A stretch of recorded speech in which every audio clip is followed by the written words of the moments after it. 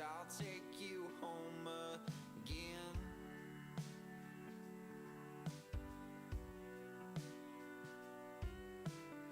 It's so wrong to fight. I'll keep you warm inside.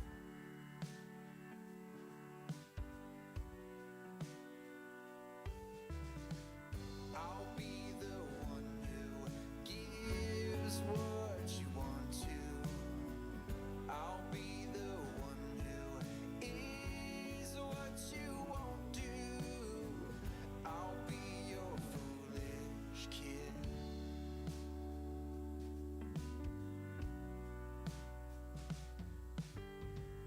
You stole the best a thief could even give.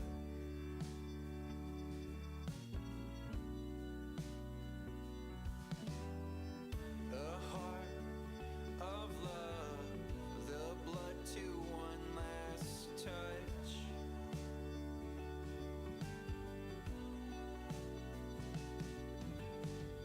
I'll be the one who gives what you want to.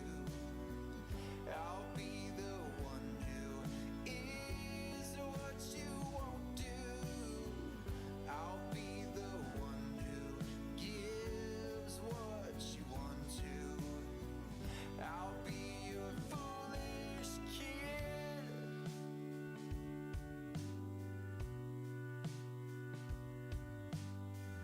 I'll be your foolish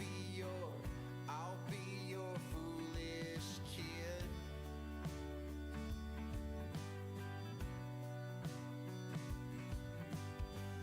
I'll be your foolish kid.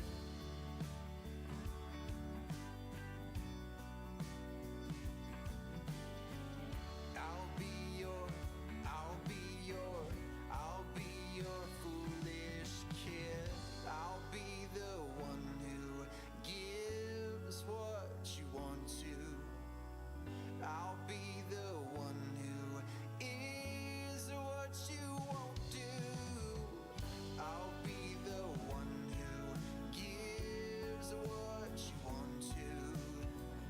I'll be your foolish kid.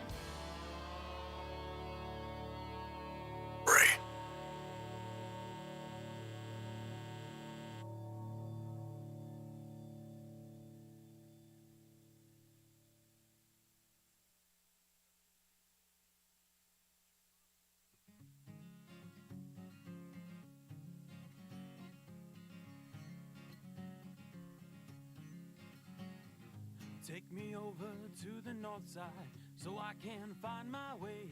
Lord knows I've walked the south streets, wasted hearts and days. So take it all, take everything from me and bring it on. Take me down to shining waters, towns of grit and pride. Let me check my own soul, I've nowhere left to hide. And take it all, take everything from me and bring it on. It's because I am just a wandering man that I need you now to take my legs, or else I'll ramble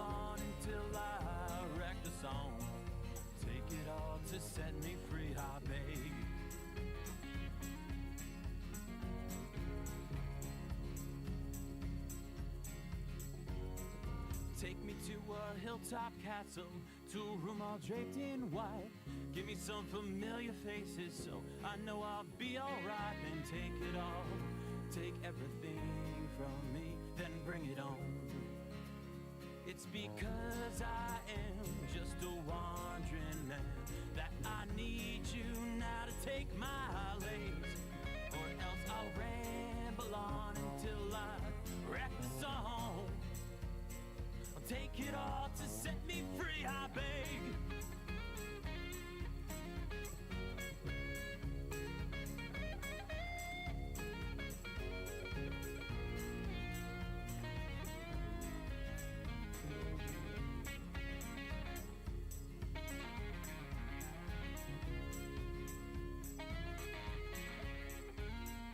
Take me to a state of mind where kings are pouring paupers' rage.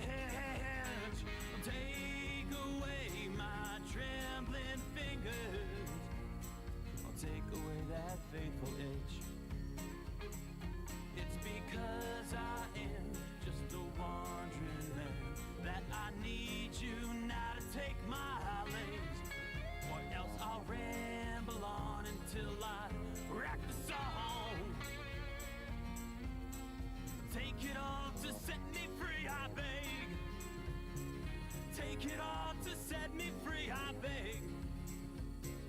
Take it all to set me free, I beg.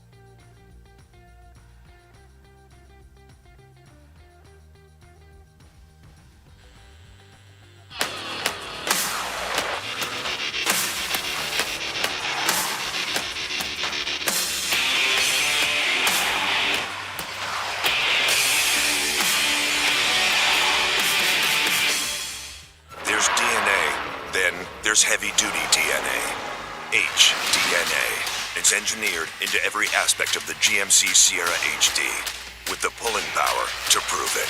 Tow hitches of the world, prepare for glory.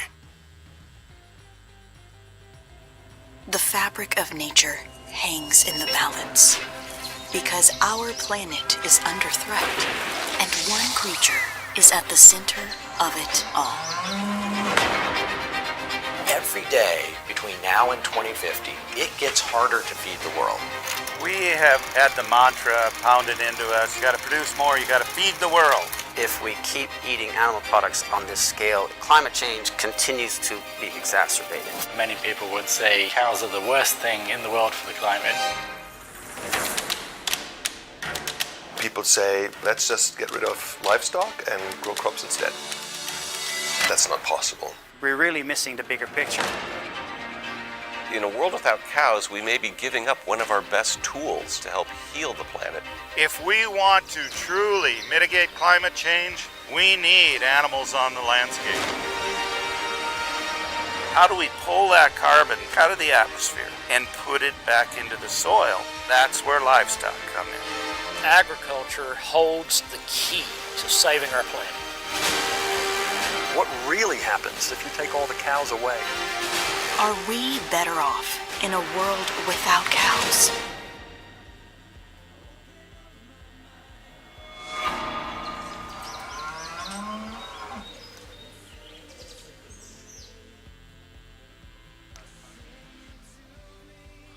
Well, good morning, ladies and gentlemen, and welcome to the 2024 Black Angus Show here at Canadian Western Agribition. We'll be rolling off our day with our junior heifer calves. Our first split of 2 in our junior division will have 6 entries in it, born from April the 10th to March the 8th of 2024. I'd like to introduce our judge today, Mr. Jake Scott from Gordon, Nebraska. Jake lives in Gordon, Nebraska, where he works with his wife, Cammie, and 2 daughters, Peyton and Harper, on their ranch, on their family ranching operation, Krebs Ranch. Krebs Ranch is a purebred Angus operation located in the Nebraska Sandhills that produces 400 bulls annually for registered and commercial ranches across America. Jake graduated from Connors State College and Oklahoma State University, where he was a member of the livestock judging teams at each school. He has judged major beef breed and jackpot shows across the United States and is very grateful to be part of this event. So I'd like to welcome Jake here, and we'd also like to wish all our American friends here in person and watching live on DLMS a happy Thanksgiving. Thank you, Rob. Welcome to the 24 limousine show that we got going on here now. We got the junior heifer calves in the ring. There's 2 calves in here, an April heifer and a March heifer, start the show off. We'd like to welcome our judge today. On this side, we got Craig Wilgenbush here to sort through the cattle. He farms down by Halbright, Saskatchewan, with his wife Tricia and 2 children, Harper and Crew.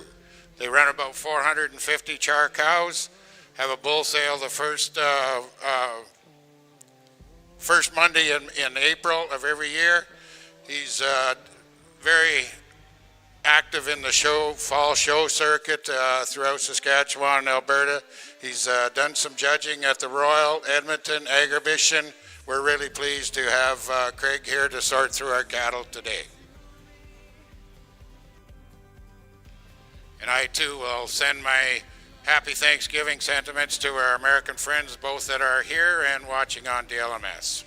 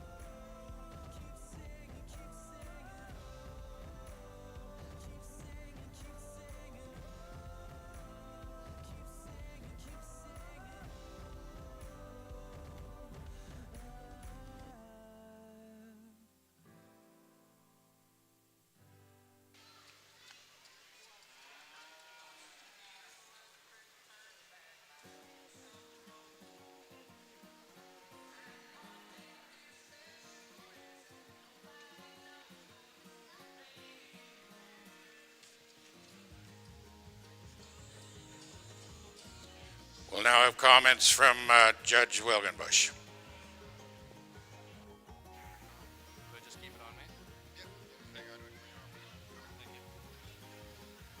This leadoff class of limousine females out here, these are two very admirable females. Two females you really got to admire for what they bring to the table. The female I lead off is maybe the most bold-sprung female out here. You get behind her, you appreciate the pin set in this female from front to back. She's angular enough out of that front third. She's got some looks, some eye appeal with the base. Just a really overall nice female. Then you admire the April 8th birthday on her. We get into the second place female, a female once again that's very strong. You appreciate the body mass and the length of spine, the hook to pin structure in this female. Just maybe gives up some of that look and overall appeal as compared to the front female out here, but a female you got to admire. She just does a lot of things right. A really nice class of females. Thank you. Thank you, Craig. Leading off in first place is entry 2892. That's JYF 212M. Shown by J. Yorga Farms from Flintoff, Saskatchewan. In second and reserve junior calf is DBCC VLE Morning Mist, shown by Double B Cattle Company and Venture Livestock. Add in there now, if you would please, she's now owned by Windy Gables Limousine from Ontario.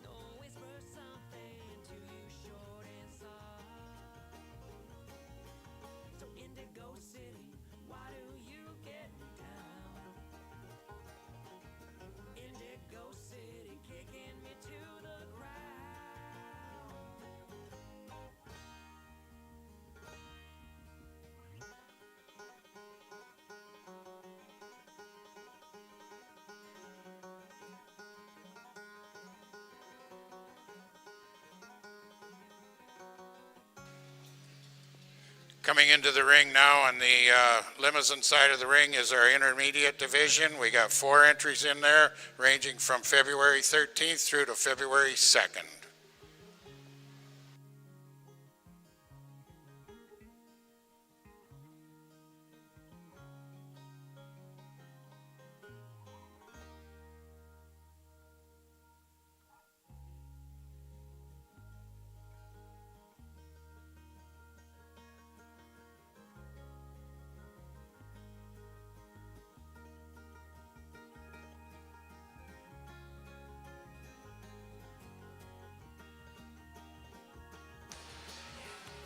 We'll now have some comments from Jake and our Angus show.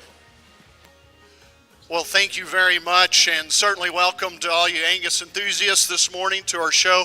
What a powerful way to get our heifer calf show started with these young females. I think the top 3 females in this class are awfully nice, and there's certainly give and takes between these. For me, the most complete female that I think checks all the boxes belongs to the gentleman I've pulled out in first. She's most impressive to me from a profile standpoint. I think she's very striking in terms of her balance, her look, and her pattern. She's gorgeous up through her head, her neck, and her shoulder. She's got a beautiful top line. I love the length and squareness of hip that she has. Goes down to a really good hip and hind leg. Extremely deep and massive in her body kind. A heifer that I consider very ample in terms of her muscle. Maybe not the most muscle in this class, but certainly very adequate. And I think just extremely feminine, extremely ladylike, and extremely high quality. A nice place to start. For me, the closer placing come between the heifers in second and third. Please pull your third place heifer out here as well, and let's discuss this pair together. This second place heifer for me made a really good impression when she first came in the ring as a young heifer in this class, who really seems to follow the type and kind of our class winner in terms of that classic Angus breed character up in her head and her skull, that big kind eye that she has. I love the femininity, the broodiness, the depth of body. She's very similar to our class winner in that regard. You get behind her and you find this to be a pretty wide-based type of female. I think she's sound in the way that she moves.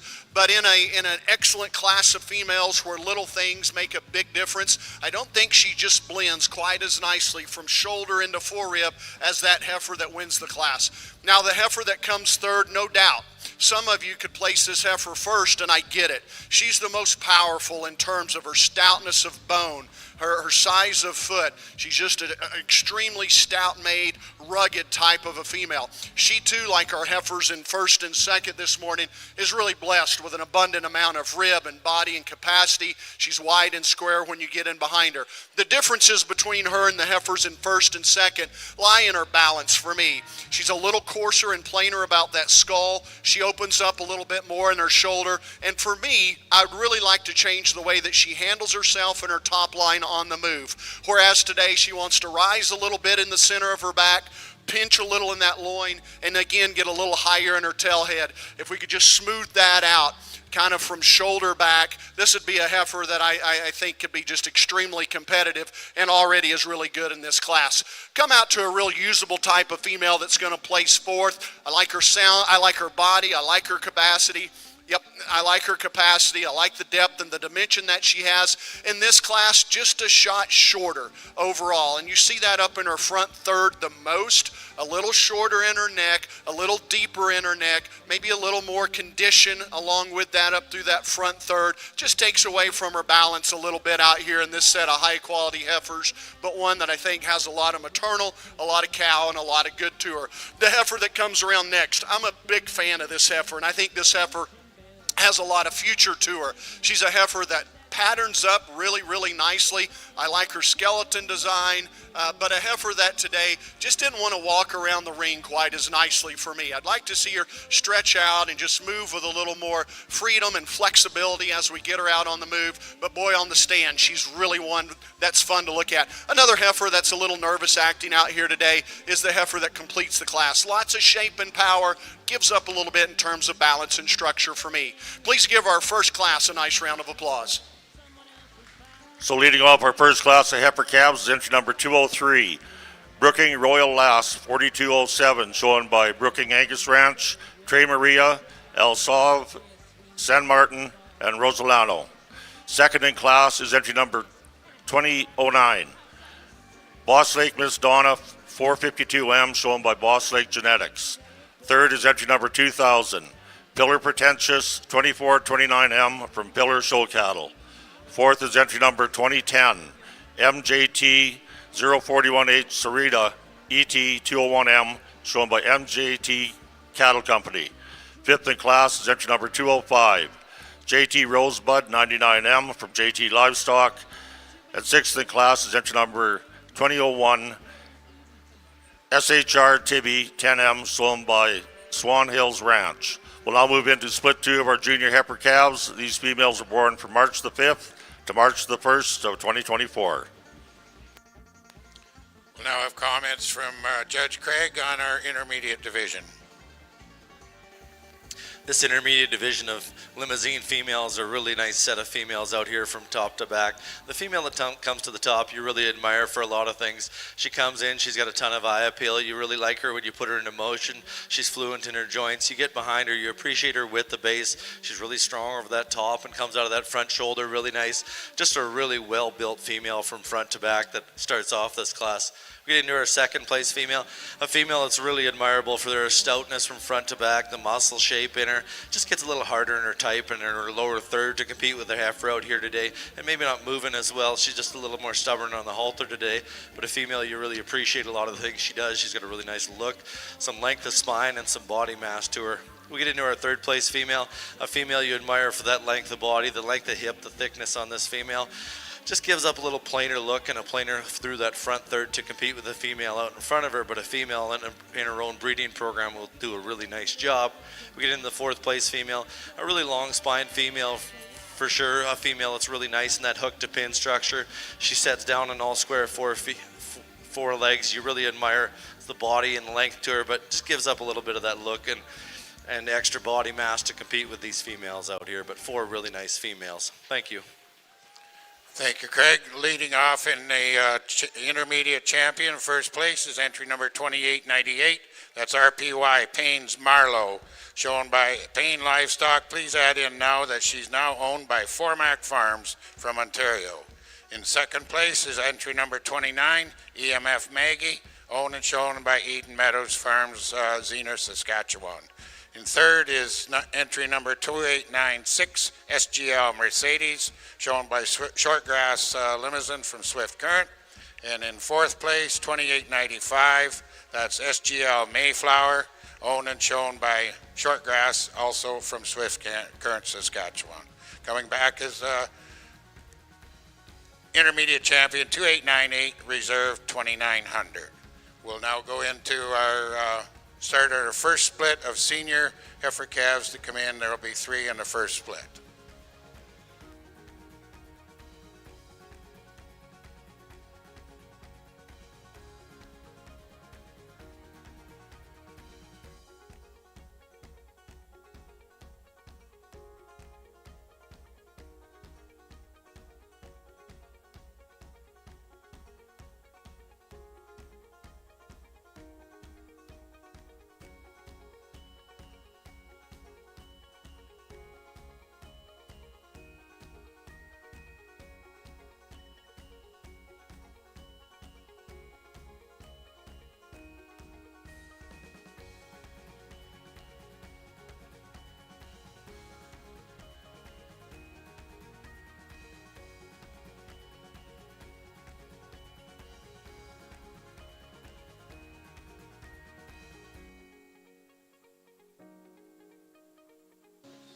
First split coming in here in our senior calf division and ranges in ages from January 30th, January 28th. 2 days difference in these 3 heifers.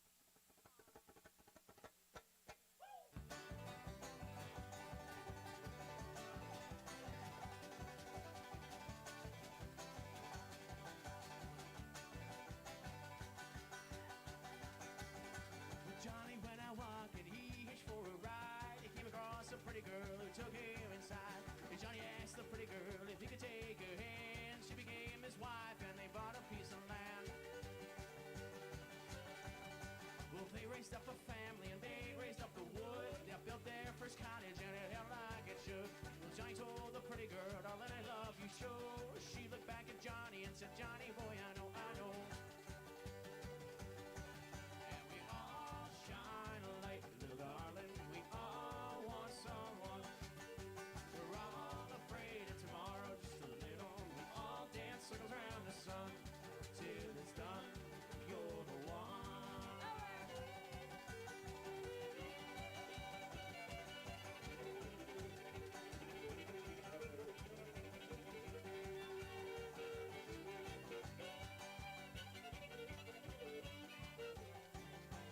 Johnny went out one day with a shotgun by his side. His family, they did trust him to keep them all alive. He stumbled upon a black bear who knocked down his gun. Johnny couldn't reach it, so he fixed up to run. The bear caught up to Johnny and knocked him to the ground. Johnny thought it was a little girl, Lord, he beat that bear down. The moral of the story, if there's a woman by your side, there's nothing that a man won't do just to stay alive.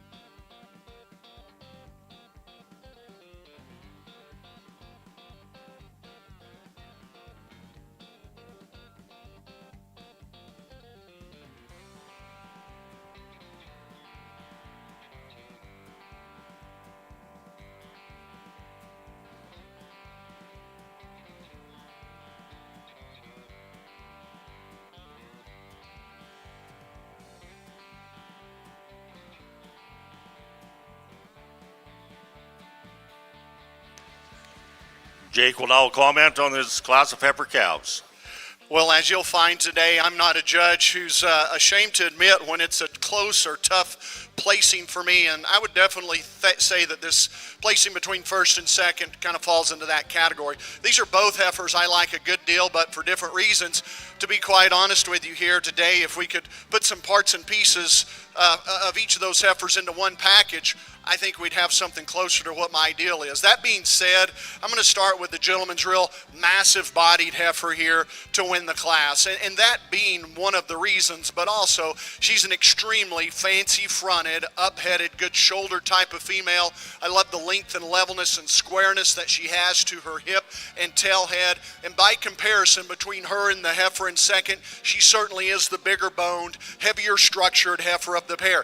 Now, what gives me some heartburn is the way that she connects from her shoulder into that big massive rib cage. She needs to be stronger behind her shoulder. She needs to be wider right there in her forerib, and that's a real advantage that our heifer in second has. She does come from the shoulder across the middle of her back with more strength and levelness. She's more open and she's fuller in her rib cage, and I certainly grant that. On the other side of the coin, this heifer doesn't pack as much bone and stoutness of leg today as does our class winner. I think she's a rib shorter than our class winner, and I even see that up in her front where she's starting to lay more wrinkles and a little crest even at this young age on the top of that neck. I'd add just a little shot of that pizzazz and wow factor that we see in our class winner to go ahead and let this one sneak up to the front of the class. So for those reasons today she's second, but a nice pair of heifers in first and second. Then we have a good old-fashioned judging contest from here down. Gentleman that's going to place third today has got a real stout featured, high-performing type of heifer. It's got a lot of growth. She's a tall-fronted type of heifer that has a lot of height and stature right there at the top of her shoulder. I love the length of body in this female. So long spine, but especially long hip, and she too, like our class winner, stands down on an extraordinary amount of bone. Is she the jazziest one that we've seen out here in terms of that cookie cutter profile? She is not, and I would maybe correct her just a little bit in the set of that hind leg, but I still consider her to be a sounder option than some other heifers that we have in class, like the size, like the performance, a lot of power in that heifer. Another heifer that comes around that's got a lot to her is this heifer the gentleman in the vest pulls out next. My favorite view of this heifer is right when you get behind her. You want to talk about one that is meaty and beefy and square-hipped and comes back to a big, nice, thick hip with some width at both ends of her skeleton. That's her. For me, I'd like to see her handle it just a little bit better in terms of the way she wants to move around the ring today. I would just free her up from a soundness standpoint. A lot the same could be said for this heifer that comes out next. She's cute. She's a little more moderate in this class, but a cute package. Cute-headed, a cute pattern, cute silhouette. I like her best on the stand. I think she can give you some balance and some look, and I really kind of get drawn to her in a pose just like that.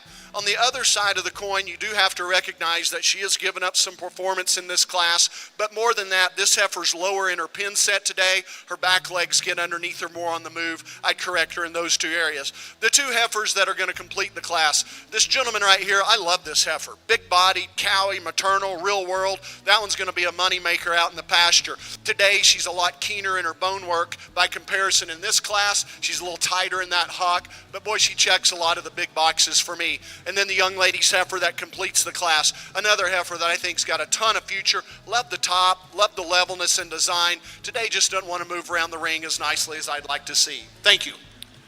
So leading off split 2 in our junior heifer calves is entry number 2002. Brooking Beauty 4197, shown by Brooking Angus Ranch and Matthew Hamill. Second is entry number 2107. KT Erica 4674, shown by KT Ranches. Third is 2007, Blair's April 543M, shown by Blair's.A Cattle Company. Fourth is entry number 2008, Blair's Barbara 541M, shown by Blair's.A Cattle Company. Fifth is entry number 2006, Rito Lady Jet 84M, shown by Rito Angus Farms. Sixth is 2013, Blair's West Erica 84M, shown by Blair's West Land and Cattle. And rounding out the class is entry number 2015, HLC CSI Barbara 499M, shown by Hollinger Land and Cattle. We will now be moving into our junior heifer calf division. We'd like to thank our sponsors, Ivanhoe Angus for sponsoring the champion, and Early Sunset Ranch for the reserve. So returning from split 1 is entry number 2003, Brooking Royal Lass 4207, as well as entry number 2009, Boss Lake Miss Donna 452M. And from split 2, entry number 2002, Brooking Beauty 4197, and entry number 2107, KT Erica 4674. We'll now have comments on our first split of senior heifer calves. We have 3 really nice limousines out here for a split of heifer calves. The female I lead off with is a female that's really admirable. A female has so much mass, so much body. You get behind her, you appreciate the thickness, the muscle expression in this female, yet she's got some femininity. You really appreciate the understructure, the way she moves out. If I was going to be real critical, I'd freshen her up just a wee bit, but boy, you want to talk about some power and some mass, that female expresses a whole bunch of it. We get into the second place female, really nice up through that front third. You appreciate how fresh this female is. She's got some body mass, some thickness to her. You appreciate her over that top. You really can't punch a bunch of holes in this female. You put her into motion and you really appreciate a lot of things she does. Just going to be a real power cow down the road. We get into the third place female, probably the longest bodied female in the class. Just gets a little plainer in her type and kind, a little weaker behind that forerib to compete with the females out here, but 3 really nice heifer calves. Thank you. Thank you, Craig. Leading off in first place is 2908 DBCC VLE Monroe 11N. Shown by Double B Cattle Company and Adventure Livestock Enterprises. That heifer is now owned by Redline Livestock of Alberta. In second place was 2905 RPY Payne's Margot, owned and shown by Payne Livestock. You can put in there now that she is currently owned by B-Bar Livestock Junior Division. And in third place, 2906 EMF Monroe, owned and shown by Eden Meadow Farms from Zener, Saskatchewan. We'll now come in with split number 2, 4 in the split, ranging from January 3 to January 24. Well, we pick our first division champion over here on the Angus side of the ring. As we do so right now, please give our exhibitors a nice round of applause this morning for a good start to our show. Between our 2 exhibitors out here in first, I think there's a clear-cut winner for me. I prefer the heifer of the pair that just has more strength, more levelness down her top. I think it gives her more balance overall without giving up a lot of maternal. Congratulations to our young heifer. She'll be your division champion. You're welcome.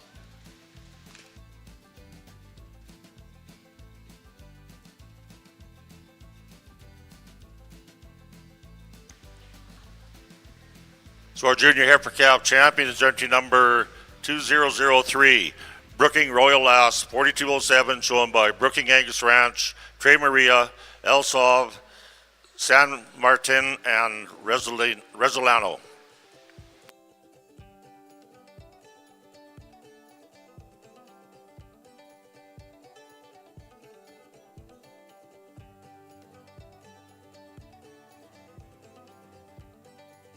And our reserve comes out of the same class, entry number 2009, Boss Lake Miss Donna, 452M, shown by Boss Lake Genetics.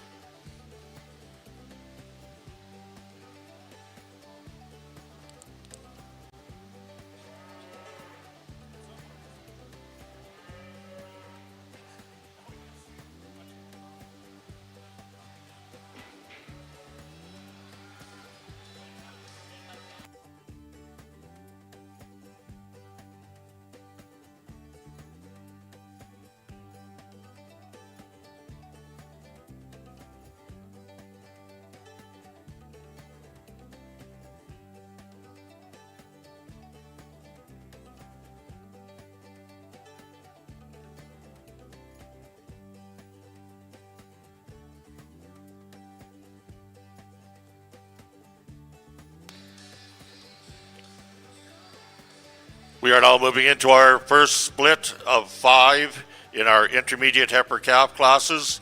There should be 6 heifers in this class, born from February the 29th to February the 23rd of 2024.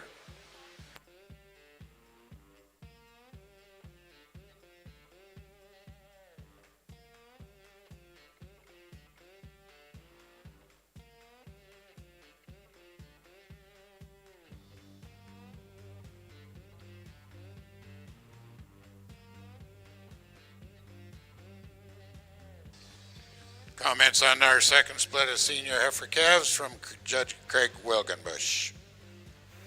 We lead off this class with a female that comes to the top quite handily, a female you really love, the balance, the look, the feminine characteristics in her. You appreciate her out of that front third.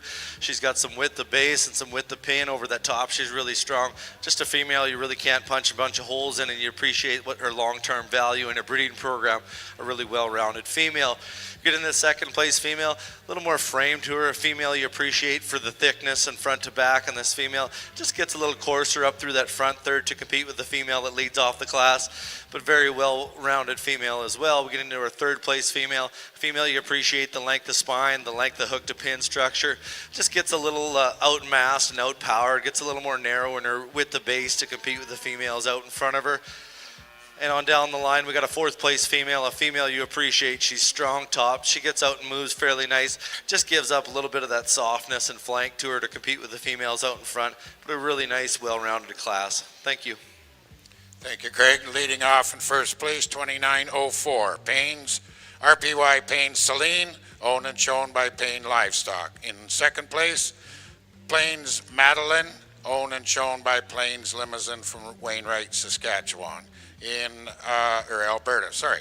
In third place, 2902, SGL Miami, shown by Shortgrass Livestock from Swift Current, and rounding out the class is Amaglen Moonbeam, shown by Amaglen Limousine from Darlingford, Manitoba. We'll now have the first and second from the last two splits come back in to declare our senior heifer calf and reserve senior heifer calf champion.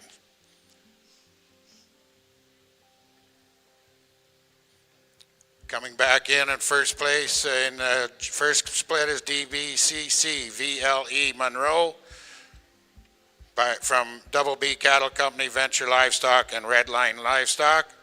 Second is RPY Payne's Margot, owned and shown by Payne Livestock and now by B-Bar Cattle Company. Also from the second division is RPY Payne Celine, owned and shown by Payne Livestock. And in second is Plains Madeline, owned and shown by Plains Limousine from Wainwright.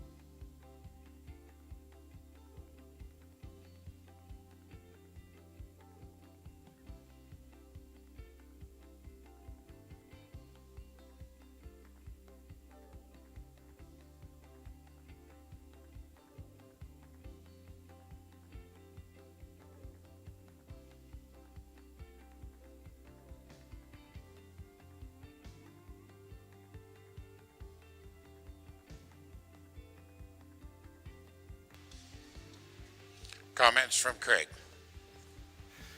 This championship female heifer calves from the limousine side, we got four excellent individuals out here, four individuals that are very useful or in their own right and are going to be very powerful brood matrons on in this breed. I'm going to go select my grand and reserve champion senior heifer calf. Thank you.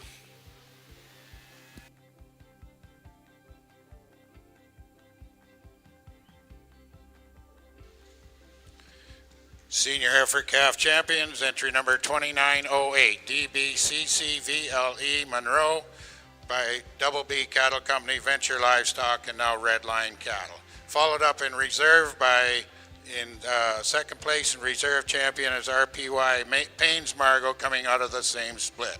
Entry number 2905, now owned by B-Bar Cattle Company, the junior division.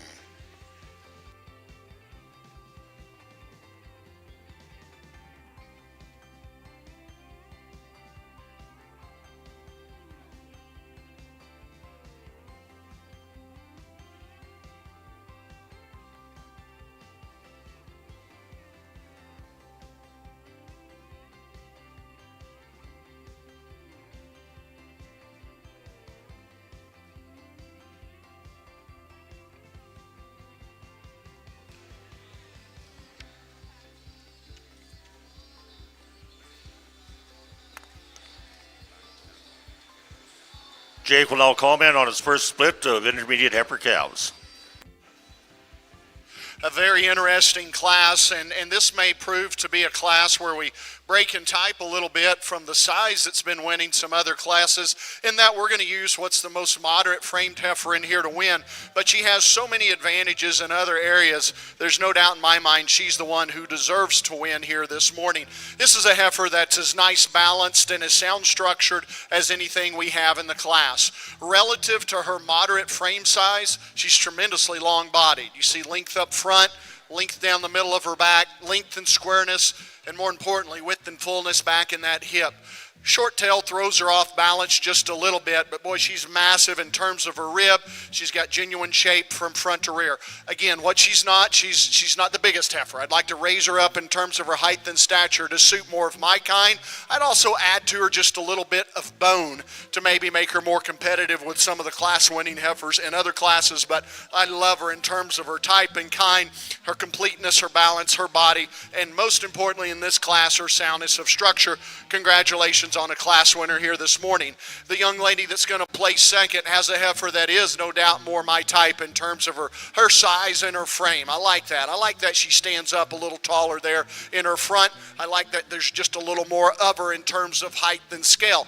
On the other side of the coin, this heifer backs up quite a bit from our first heifer in terms of balance. She doesn't connect as neatly from her neck into her shoulder into that forerib, and then as we move into her rump and tail head, it wants to get up in the air. Tail head comes up out of her spine more. As much as anything today, she seems to be bothered there on her back left leg as she walks around the ring. I'd like to see her just set down on those pasterns with a little bit more. Maybe something that's just not agreeing with her here this week, and it's maybe not something that goes with her, but we see it today, and I would change those things. But I love that heifer in terms of her size, in terms of her scale. Really, really good from a performance standpoint. The heifer that places third, a lot the same way.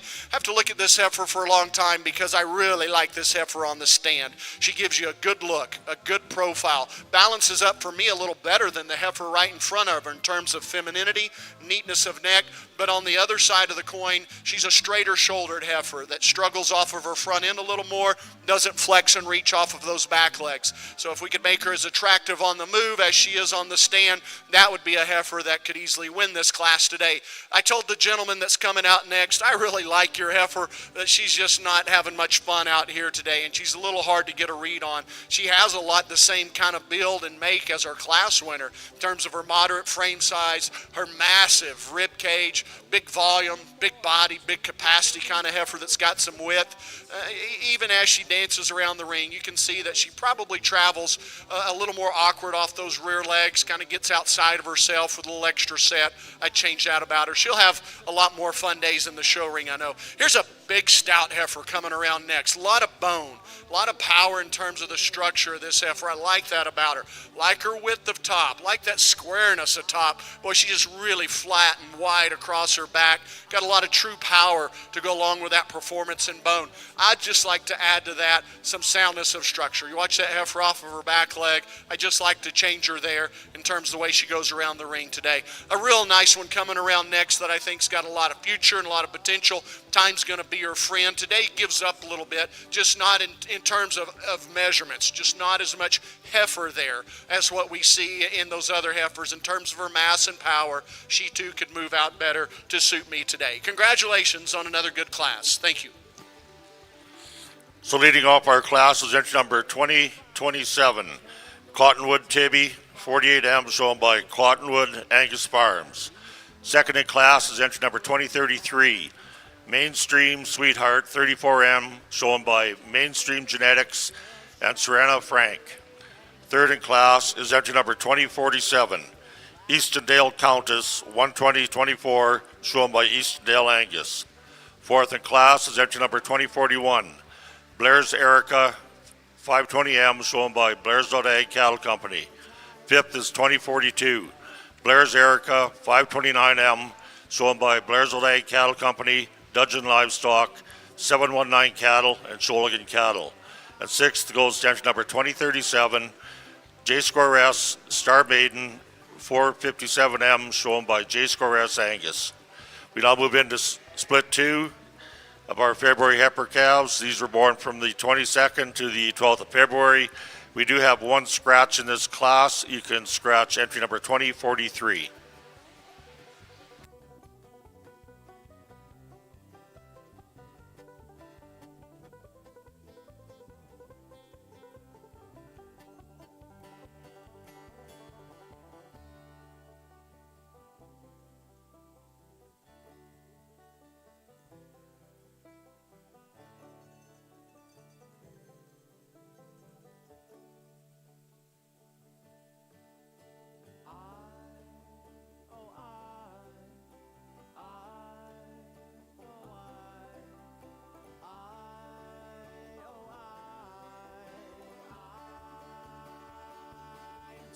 To your tracks, love. I wish that I am your last love. The dream comes to me like a memory, and I rise above, and I rise above once again.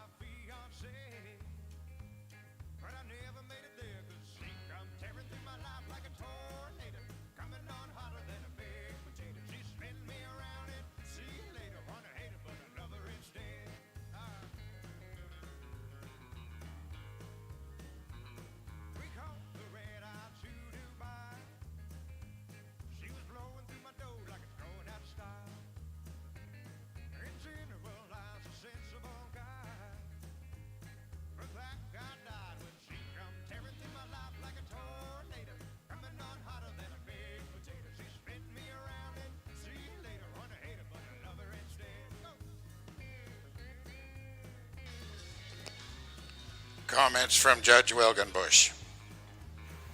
We have a really nice set of 5 bred females out here in this limousine split. The female that comes to the top of the class, the female that catches you once she comes in the ring, a female you appreciate for what she possesses for body mass and thickness and overall balance. You love her on the profile. You love a lot of things about this female. She's deep through that lower third. A female that just really gets out and really a ton of balance, and you just love a lot of things about her. We get into the second place female, a female that I really love when you put her in her motion. She's really fluent in her joints. She comes out of that front third really nice. A female that's got a really nice hook to pin structure. She's stout pinned. A female just really ties in and is very similar to the female that we lead off the class with. Just really 2 high quality brood matrons out here.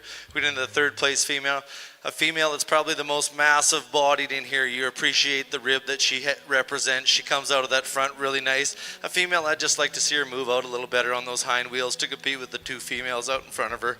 But a female you like a lot of things about, just a real brood cow in the making that's so powerful from front to back. We get into the fourth place female, a female you appreciate the depth of body, the mass that she represents, maybe not having her best day out here and not performing as well as the front females out in front, but a really overall well put together female that's going to represent herself very good in the future. We get into the 5th place female. You know, from front to back, you love her on the profile. Just when you put her into motion, to me, she kind of falls apart behind that 4 rib and just gets a little plainer in her type when you put her into motion. But 5 really sound 5 breeding females out here. Thank you. Thank you, Craig. Leading off in first place, lot number 2912, RPY Payne's Lila, owned and shown by Eden Meadows Farm and additional owners of Hard Rock Land and Cattle Company, Zener, Saskatchewan. Second place B Bar, VLE Urban Girl 5L, owned and shown by Crown Hills Acres from Omimi, Ontario, as well as Venture Livestock Enterprises. In third place is DBCC Whiskey Lullaby, owned and shown by Double B Cattle Company, Unity, Saskatchewan. Fourth place, 2914 Royal Lana, owned and shown by Royal Beef Genetics, as well as Greenwood Cattle and Pinnacle Livestock. And in rounding out the class, 2913 Royal Lady, owned and shown by Royal Beef Genetics, Starbrook, Minnesota. These two females will be your junior reserve junior champion females coming back in for in the final drive.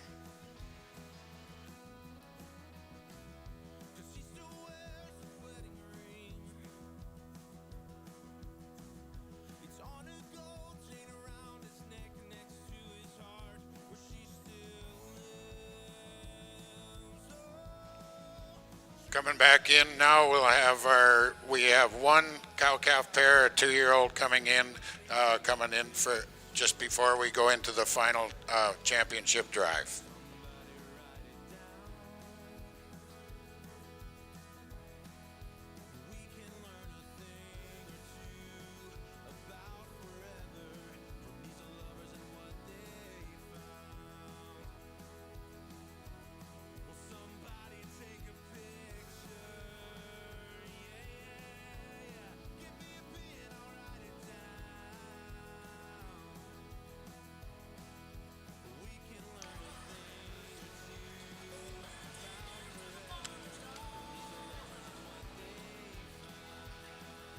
We'll now have comments on our Angus show.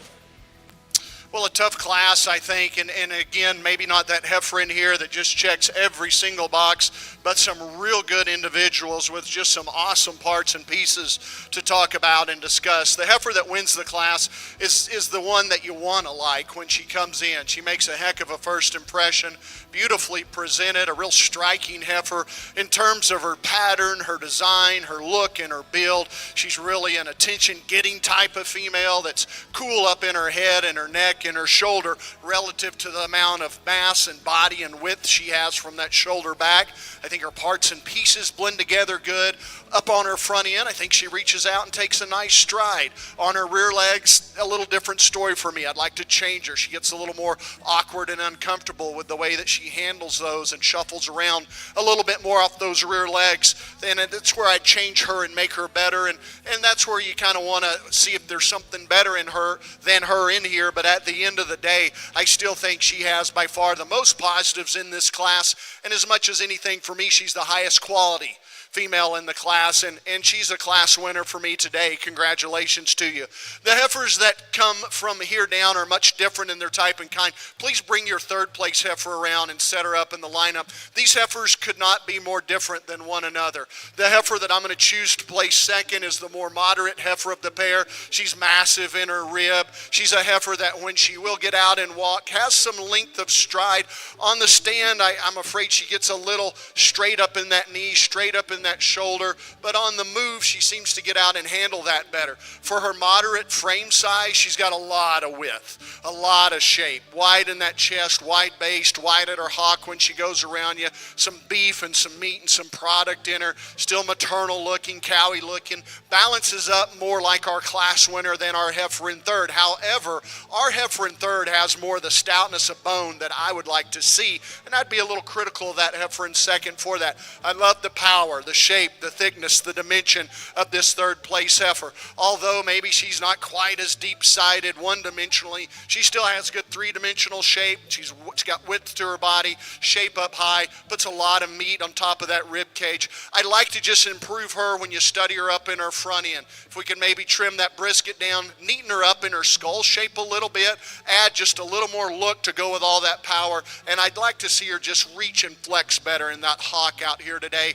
where she can be a little tight and restricted, but a real powerhouse heifer that places third. It's that power that gets her over the young lady's heifer in fourth, because let's face it, the heifer in fourth has more of the balance of those heifers in first and second. She's got more of that look, levelness of top, neatness of front end, the femininity, just that nice crisp profile that's fun to see in the show ring. But on the other side of the coin, she doesn't measure up as nicely in terms of her stoutness, her muscle, and her bone. She could be a little better there today. And then the gentleman's heifer that rounds out the class, real shapy, real thick, good strong top line in her, a heifer that's maybe a little tighter in the lower third of her body, especially that rear rib and flank, and a heifer that I'd like to see just move out a little better off of her rear legs. Let's give these exhibitors a nice round of applause. Thank you.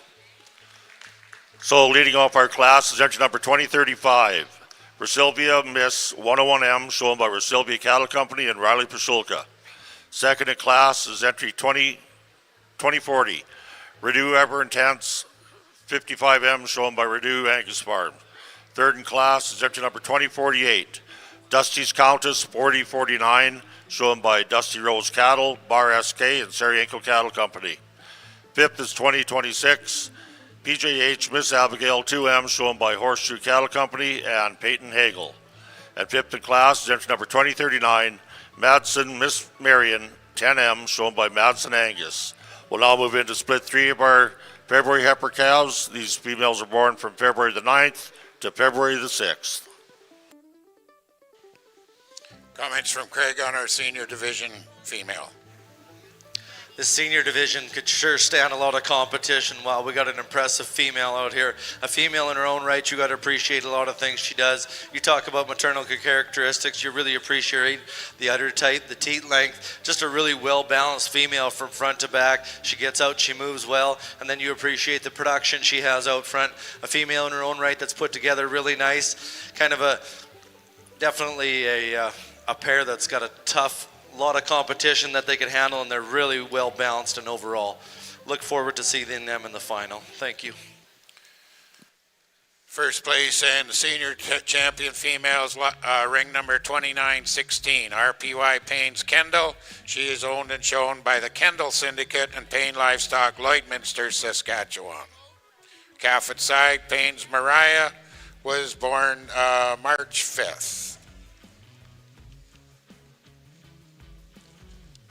We'll now start lining up our Grand Champion female drive.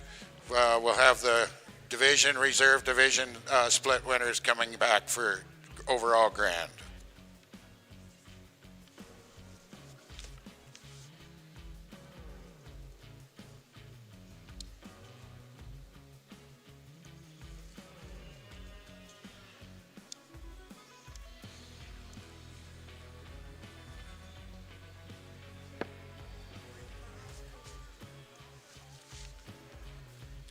Coming back in, we have our junior division calf winner, entry number 2892, JYF 212M, coming in from J. Yorga Farms from Flintoff, Saskatchewan.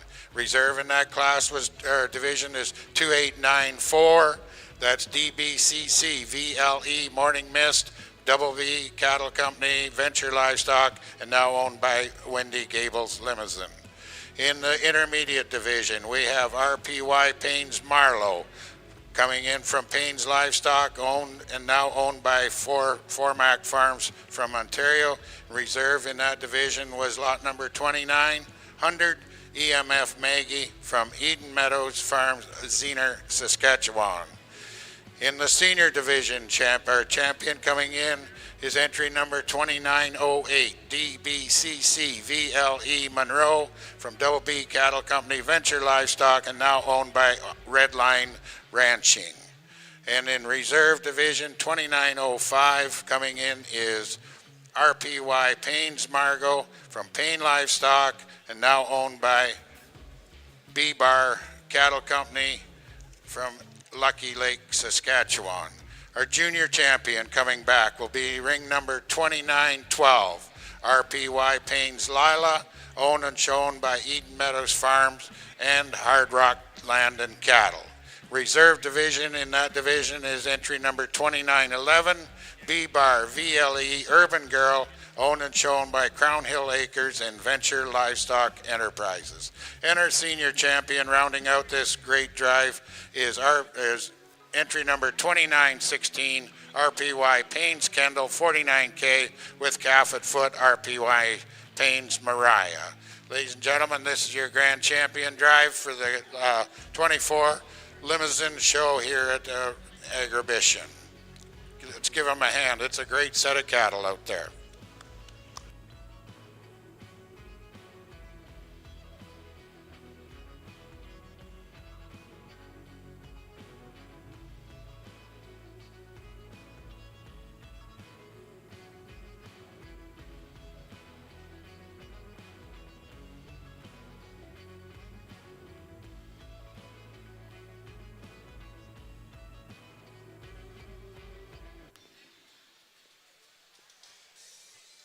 These cattle that we have in the ring for the Limousin breed, of course, they're vying for the John Deere Grand Champion banners. They're John Deere, a proud heritage of making outstanding farming equipment. John Deere dealers continue to live up to the same values the company was founded on: the quality, innovation, integrity, commitment, and humanity. On behalf of Agribition and all the exhibitors, we would like to thank John Deere for their involvement in Agribition. Be sure to stop by the John Deere booth to speak with the John Deere dealers and representatives that are there. We're happy today to have Jaden Nail, product specialist from John Deere, here to make the presentation on their behalf. Also in the champion drive is the Saskatchewan Cattlemen's Association. We're pleased to have them here as a representative handing out the breed Grand Champion banners. SCA, of course, is the voice of Saskatchewan beef cattle industry through advocacy, research, and communication. Our job is to help you succeed. SCA is a proud partner of the Beef Breed Grand Champion banners. We're pleased to have them here to represent the SCA.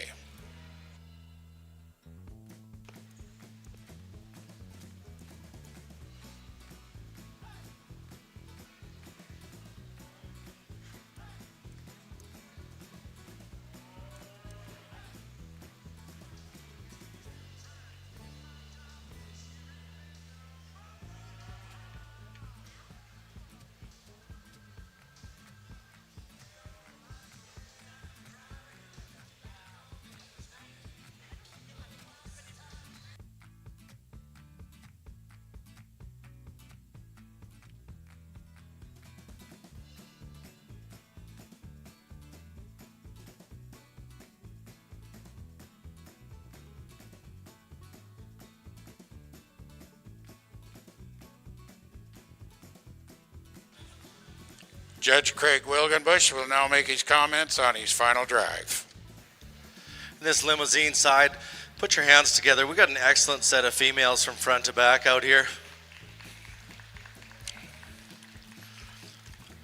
We got females, I think they're going to be brood matrons, and females that are really good in this breed, and females that are going to raise the next generation of limousine cattle out there. I'm going to go out and slap two females I'm really comfortable with. Females that are powerful, they've got some volume and some mass and some structural soundness to them. Thank you very much.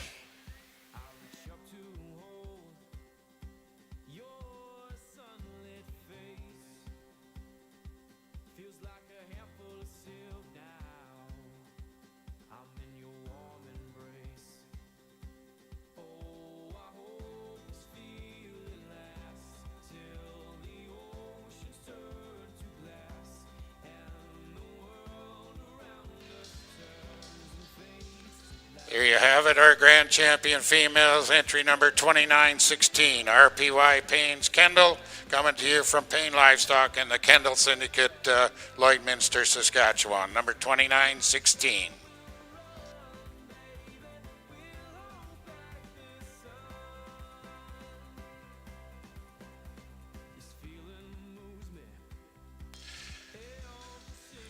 Coming in as reserve is entry number 2908, DBCC VLE Monroe. Double B Cattle Company and Venture Livestock, now owned by Redline Livestock from Stettler, Alberta.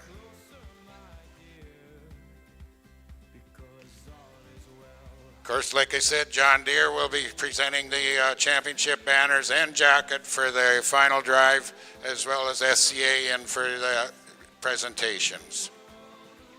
We'll now have a short break for picture break, so potty break, refresh your drinks, and then we'll be back with the bull show here in a little bit.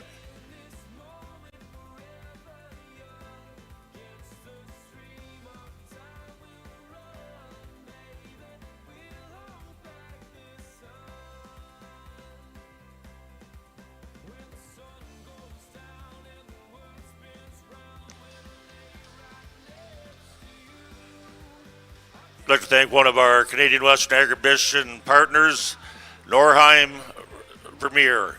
Independently owned and operated, Norheim Ranching offers a wide range of high-quality equipment and products specifically designed for cattle producers, with key brands including Premier hay and forage equipment, Supreme International feed mixers, AeroQuip cattle handling equipment, EBY trailers. The product line is tailored to meet the needs of Western Canadian ranchers. With a commitment to the livestock industry and a product line that continues to grow and adapt, Norheim Ranching can be trusted as your livestock equipment specialist.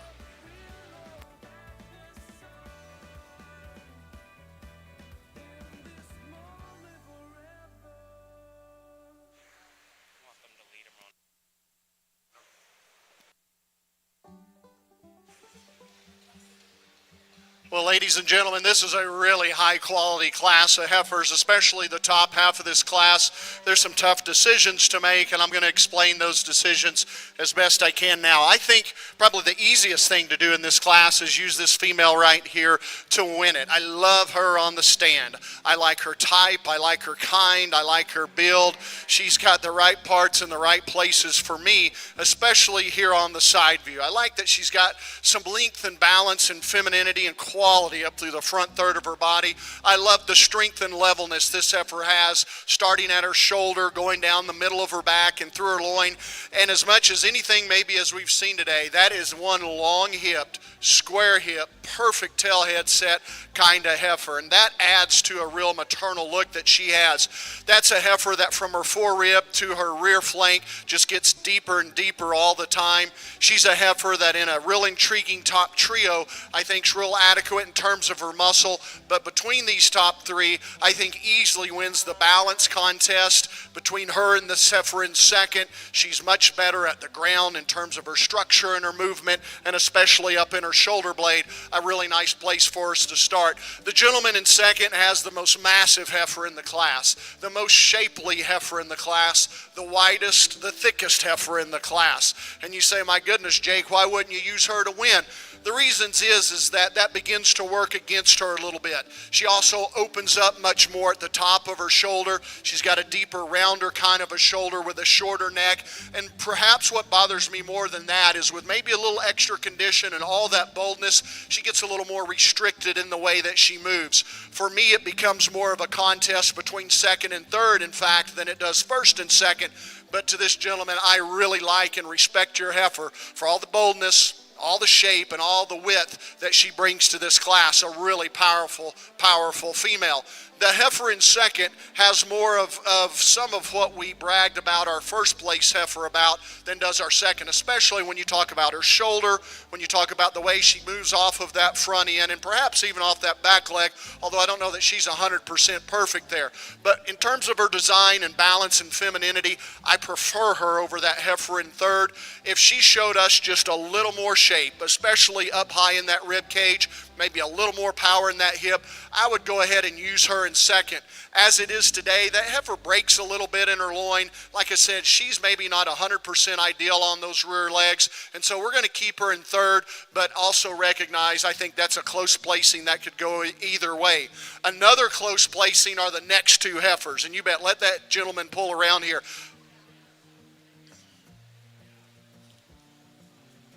It's okay, we'll get her gathered up. As we're doing that, we're going to go ahead and talk about that heifer and what makes that a close placing. That heifer has a lot of size, performance, length, growth. She's got as much stretch and extension of frame as anything in the entire class. What she's not is the soundness. In fact, the heifer that follows her does handle herself better on the move, but at the expense of muscle and shape, weight per day of age, just some extra pounds and dimension. Love this heifer from her profile. She's beautifully presented. She's sound. I just want to see more of her, especially down in that center and lower hip, a little more base width as she goes away from you. But I really appreciate her pattern and soundness. The two heifers that are going to round out the class, both heifers that are maybe just a little greener and rawer in their body condition today. They don't show you that drop and that depth, especially in that lower third. Maybe don't flex quite as nicely, but heifers that have growth, muscle, length, and extension check a lot of boxes in the important categories that matter. Thanks to each one of these exhibitors. Really, really good class. Once again, let's please give them a nice round of applause. Thank you, Jake. So leading off our class is entry number 2020, Grills Rosebud 2426M, shown by Grills Cattle Company. Second in class is entry number 2055, Fryburn Blackbird 36M, shown by Fryburn Farms. Third in class is entry number 2017, Wilbar Blackcap 685M, shown by Wilbar Cattle Company. Fourth is 2031, Third Degree Ideal at 34M, shown by Third Degree Angus. Fifth in class is 2018, Greenwood Miss Essence 69M, shown by Jaden and Jackson Payne. Sixth in class goes to entry number 2046, Northern View Ruth 73M, shown by Northern View Angus.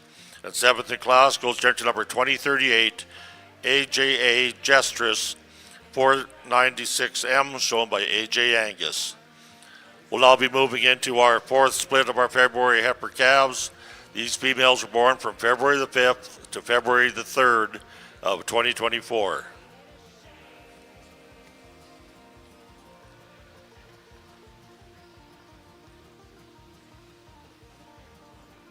Christmas is just around the corner, and if anybody's thinking about some last-minute gifts, I'd just like to ask you if you have an edition of the 2029 Canadian Angus History Book. Belinda has a few copies available here that you can take home today and save on the shipping costs. Or you can place your order through the Foundation website and have it shipped to your home. So keep that in mind, the Canadian Angus History Books.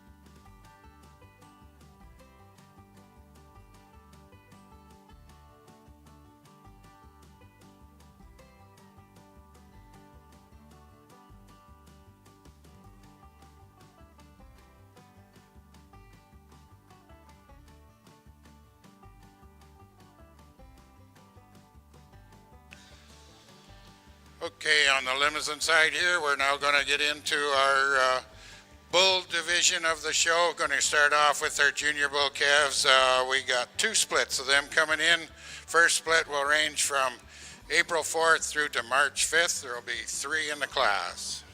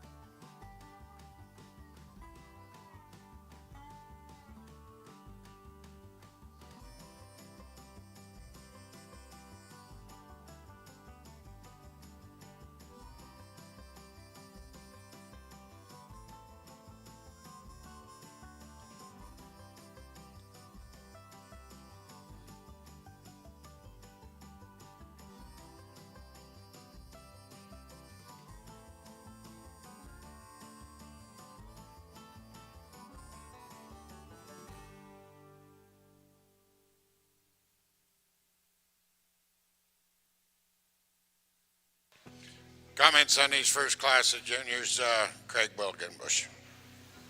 Our first split of limousine bull calves, we lead off the class with a bull that comes to the top quite handily, a bull you appreciate for the muscle mass, the structure, how he comes out of that front third. He's got some masculinity to him. You appreciate the width, the base, the thickness he has. He's got some character up through that front third. Just a real herd bull presence and a nice look to him.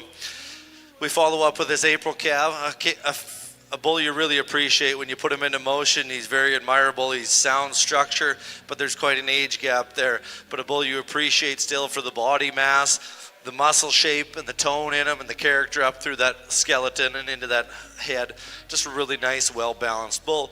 We round out the class with a bull that gets a little plainer in his type and kind, loses a bit of that character through that front third, and a bull I'd like to change a little bit when you set him into motion. He kind of just doesn't follow his path as well. When you put this bull into motion, he gets a little straight on those back hocks, but a really nice set of bull calves. Thank you.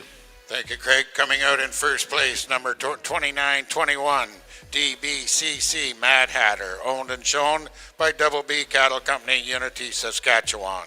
In second place, 2917, JYF 201M, owned and shown by J. Yorga Farms. And rounding out the class, entry number 2922, CHL Maverick, owned and shown by Clay Hills Livestock, Harding, Manitoba.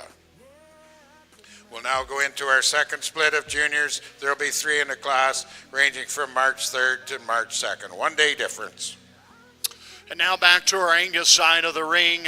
Much like our last class, if you heard those discussions, I think the gentleman that wins this class does so for me pretty easily.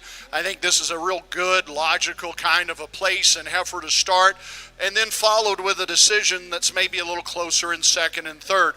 But the heifer that wins this class, I think, is pretty elite in terms of this group. When we talk about quality and balance and look, she's super stylish up through the front third of her body. I like her design. I like her pattern. I love her lines. She's got a deep, massive, maternal, feminine design to her rib cage. A lot of drop and depth back through that rear rib and flank. And as much as anything, she's a sound, structured heifer, still very adequate in terms of her muscle, very good in terms of her growth and performance. A pretty fault-free heifer in this lineup. Then the heifers in second and third. And would you please pull your third place heifer into the lineup? Let's talk about these together, because this, in my mind, is one of the close placings that we have. I don't think there's any doubt, regardless of how close it is, that this second place heifer is much more like our class winner from a look standpoint. Her balance, her pattern, her design, I again will use the word quality, I think matches up better with our class winner. In terms of her soundness, I give her the nod in terms of flexing out and handling her back leg a little better. And even from a muscle standpoint, you know, center width, lower width is pretty comparable, but you study this heifer up at the top part of her hip. The squareness, the thickness, the fullness that she has from hooks to pins is better, in my opinion, than the heifer that places second. So for all those reasons, I'm going to keep her in second, but admitting she gets outmeasured a little bit in terms of her size and in terms of her length. That's one thing I like perhaps better about this heifer in third. I think this heifer in third will make a great cow, and I hate to be the guy that says the heifer in third is going to make a great cow. Don't hear me say that those first two won't. But I do like the functionality. I like the real-world usefulness of this heifer in third. Already at this young age, you see nice teat placement and udder quality. Again, I'm such a fan of length and extension in these cattle, and she has it in spades. I think she's broody and rugged in her design, but in this class that works against her a little bit, as she's perhaps a little coarser up through that head. She carries a little extra leather in that throat and brisket.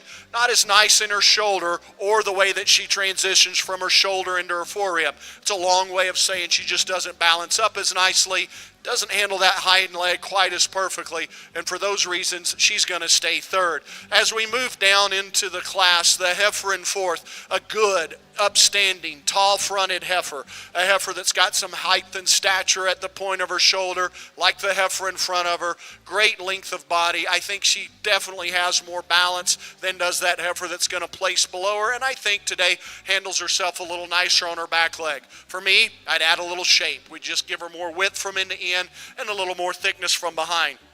It's probably an advantage that the gentleman's heifer has here that's coming out next, but does so at the expense of some soundness. Just like to redesign her off those back legs. She too could be a little neater up through that front end. And then the heifer that completes her class, a good deep-sided heifer, good depth in her forerib, good real-world depth right there in the center of her body. Really like her from a dimension standpoint there in terms of her capacity, but a little shorter-sided, not quite as nicely balanced, and certainly one that we'd like to see move out a little more comfortably here today. Congratulations to these exhibitors. Another nice set of heifers. Thank you. Thank you. So leading off our class is entry number 2369, 6 Mile Empress 98M, shown by 6 Mile Red Angus, Hollinger Landing Cattle, 709 Cattle, R Plus, and Elk Ridge. Second in class is entry number 2032, HLC Barbara 439M, shown by Hollinger Landing Cattle. Third is 2021, Mulchuck Blackbird Mulchuck Blackbird 11M, shown by Mulchuck Farms. Fourth in class is 2034, Mainstream Grace 24M, shown by Mainstream Genetics. Fifth is 2022, Triple L Lucy 23M, shown by Triple L Angus. And sixth in class is 2025, SHR Envious Blackbird 89M, shown by Swan Hills Ranch. We'll now move into our fifth and final split of our intermediate heifer calves. This class, the females are born from February the 2nd to February the 1st of 2024.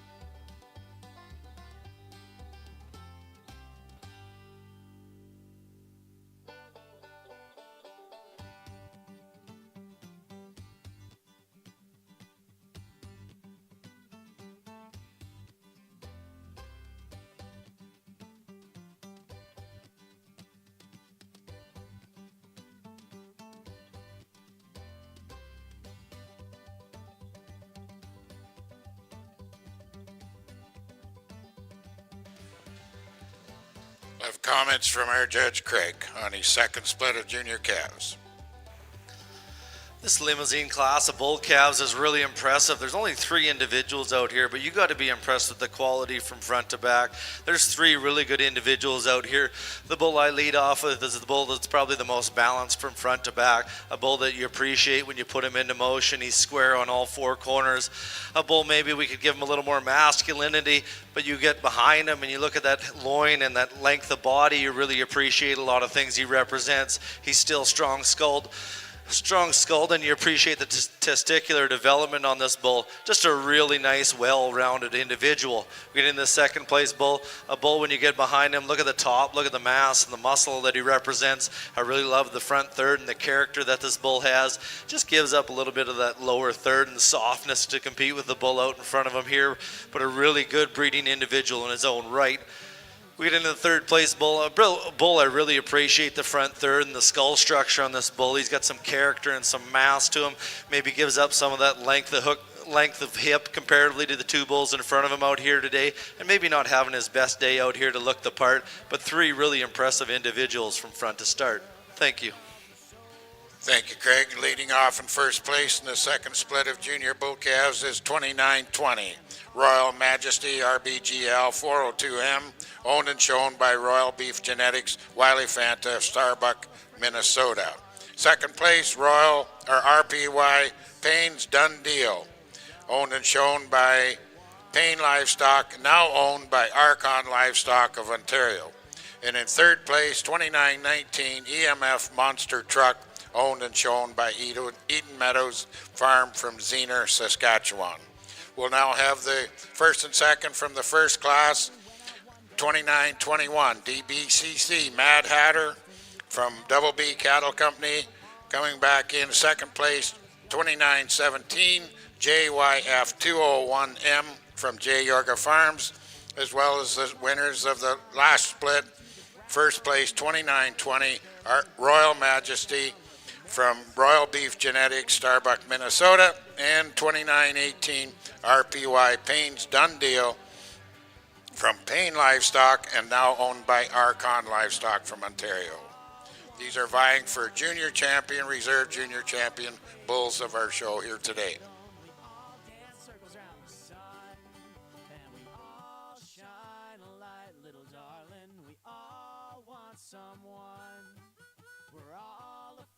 Tomorrow, just a little, and we all dance circles around the sun till it's done. You're the one.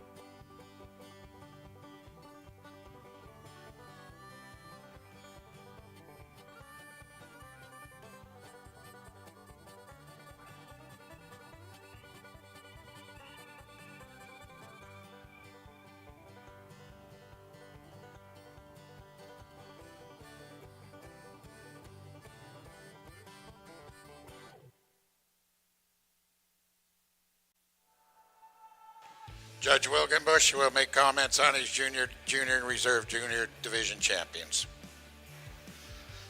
We have 4 nice individuals out here. I'm going to go slap the Grand and Reserve bulls, 2 bulls that I really feel are going to be really nice breeding tools within the breed, bulls that are useful. They've got some rib shape, some mass, some like the spine, and they've got some character up through that skull. Thank you.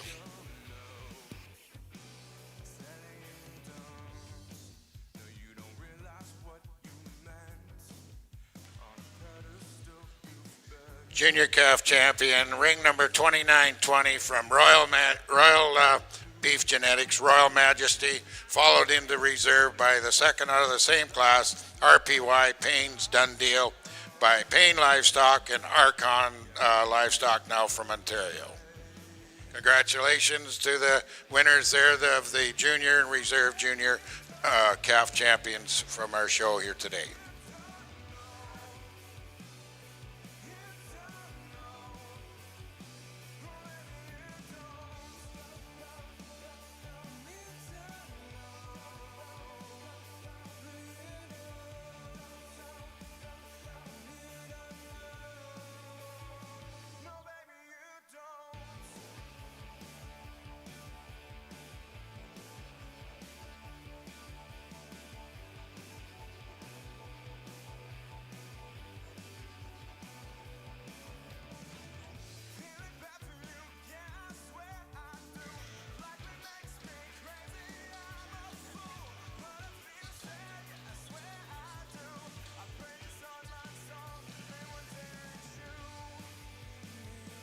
Following this and coming into the ring next will be our intermediate division. We have one class in this split. 4 animals will be in the ring, ranging in age from January 14th through to January 4.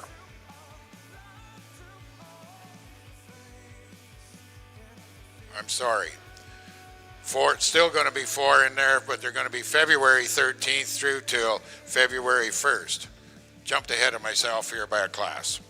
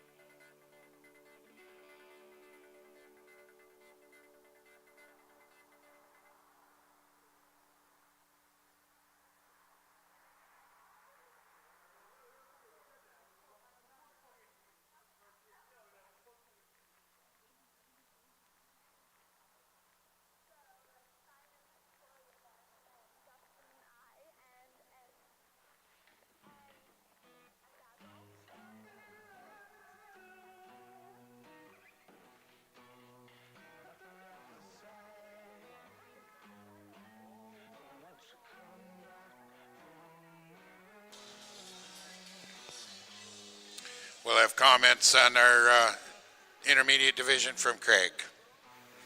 This intermediate division, we have a class winner that wins it quite handily. Here's a bull you really appreciate for the presence, how he comes out of that front shoulder and the character skull he represents. Just a really nice look to him. When you profile him, you appreciate the balance. He's strong hipped, his hook to pin structure, you appreciate he's strong in that loin. Just a really well-rounded individual that can handle lots of competition. We get in the second place bull. Here's a bull you appreciate on the profile, and you appreciate when he gets out and moves. When you start analyzing him a little bit, you can break him down behind the shoulders. He gets a little tight, and he loses some of that masculinity and character to compete with the front bull out here in this class, but a really nice individual in his own right. We get into the third place bull. Here's a bull with probably the most length of body from front to back. You really appreciate the spine and the hook to pin length. He's got some mass to him, just gets a little plainer out of that front third and a plainer in that lower hip to compete. But a bull in his own breeding right is going to add some pounds and some length to your calf crop. We get in the fourth place bull, very similar to the third place bull, a bull you admire for the length of spine, the mass that he represents. Just gets maybe a little straighter in that front shoulder to compete with the three bulls out here, but four really nice individuals. Thank you. Thank you, Craig. And leading off is your intermediate calf champions, number 2925, RPY Payne's Fax 48M, owned and shown by Payne Livestock, Lloydminster, Saskatchewan. In second place, reserve intermediate champion is 2928, Pinnacle's Pinnacle, Plains Money Man 433M, owned and shown by Plains Livestock and Pinnacle View Limousine from Quesnel, BC. In third place, 2923, SGL Maverick, owned and shown by Shortgrass Limousine, Swift Current. And in fourth place, rounding out the class, SGL McGregor, owned and shown by Shortgrass Limousine, Swift Current, Saskatchewan. They will be your reserve intermediate bulls coming back in, vying for the overall grand and reserve champion. We'll next have our senior class come in. We have one division, one split of them. Coming in here will be four bulls, again, ranging from January 14th through to January 4th. We'll now have comments on our final split of February heifer calves. Yeah, and what I think is our last class of these Februaries, a challenging class again, but a good class, a fun class to judge and discuss. Gentleman's heifer that I've selected to win the class, admittedly, probably isn't the most in any one category, but she ranks the best, she ranks high in so many good categories, in so many categories that I think she goes ahead and deserves to win just from a completeness and from a fault-free standpoint. About any way we talk and describe about this heifer, we're going to use some real positive compliments. From the side, she's got balance and she's got look. From the rear, she's got shape, she's got muscle, she's got power. When you study her in terms of her balance and her femininity, she's still maternal, she's still ladylike. When you watch her at the ground, she still travels and handles the mass that she does have in very good fashion, gets around the ring in good shape. So at the end of the day, she does stack up the most good things for me, even though she might not rank the most in any one category, and she becomes a logical winner. Congratulations on having a class winner here. The heifer in second, I moved up from third, and this is a heifer that if she would ever just cool her jets a little bit and settle down, would be super fun to look at. She, for me, is the nicest balanced and the coolest profiling as you study her from the side. She's really chiseled out, got a good cookie cutter pattern, puts a beautiful shadow down on the ground, nice design, nice top, nice hip and tail head, good depth of rib, really feminine in her front third, but really good in her lines. Just her overall pattern really draws the eye. I like her bone, love her soundness when you watch her walk. This is a heifer that's a little hard for me to read because from the side view, she looks like she's going to be a little flat, quite honestly. But the more you study that heifer, there's some width there. Maybe not the most width down low, but up high especially. She's got some shape and she's got some dimension. So the more I watch this heifer, the more I look at this heifer, the more she grows on me, and she ends up second here today. The heifer in third perhaps is a little more like our class winner in terms of, I love that top, I love the additional turn and bulge that she has from the side and that hip and stifle. Love all the shape she has down in the lower third of her rib cage. But compared to the heifers in first and second, I'd like to see her move a little better off those back legs today. Don't hear me say that she struggles badly, but by comparison in those top three, she's the one that gives me a problem from time to time and not wanting to handle herself, especially there in her rear pasterns quite as nicely as the two that place above her. I think you can even see that in her loin a little bit as she walks. Boy, a tremendously good heifer in terms of shape and power comes out next. Thick-topped, thick-butted, good spring and arc and curvature to her rib cage, but one that doesn't balance up as nicely. A little plainer about that head, doesn't carry herself down through her spine quite as nicely, where she wants to break from time to time right in behind her shoulder. Would add just a little bit of that pizzazz and eye appeal to her to get her any higher today. The heifer that comes out next, I think this is a close placing between her and the heifer that places below her. Both of these heifers, I think, can handle themselves a little better off their back leg, but between the two, I think there's more heifer right here with the ladies in terms of shape, thickness of top, overall width of chest, width at her base, just mass. For me, she's the more powerful heifer of the pair. Love the cleanliness, the balance, the freshness, the look, the eye appeal of the gentleman's heifer here. As I said, I think she gets out measured a little bit in terms of meat and muscle by the heifer in front of her. The heifer that completes the class, really one of the stout, structured, good boned heifers that we have. Gives you a good look on the stand, but her problems come when we put her in motion, just too restricted off those back legs today. Congratulations, end of a nice division. Look forward to seeing our champions. So thank you. So leading off our class is entry number 2044, SBR Lady 305M, shown by Southview Ranch. Second in class is entry number 2054, PF Beauty RLP 18M, shown by Paishal Farms and Southern Comfort Angus. Third in class is entry number 2051, Blair's West Erica 22M, shown by Blair's West Land and Cattle. Fourth is 2023, ASM Cattle Eldom Lisa 406M, shown by ASM Cattle and Eldom Cattle Investments.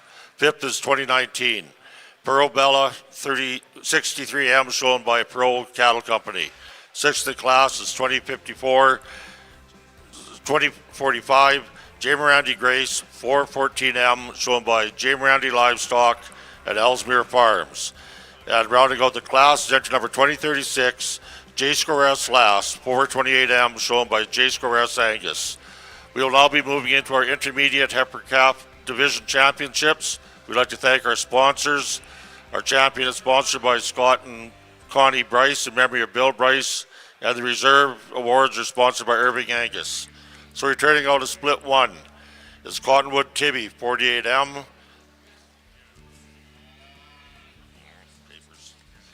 followed by entry number 2033, Mainstream Sweetheart 34M. Out of split two, we have entry number 2035, Sylvia Miss 101M, and entry number 2040, Rito Ever Intense 55M.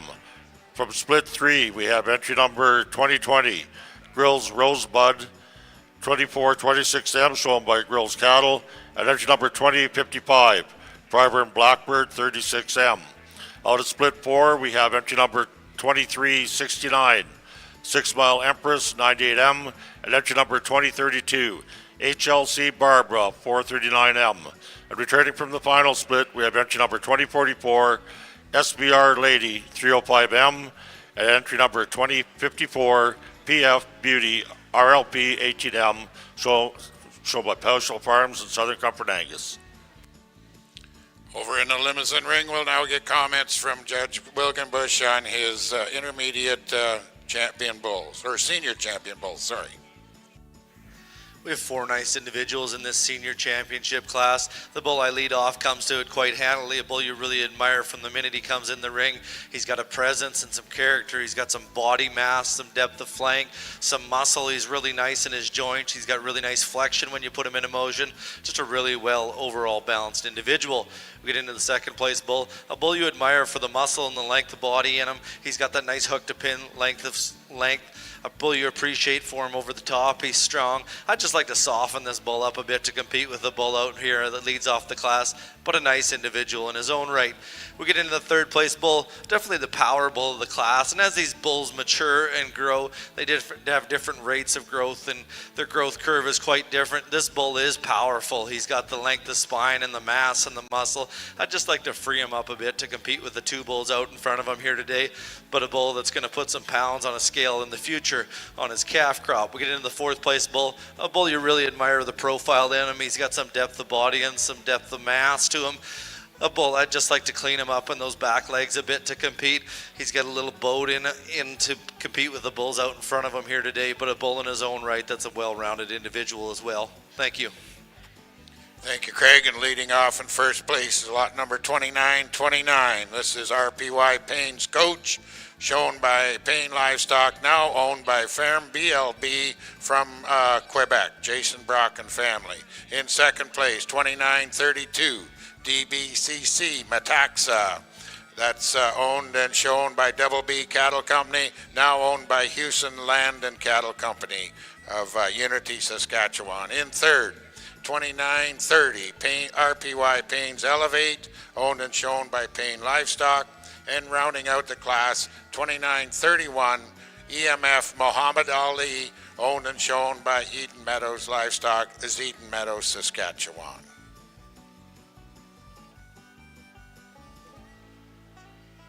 So the first and second will be returning for the overall championship here in a few minutes as we get closer to the final drive of our bull show.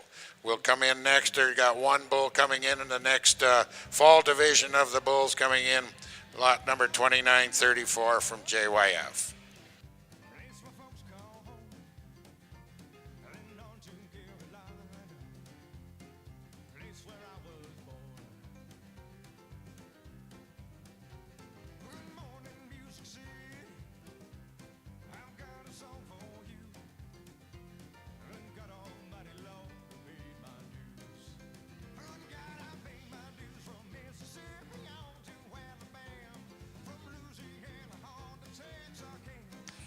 Jake will make some comments before selecting his champions.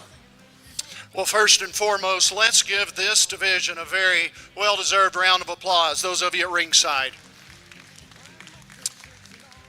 Just an excellent lineup of heifers, and whether these are the 5 heifers you would have pulled out here or not, I think you have to agree this is a powerful set, and I think it's okay in this division to have some differences because in my mind there were some close placings and there's some awfully good heifers standing in second behind these class winners. Just to quickly recap what we saw and what we liked here, the young heifer that came out of the first class is one that's a little break-in type, and we said that in class from the rest of this group, and that she's certainly more moderate in her frame size, but what she might lack in stature, she more than makes up for in terms of her shape, her mass, her boldness, the maternal thick look that she has. And relative to that moderate size, she is super long-sided and stretched out, still handles herself very nicely on the move. Although for my preference, I would have to say I would just pick her up a little bit in terms of size to make her better. It's a really striking heifer that came out of the second class. I thought she won that class pretty easily just from a quality standpoint. Her look and her balance was so good in that class, and it's still one of the things I admire most about her out here in this division. This is a heifer that we were a little critical on the way that she handled her back legs from time to time, and even so in this division, I'd like to see her handle that with a little more squareness and authority and just track a little truer off that back leg, but boy, that's getting picky on one that really knocks your socks off from a look and a build standpoint. And then the heifer who's circling now right here in the middle of the ring is one of the heifers that probably I think think is closest to my ideal in terms of her pattern. And here's what I mean by that. This is a heifer that I think has adequate height and stature right there at the point of her shoulder, but from there back, she's as level as a laser. Through the middle of her back, through her hip, I just love that length and squareness and tail head set that she has. Like all the heifers in the ring, she's great in terms of her body, very adequate in terms of her muscle. She maybe doesn't have quite the sexiness and pizzazz in terms of her neck set. We might raise that up just a little bit, but boy, you're getting picky on one that brings a lot of good to the table.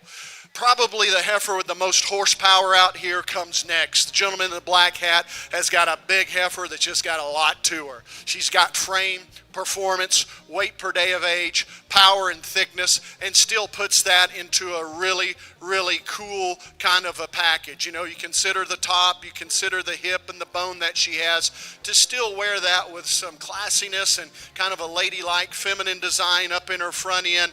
That's awfully, awfully impressive. I think she's really sound on that back leg. From time to time, I question if she pulls that back leg under her just a little too much, but again, being super, super critical on a heifer that again does a lot of things right.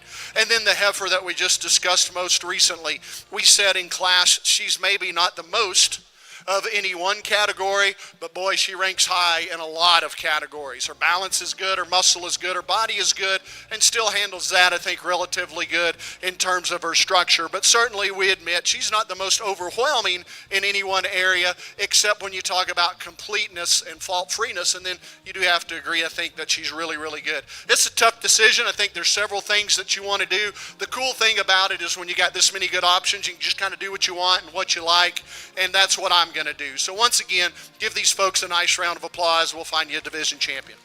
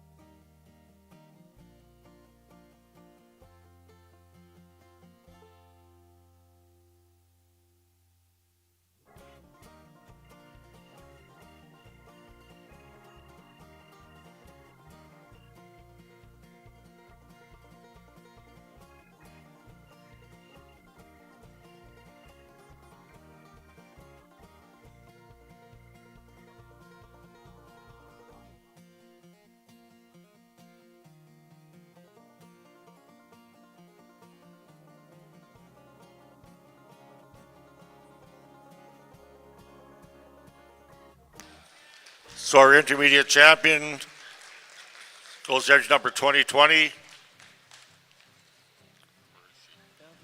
Grills Rosebud 2426M, shown by Grills Cattle Company.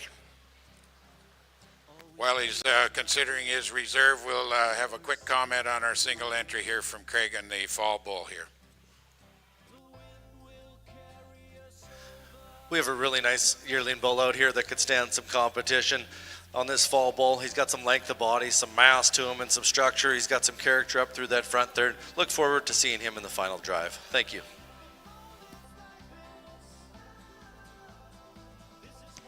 And our reserve intermediate heifer calf champion goes to number 2369, 6 Mile Empress 98M, shown by 6 Mile Red Angus, Hollinger Landing Cattle, 719 Cattle, R Plus, and Elk Ridge. Coming out of the fall division, of course, was 2934, JYF Longshore, 514L, owned and shown by JYF Farms, and he will come back and compete against the next division for junior and reserve junior champion. Next class coming in will be the older bulls from April 21 to February 2nd. Please scratch 2937, will not be running with us today. 2937 will be a scratch. And once again, I'd just like to thank our intermediate division heifer calf champions, Our champion was sponsored by Scott and Connie Bryce, in memory of Bill Bryce, and our reserve was sponsored by Irving Angus.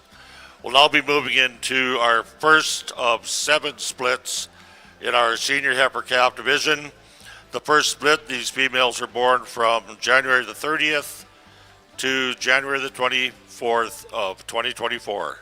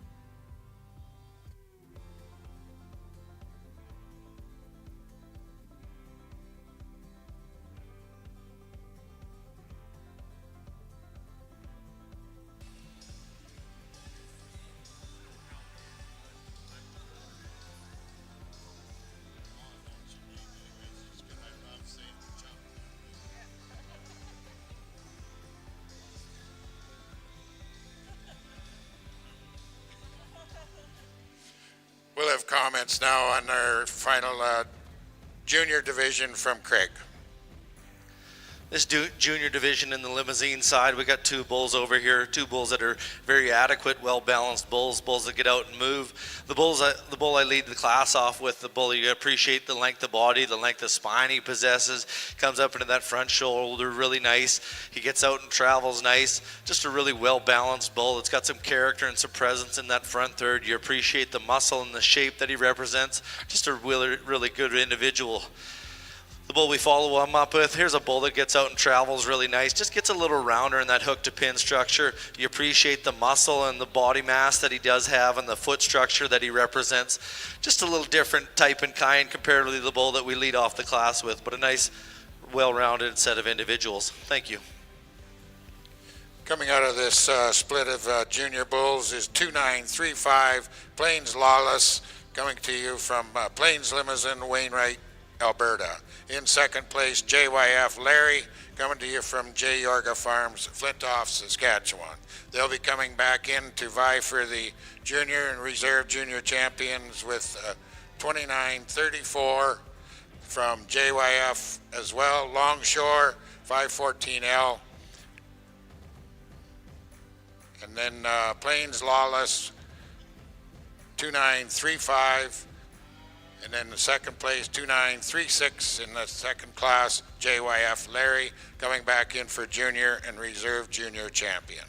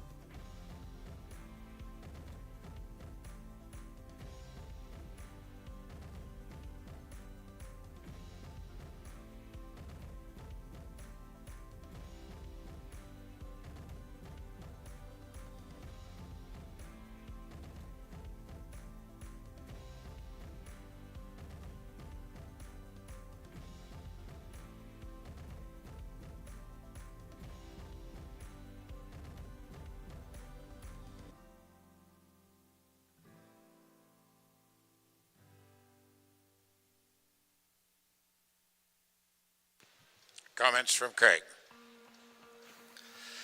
We have three really nice individuals out here. I'm going to go slap the Grand Reserve yearling bull. Two bulls that I think are really functional and bulls that are very useful in breeding programs and pushing that breeding program to that next level. We have three really excellent individuals out here. Thank you.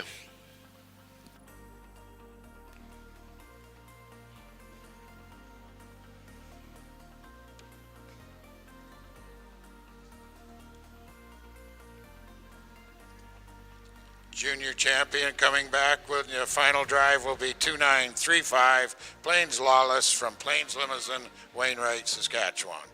And he will be followed in reserve by 2934 JYF Longshore from J. Yorga Farms, Flintoff, Saskatchewan.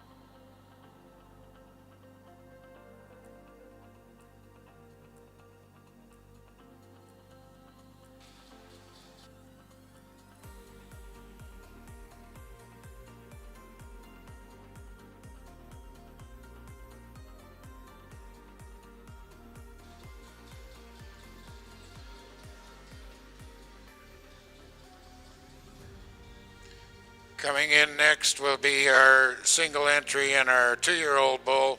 Coming to us is lot number 2938 B-Bar Rainmaker, coming from B-Bar Cattle and Associates.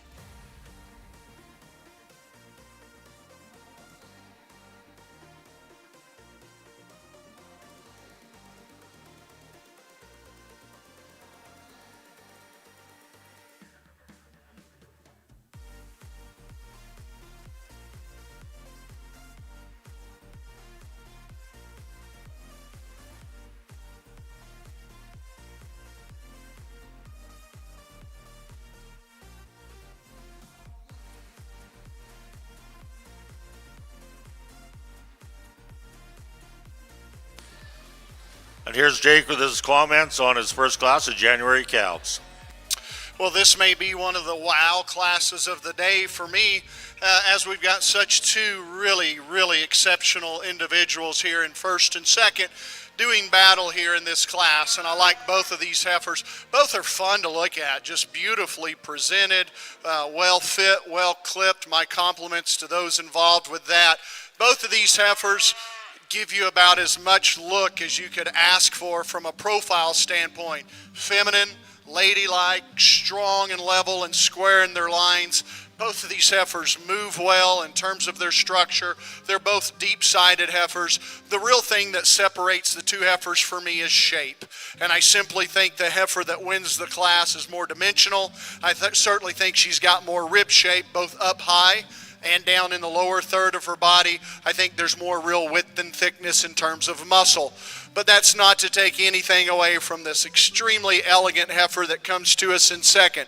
She's the bigger framed heifer of the pair, and along with that, the longer sided, more extended heifer that today stands on more bone than does our class winner.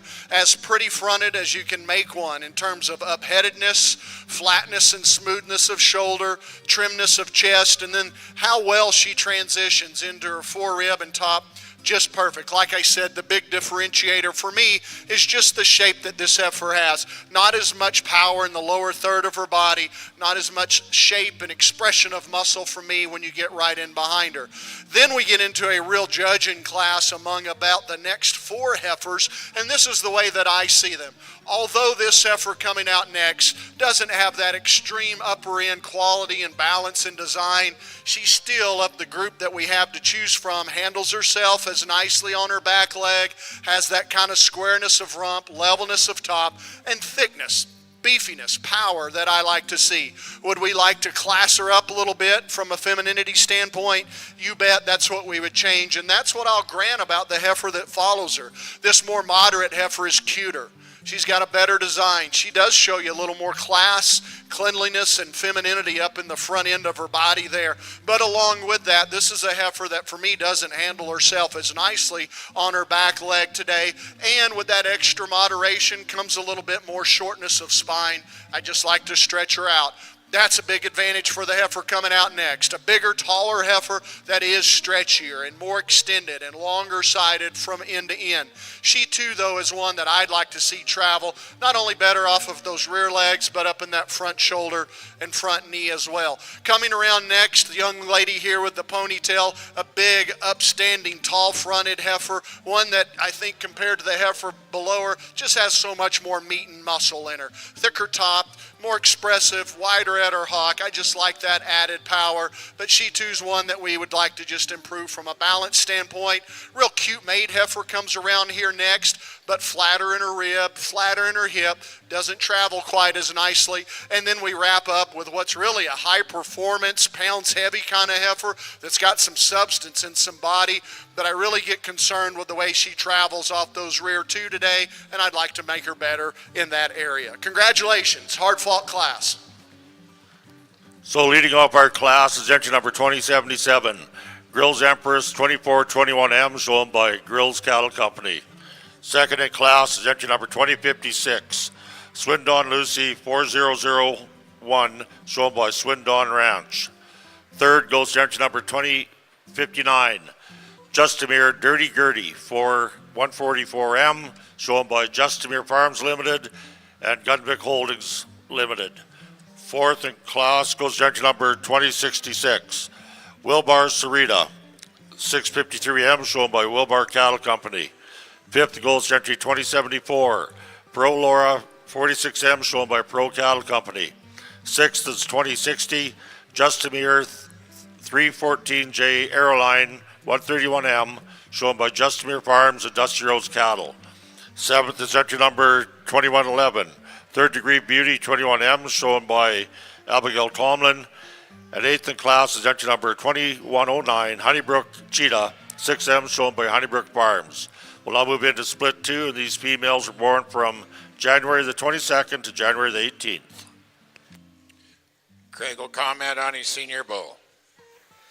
His senior bull doesn't have many classmates out here, but boy, you want to talk about one impressive individual.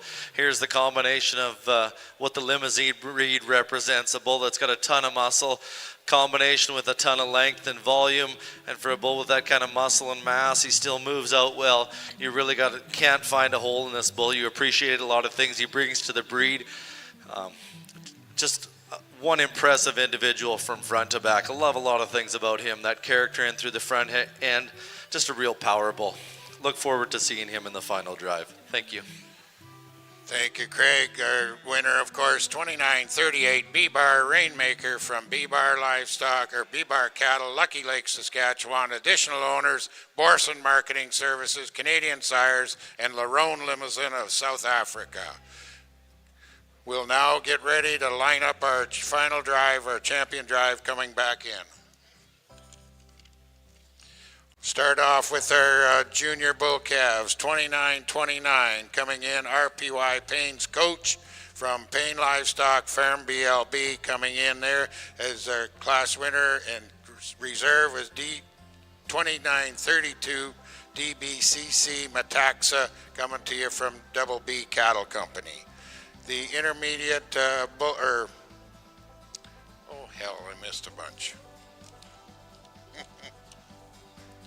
2920 is our first one coming in, our junior bull calf champion. This 2920, of course, is Royal Majesty coming over on the far side there, followed by 2918 RPY Payne's Done Deal. And then we got 2925 coming in, RPY Payne's Fax, followed by 2928 Pinnacle Plains Moneyman from Plains and Pinnacle. And then we have 2929, from Payne's Livestock, RPY Payne's Coach, followed by 2932 DBCC Metaxa from Double B Cattle Company. Our junior champion coming in, 2935. 2935 is Plains Lawless from Plains Limousin of Wainwright, Alberta, followed by 2934 JYF Longshore from J. Yorga Farms of Flintoff, Saskatchewan. Rounding out the final drive is B-Bar Rainmaker, coming to you, of course, from B-Bar Cattle, Borson Marketing, Canadian Sires, and Larone Limousin, South Africa. Ladies and gentlemen, your final drive for the Grand Champion Bull here at Agribition.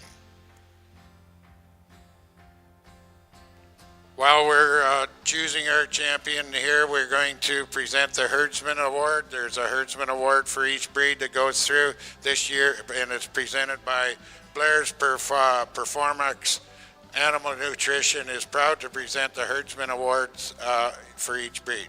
Performance Nutrition is focused on cow-calf operations across the prairies. Go visit their booth in the John Deere Sales Arena and see Blairs.ag over there. This year's the recipient. Unfortunately, the hard-working one is on the end of a halter, so we'll have to get the Public Relations Department from B-Bar Cattle Company, Lucky Lake, Saskatchewan. Your Herdsman Award for this year. Eric, if you got time, could you come on into the ring and receive your award, please? He does look a little stunned himself out there, but anyways, come on in, Eric, and receive your award. Good job, Tara.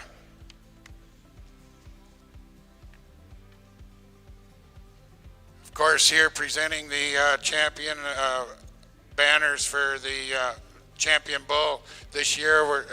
We got John Deere. We're really thrilled to have them as our major sponsor here for the Champion banners. We got Tara Lee LaRose, Marketing and Promotions, going to present the John Deere banner. And on behalf of Saskatchewan Cattlemen's Association, Leon Luke, Director with the SCA, will make the banner presentation on their behalf. We'll await to see who is going to have the opportunity to raise that banner.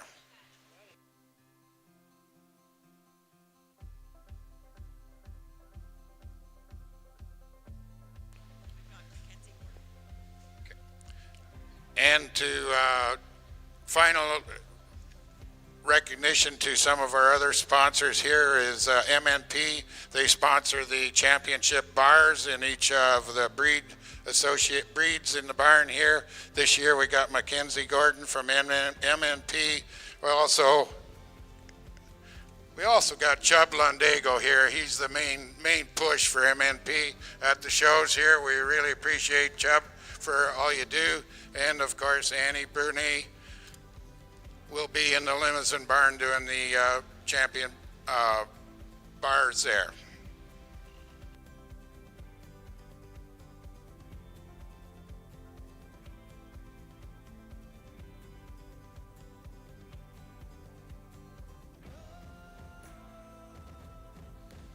I think Craig has got his mind semi-made up here. He's going to give us some final comments before he goes and makes his selections for Champion Reserve Bull of Agribition 24.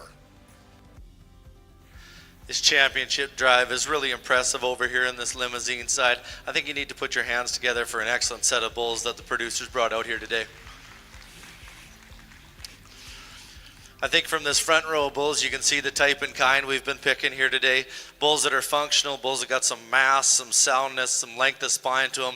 Bulls that are characters are going to go out in the breed and push that breed to the next level.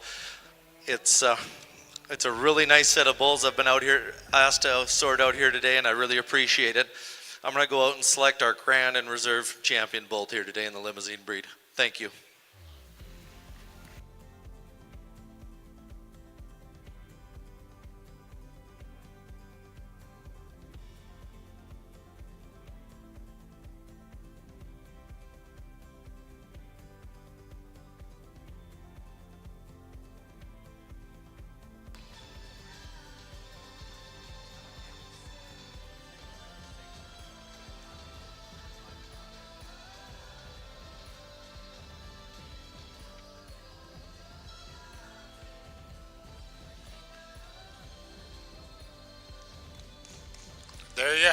B-Bar Rainmaker reigns supreme. Lot number 2938, Grand Champion, Agribition 24 from B-Bar Cattle, Borson Marketing, Canadian Sires, Larone Limousine from South Africa.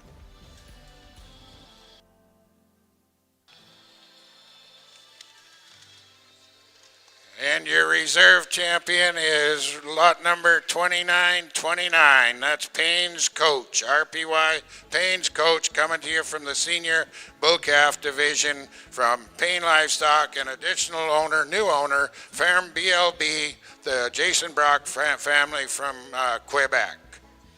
So they will receive the John Deere banners from Tara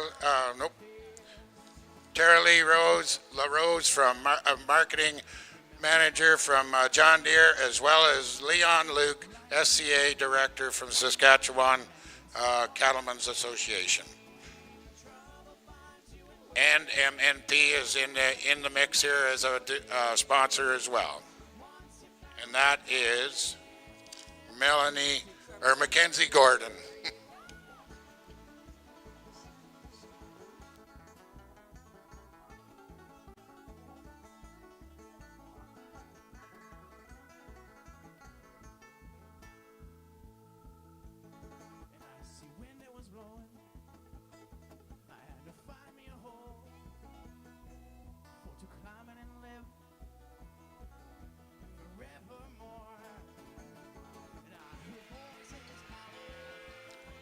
I think we'll roll right into our group classes probably. I'm not sure. I don't see Judge Craig. Maybe he went out.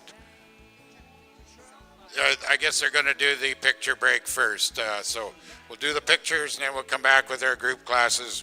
We only have a couple of classes of those.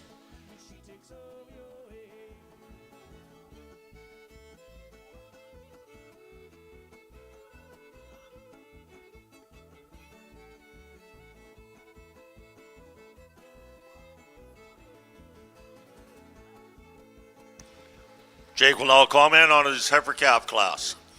Well, of everything I've seen today, if we had a class where we could give 2 first-placed awards, I would maybe choose to do it right here. This is maybe as close of a placing between first and second in my mind as I've had to choose between. Both of these heifers, I think, are extremely, extremely good. I like them for different reasons, but both in their own right, I think they're extremely high quality, and it gets to be a tough choice, and I really think an even match between these two heifers. They could go either way. This is a heifer right here that wins the contest between the two in terms of her shape. She's a beautifully designed heifer, but when you think about her in terms of power, she's got more top, particularly right in there behind her shoulder.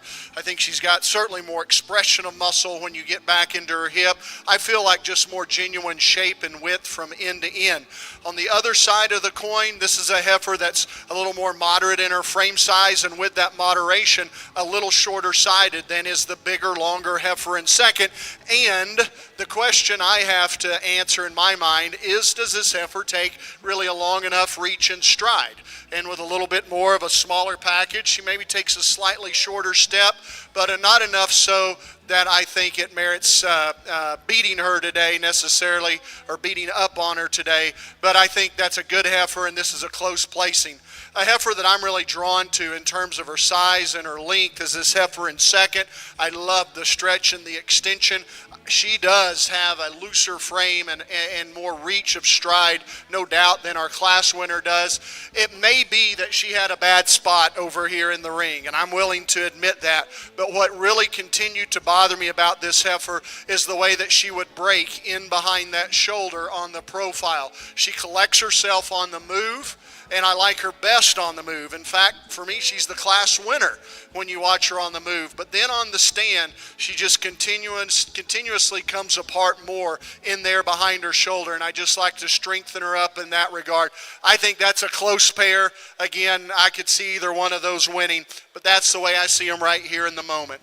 These heifers in third and fourth are real evenly matched. If you were to tell me that they're by the same sire or some relation, I'd have no trouble believing that. I think they're so similar in terms of their size, their kind, their squareness, their body, their build, their makeup. But between the two, I see a little more class and elegance in this heifer, especially right there at the top of her shoulder. I think she's a neater package. I think she's a little thinner in her neck in terms of the depth of the neck. I like her in her loin and her tail head better than the heifer that comes in behind her. Big boned, stout featured kind of a heifer, no doubt, that comes in behind her. Shapy, thick, a lot of beefiness, a lot of product. I would just add to her a little balance and just give her a little more integrity in that spine when she walks. Whereas today, she pinches down in that loin and then her tail head comes up. Maybe tail head sets a little forward in her for my liking. Little things in this class make a big difference, and that's a little thing that I would do. We're talking now to, I think, the 5th place heifer. I want to point out all the way down into this class, we're still talking about extremely, extremely good, high-quality heifers. And to this gentleman, I would say, I really like your heifer. She's got my kind of height, my kind of length, comparable to that heifer in 2nd that I bragged on a lot, deep-sided, extremely sound structured, arguably better than the one that went out in front of her. However, on the other side of the coin, she's a little flatter from end to end than what I'm preferring today. I'd give her more arc and curvature to her rib cage and a little more muscle thickness back in her hip, but I wouldn't change a thing about her pattern and her structure. I think she's awfully good. The 2 heifers that round out the class, again, young lady, I'm a big fan of your heifer, and I think you're leading what will be a good money-making replacement for you. She's got all the important parts in terms of growth and muscle, performance and body. Today, she doesn't handle her back legs quite as nicely like the heifer in front of her. I think she could use an extra shot of shape, but a super, super nice female here right towards the end of her class. And the gentleman that finishes up here, super deep-sided kind of a female, but you see what I see. She gets out measured quite a bit in terms of her bone and balance. Can't get her any higher because of that. Tough class. Let's give these folks a nice round of applause. Thank you, Jake. So leading on up our class is entry number 2092, HLC Erica 383M, shown by Hollinger Land and Cattle. Second is entry number 2110, Black Gold Ms. Tibby 133M, shown by Black Gold Seminoles, Versilvia Cattle Company, and Sholigan Cattle. Third goes to entry number 2088, Terron Jaybird 64M, shown by Terron Farms. Fourth is entry number 2087, Riverfront Rosebud 432M, shown by Riverfront Angus Ranch, and you can add additional owner Tri-S. Fifth in class goes to entry number 2094, Versilvia Miss Annie K 17M, shown by Versilvia Cattle Company, Riley Pasholka, and Chatsworth Land and Cattle. Sixth is entry number 2080, KCH Annie K 412, shown by KCH Cattle Company, and seventh goes to entry number 2097, AJA Gestress 456M, shown by AJ Angus. We'll now move into split 3 of our January heifer calves. These females were born from January the 17th to January the 12th of 2024.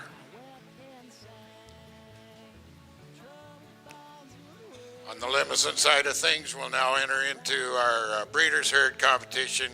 I'm not going to say how many is going to be here. We'll wait and see who all shows.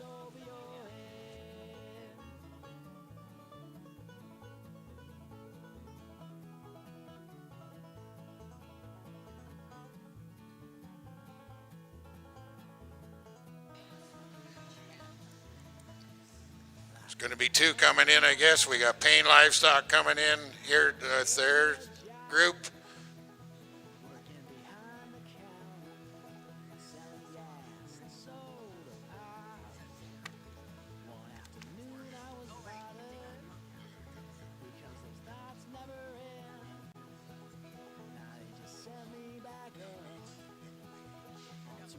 Also coming in is Double B Cattle Company. Guess we'll only have the 2 racing here with us today. Over here in our Angus show, it looks like we have 1 scratch in this class. You can scratch 2101. Connexus Credit Union is proud to be a platinum partner of Canadian Western Agribition. Stop by the Connexus watering hole in the John Deere Sale Arena for refreshment or visit our team at booth 143 in the International Trade Center to find out how they can help you make your financial dreams a reality.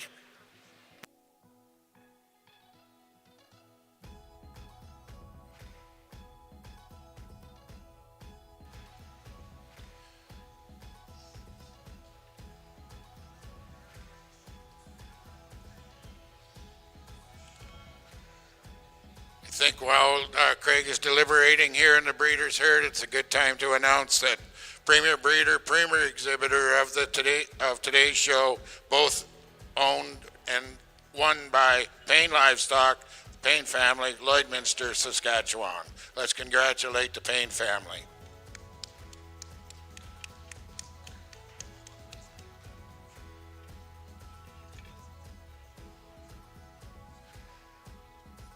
Judge Wilgenbush has left them as they're standing. The black group will be first, second, that's Payne Livestock, second to Double B Cattle.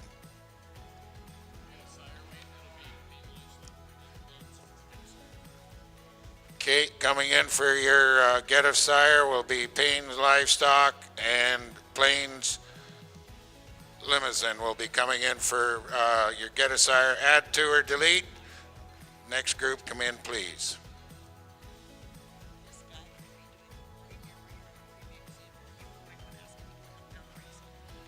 Kyle Hebert, are you in within the sound, please? Kyle Hebert, if you could come in, please.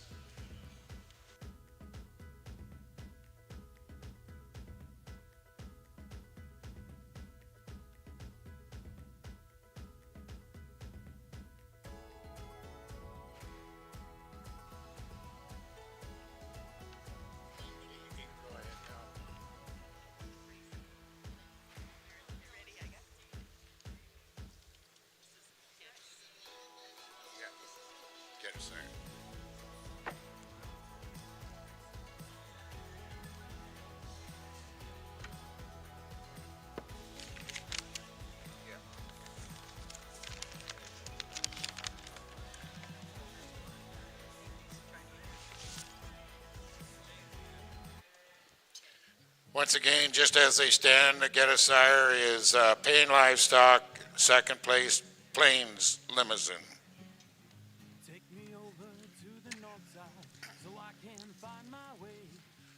And here to present the Premier Breeder, Premier Exhibitor Award to Payne Livestock, Rocky, and group that is in the ring there. If we have Kyle Hebert, Managing Partner from Hearst Livestock Ventures, is making the presentation on Premier Breeder and Exhibitor Payne Livestock.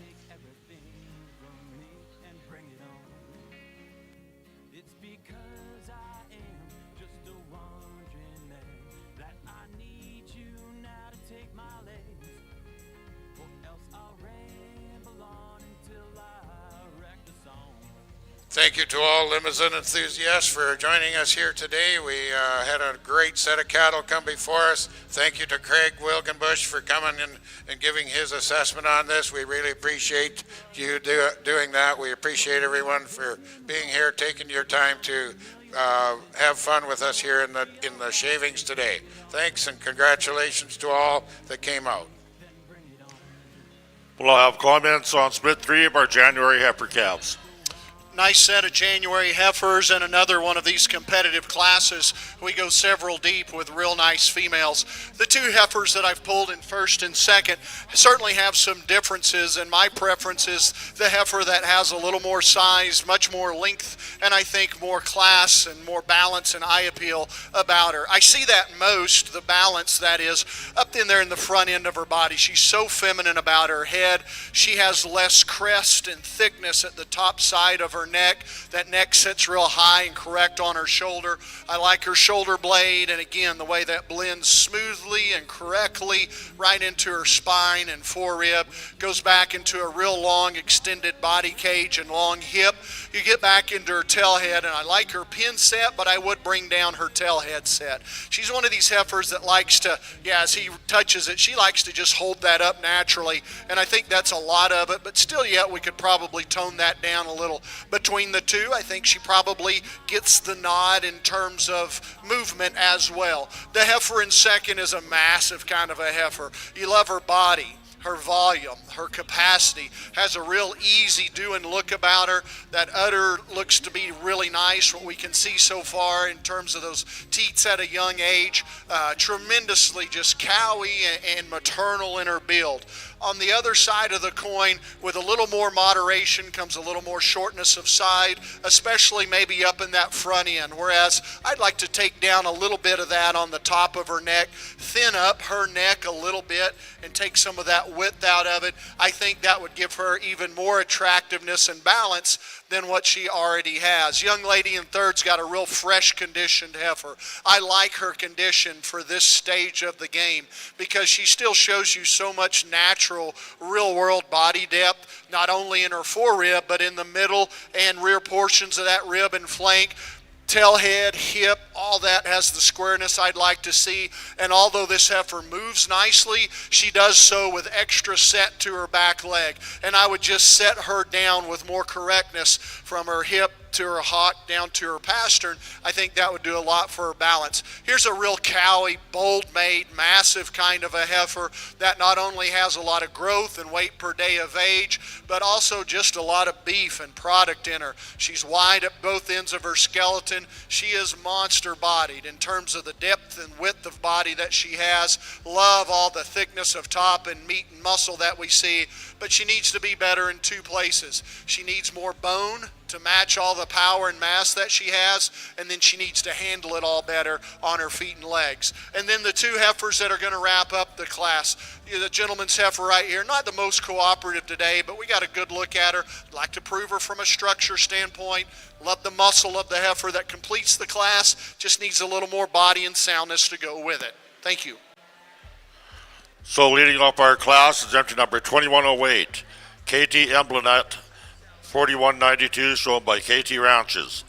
Second is entry number 2093, HLC Blackloss 366M, shown by Hollinger Land and Cattle. Third is entry number 2079, SHR Tibby 70M, shown by Swan Hills Ranch. Fourth in class is entry number 2062, Southland Flora 45M, shown by Southland Cattle. Fifth in class is entry number 2103, Northern View Bell 35M, shown by Northern View Angus. And sixth in class is entry number 2068, Ramrod Missy 407M, shown by Ramrod Livestock. We'll all be moving into split four of our January heifer calves. These heifers were born from January the 11th to January the 6th of 2024.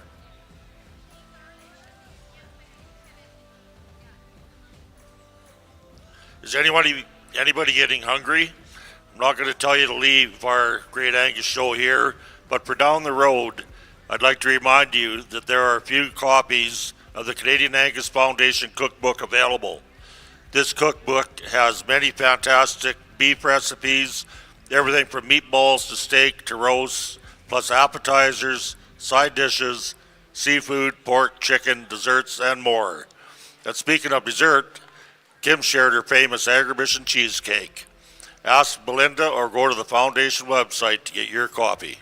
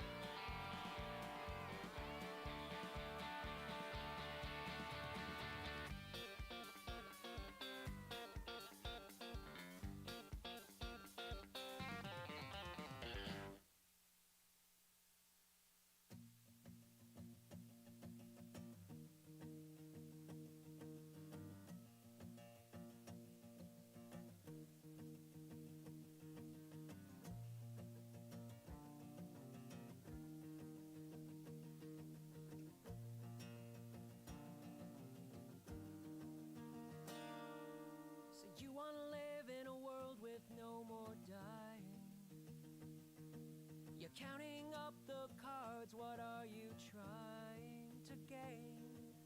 I was on the outside avenue, I was looking at you, dear, waiting as the minutes turned to hours, turned to days, and it's a shame. Ain't it a shame now? It's a shame.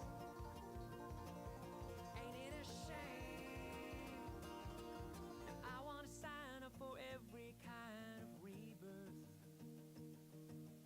Atomize my essence down to black earth and rain. Blow away into the night 1,000 tiny points of light. Ain't it hard to watch another evening slip away? It's a shame. Ain't it a shame now? It's a shame. Ain't it a shame? And did you know that you were playing with the sharp edge of a knife? It seems like everyone is praying for eternal life.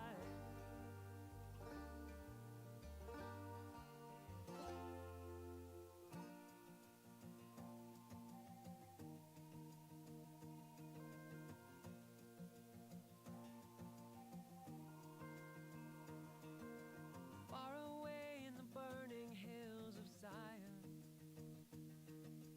betting on an afterlife to triumph today. Fear guides the hand of a broken down young man, and we all need a piece of land to die on, they say, but it's a shame. Ain't it a shame now? It's a shame. Ain't it a shame?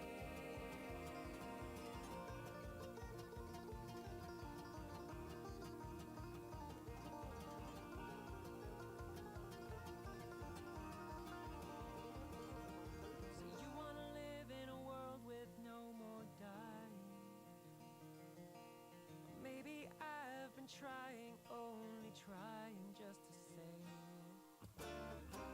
Did you know that you were playing with the sharp edge of a knife? And we can waste ourselves in waiting for eternal life.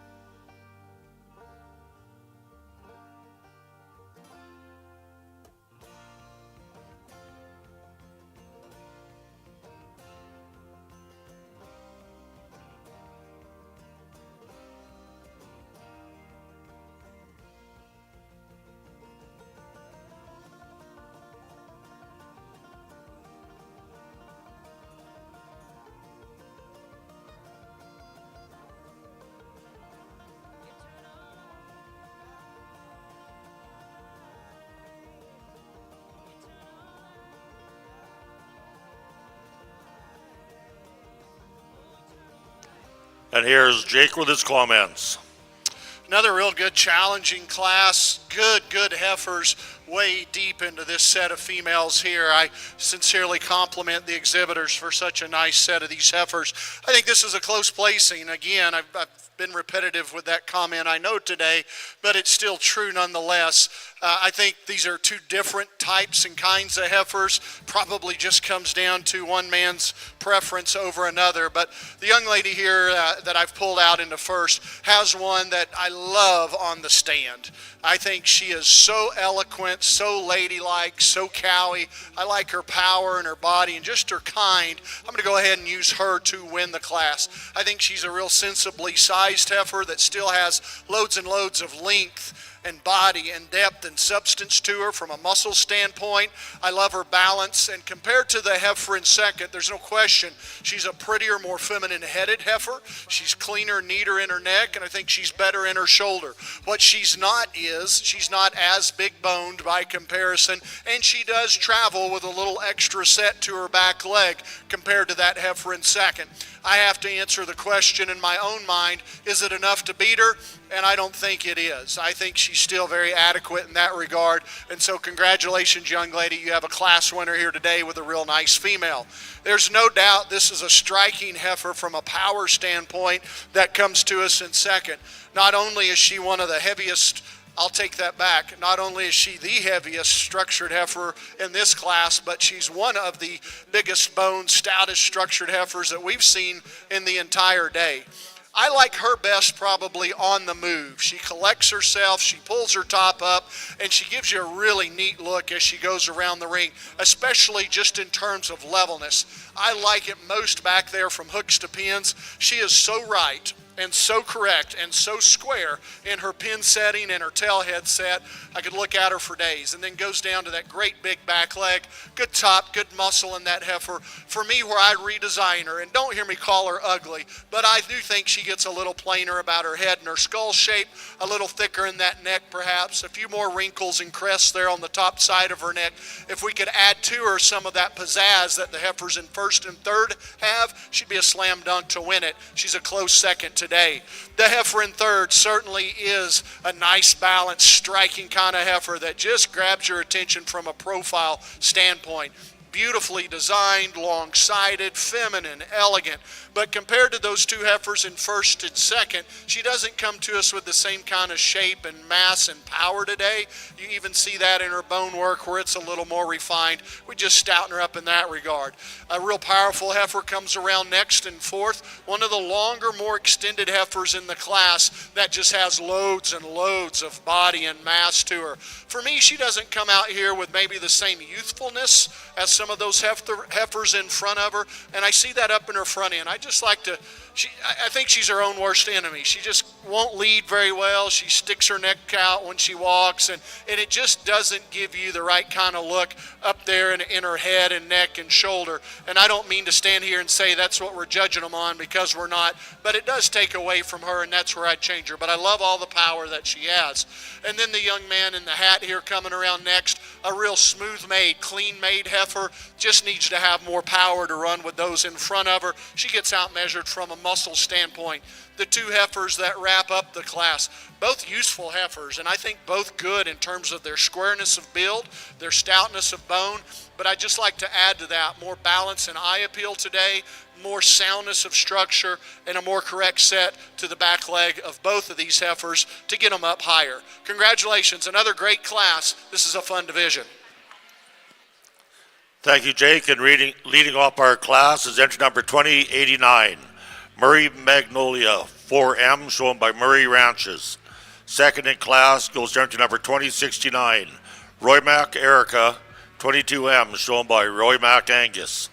Third in class goes to entry number 2102, BCC Lady Wren 410 from Brandel Cattle Company. Fourth in class is entry number 2061, Southland Airline 40M, shown by Southland Cattle. Fifth in class is entry number 2096, AJA Zella 408M, shown by AJ Angus. And sixth in class goes to entry number 2094, AJA Zella 410M, also shown by AJ Angus. And seventh in class goes to entry number 2104, Northern View Susan 6M, shown by Northern View Angus. We'll now move into split 5 of our January heifer calves. These calves are born from January the 5th to January the 3rd of 2024.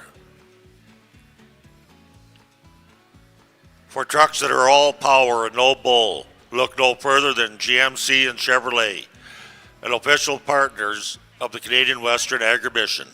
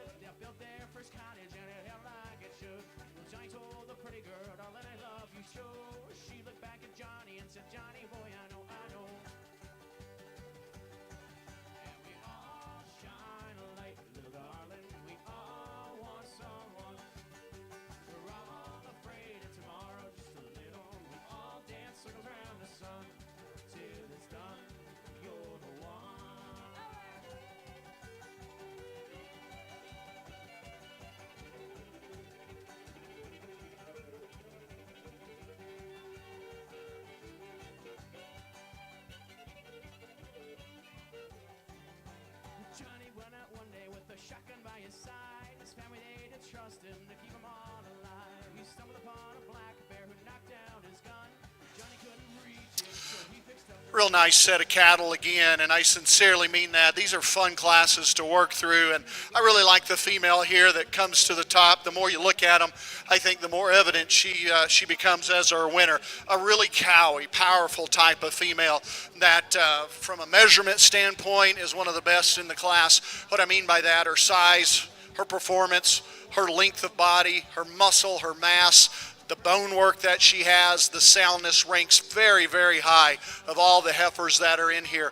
Particularly from her neck back, or you might even say her shoulder back, I think she's lights out good. I like the power that she has in her forerib, the center body depth and mass that she has. Again, I talk a lot about the length of hip, and she has it in spades with the correct type of tail head setting. And compared more specifically to the heifer in second, I think she stands down on more bone and stoutness of leg. I think she travels out a little more effortlessly than does that heifer in second, although she's dancing around today. Does she have some extra brisket in front? She does. Is it a big deal to me? Not really, because from there back, so much of her is good too. I just think that's part of her build and her cowiness, and so I can certainly tolerate that, but I'll recognize that this heifer in second is cleaner chested. She doesn't have as much brisket, and that probably makes her a little more attractive to look at up in the front third of her body. Our heifer in seconds are real pretty headed, pretty necked, pretty shouldered kind of a heifer who really gives you a nice look. She's classy and she's ladylike on the profile. Tons of strength and levelness and just quality to her design. Her skeletal build is awfully good in terms of her size and levelness. Is she as powerfully built as the heifer that went out in front of her? She's not in my mind. And today, to move her up any, you just give her that kind of power. And then the heifer that comes around in third is a real shapely type of heifer. In fact, bring around that fourth place heifer. This gets to be a good contest.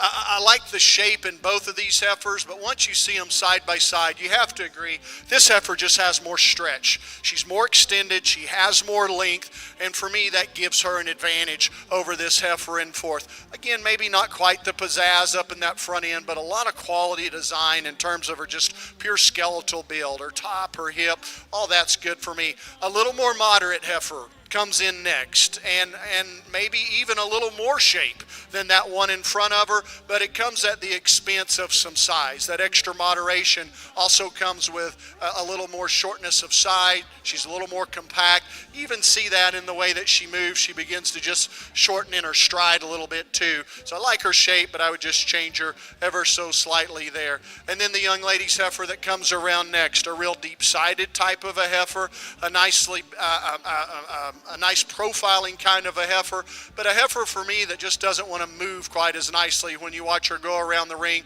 especially on those hind legs. I just like to see her get out and flex and travel better out of that hock today. A big framed, powerful, high performance kind of a heifer is next in the line. Tons of body, tons of length. There's a lot of female there. She doesn't wear it quite as nicely as some of these others in terms of her skeleton. She's a heifer that the longer she stands, the more she begins to soften in the middle of her back. She breaks in behind her shoulder. She carries her tail head a little awkwardly over her rump, and all that takes away from her balance compared to some of those more elite heifers at the front of the class, but a massive, high performance, good individual there.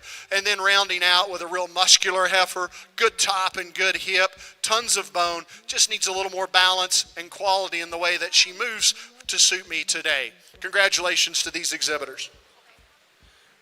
Thank you, Jake. And leading off our class is entry number 2078, Elk Ridge Excalibur 4M, shown by Elk Ridge Farms. Second in class is 2105, KT Barbros 4012, shown by KT Ranches. Third in class is entry number 2067, Ravenworth Ruby 7M, shown by Ravenworth Cattle. Fourth in class is entry number 2058, Justimere SF Forever Lady 103M, shown by Justimere Farms and Lee Sholigan. Fifth is entry number 2084, Swan Miss Beauty 4020, shown by Swan Angus Ranch. Sixth in class is entry number 2098, Collins Tibby 2405, shown by Rio Grande Angus. At seventh in class is entry number 2076, S7R Ember 702M, shown by Section 7 Ranch and Horner Cattle Company. We'll now move into split 6 of our January heifer calves. These heifers are born from January the 2nd to January the 2nd, all born the same day. Angus Australia is hosting the World Angus Forum in May, and we'd love to see a large group of Canadians attending the event for the tours before and after the forum. Search World Angus Forum 2025 for information and tickets.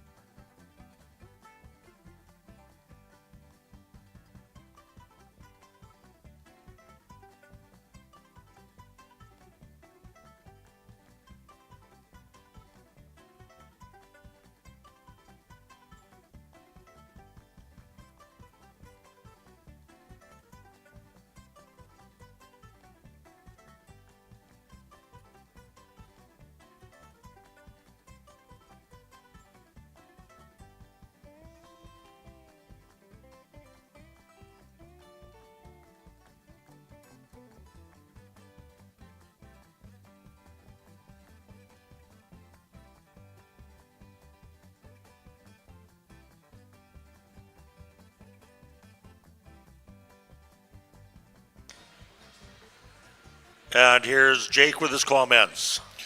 Well, I think the heifer that wins this class does it pretty easily. In some classes, it's been a close race, and this one I don't think necessarily so. She wins the contest real easily in terms of balance and look and soundness, and in doing so, doesn't sacrifice any in terms of a maternal build, a feminine look, and having, I think, really adequate power in terms of her bone and muscle. I think she's best from this view right here.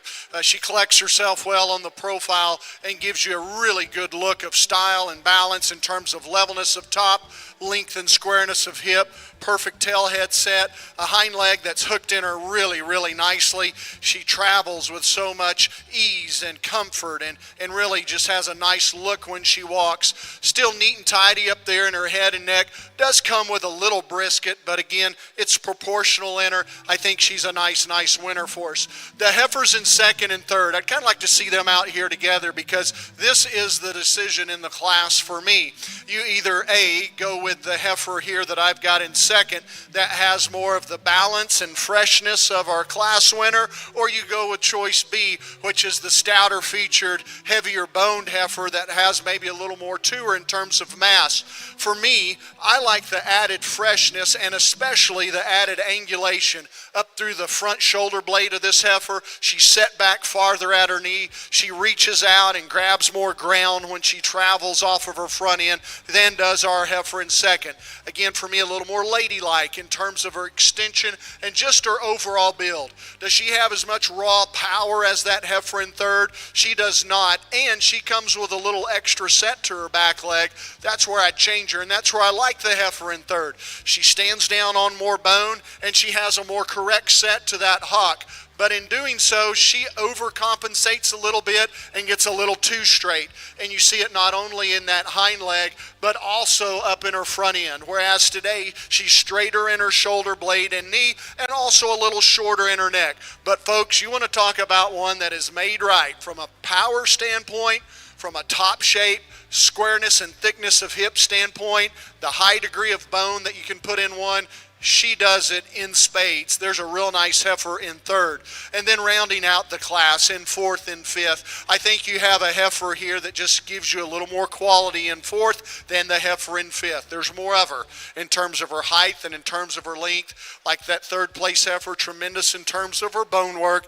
What I get disappointed in is the loin and the tail head set in this heifer. She breaks and gets high at the same time, and that tail head could handle that hock with a little more flexibility. Just change her in those areas. Thick butted heifer, real muscular heifer, rounds out the class. Tons of shape and turn to that quarter. A big old meaty top in her. But today she needs to certainly handle those back legs better than she does. Thank you.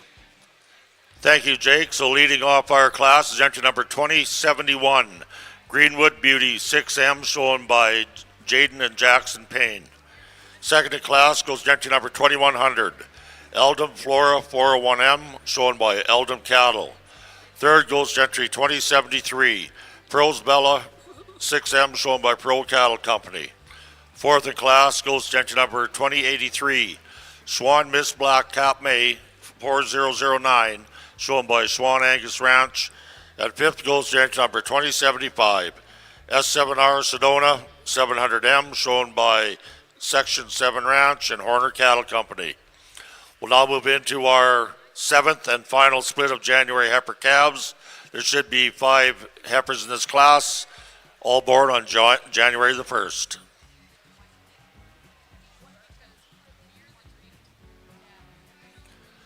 Master Feeds is celebrating 95 years of supplying the nutrition that produces showstoppers at beef shows across Canada.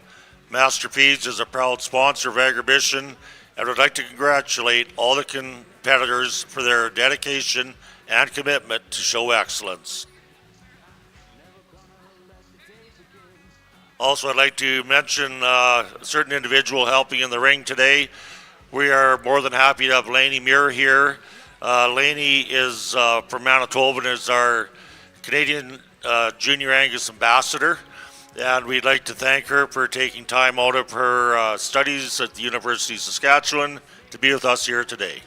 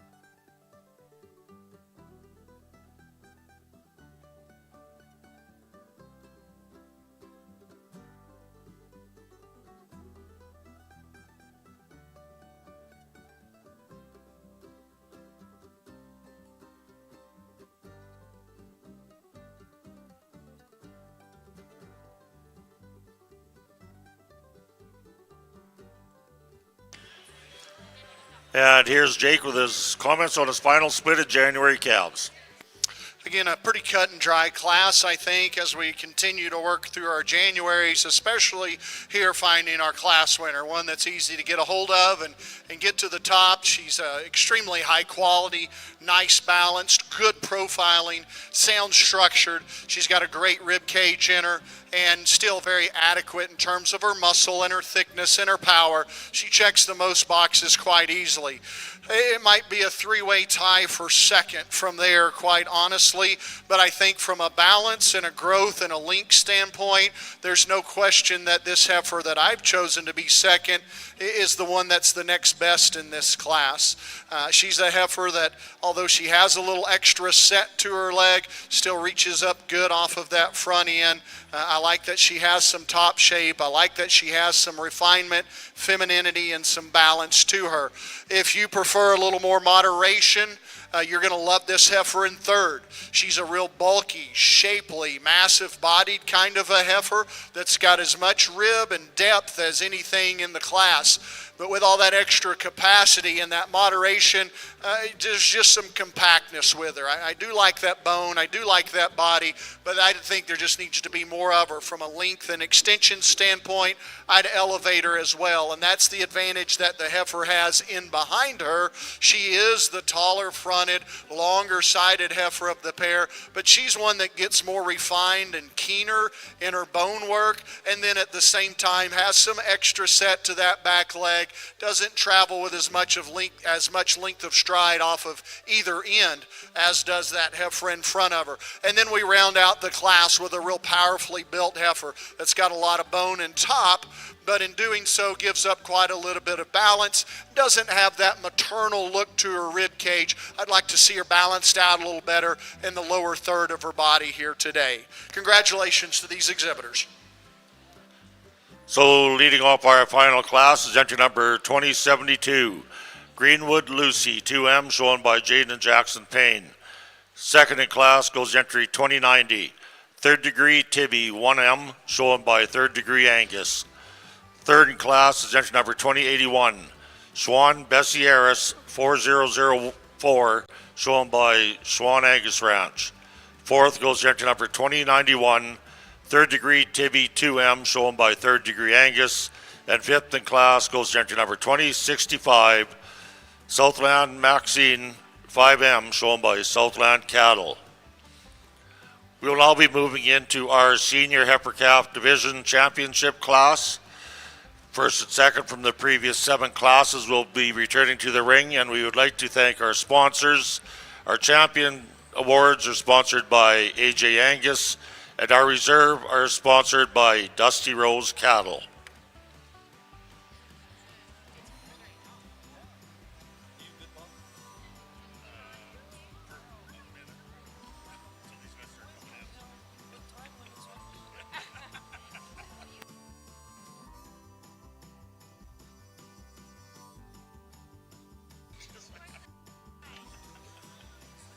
Well, ladies and gentlemen, welcome to the 2024 Canadian Western Agribition Red Angus Gold Show. Here's our gold show for this year's Red Angus division, and we'd like to welcome our judge today, Mr. Toby Noble from Lloydminster, Saskatchewan.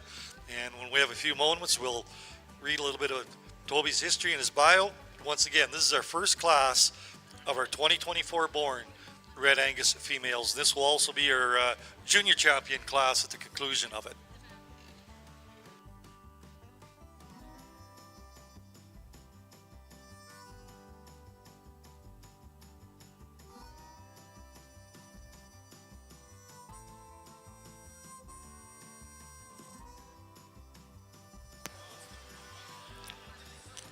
All right, we got our senior division heifer cows rolling back into the ring. So coming back out of split 1, we have entry number 2077, Grills Empress 2421M, as well as entry number 2056, Swindon Lucy 4001.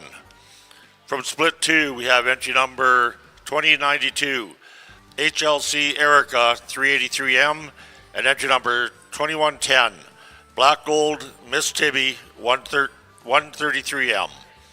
From split 3, we have entry number 2108, KT Emblenet 4192 from KT Ranches, and entry number 2093, HLC Black Class 366M. From split number 4, we have entry number 2089, Murray Magnolia 4M, and entry number 2069, Roymac Erica 22M. From split 5, we have entry number 2078, Elk Ridge Excalibur 4M, and entry number 2105, KT Barb Rose 4012 from KT Ranches. Split 6, we have entry number 2071, Greenwood Beauty 6M, as well as entry number 2100, Eldom Flora 401M. From split 7, we have entry number 2072, Greenwood Lucy 2M, and entry number 2090, Third Degree Tibby 1M.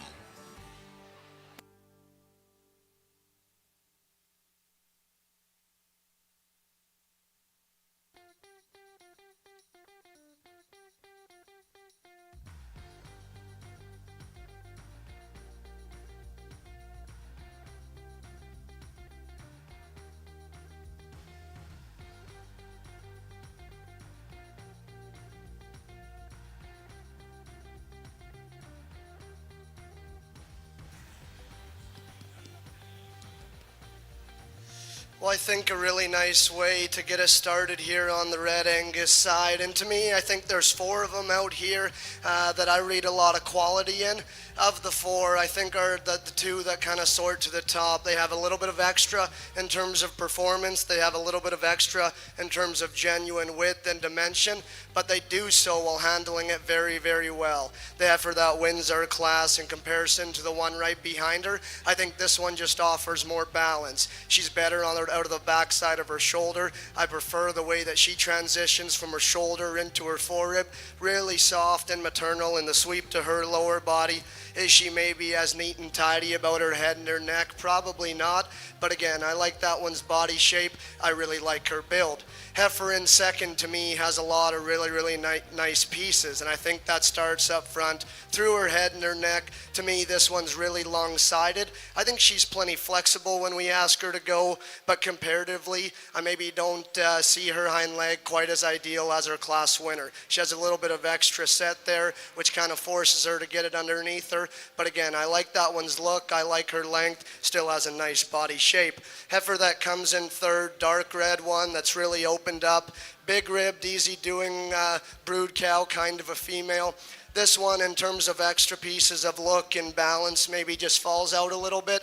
I think she's rounder in her makeup, wants to get a little bit rounder out of her shoulder and deeper in her chest floor. But again, I like her muscle and body. Heifer in fourth, very, very different. This one, I think, is pretty unique in terms of her look. She's so green and so fresh in her condition. Very, very youthful. But I think today that's maybe just going to start to work against her, as I think this one is still pretty immature. She doesn't have the genuine base width. She doesn't have the overall muscle and power. But again, that one's ultra green, ultra good looking. Her best days are yet to come. Heifer that comes next definitely has a lot more rib and body. I like this one's body shape. I like her muscle pattern. To me, she gets a little bit straighter in the angle of her shoulder, a little bit shorter and rounder out of her hip. Dark red one that comes next offers a lot of length of body, big-footed, big-boned, good at the ground. I like to soften this one up a little bit and just see her with a little bit more sweep from her forerib back to her flank. Heifer that's going to round out the class. Long-bodied, sound structure, doesn't have the extra pieces of look and balance. But I think that's a really nice class, 2 nice females on top. Well, quickly in the Red Angus side here, this will be our junior champion female, and also winning the class is sponsored by Davidson Realty Group at Swift Current. Entry 2302, Red 6 Mile Dixie 290M from 6 Mile Red Angus and KT Ranches. Second place goes entry 2305, which is our reserve junior champion heifer calf, sponsored by Glen Gable Angus and Regina, is Red SVR Coco 71M from Southview Ranch at Ceylon. Third place goes to entry 2306, Red SVR Lana 111M from Southview Ranch at Ceylon. Fourth, 2303, Red L83 Millie 437M from L83 Ranch, West Hope, North Dakota, Lee Red Angus. Fifth goes to 2300, Red Steen Olivia 47M Steen Angus in Dundurn, Saskatchewan. 6th is 2304 L83 Mugsy 423M from L83 Ranch and Twin Creek Stock Farm. And 7th is 2298 Red Jazz Star 146M from Jazz Red Angus in Ipoh, Manitoba. Coming in next will be our intermediate division of our Red Angus females, and we'll go back to Bob on the Black Angus side. Yeah, and Jake will make some comments before selecting the senior heifer calf champions. I want to offer my sincere congratulations and compliments to each one of the exhibitors and breeders in this division of these powerful, good January heifer calves. At this time, join me. Let's give these folks a real nice round of applause. Extremely impressed, and we have a lot of cattle in the ring. I just am blown away with the quality that I've had to choose from. In many of these classes, you know, it was a 2 or 3 way fight for first, but we went deep into a lot of these classes with really good cattle. And so no matter where you place today, if you're back in the barn or here in the ring, please know that you have my ultimate respect for the kind of cattle that you showed. To keep our show moving, we have so many cattle. I've explained these as best I could in class. We're not going to go through them all again. I will say this. I think there's a dominant winner for me, one that I like really, really well. From a power standpoint, I think she's incredible, and to still maintain the kind of look and soundness that she does is very rare. And I think she's going to make a nice champion. Then I think it gets tough for reserve, and I'll get to work on that. Congratulations, young lady. You're today's division champion.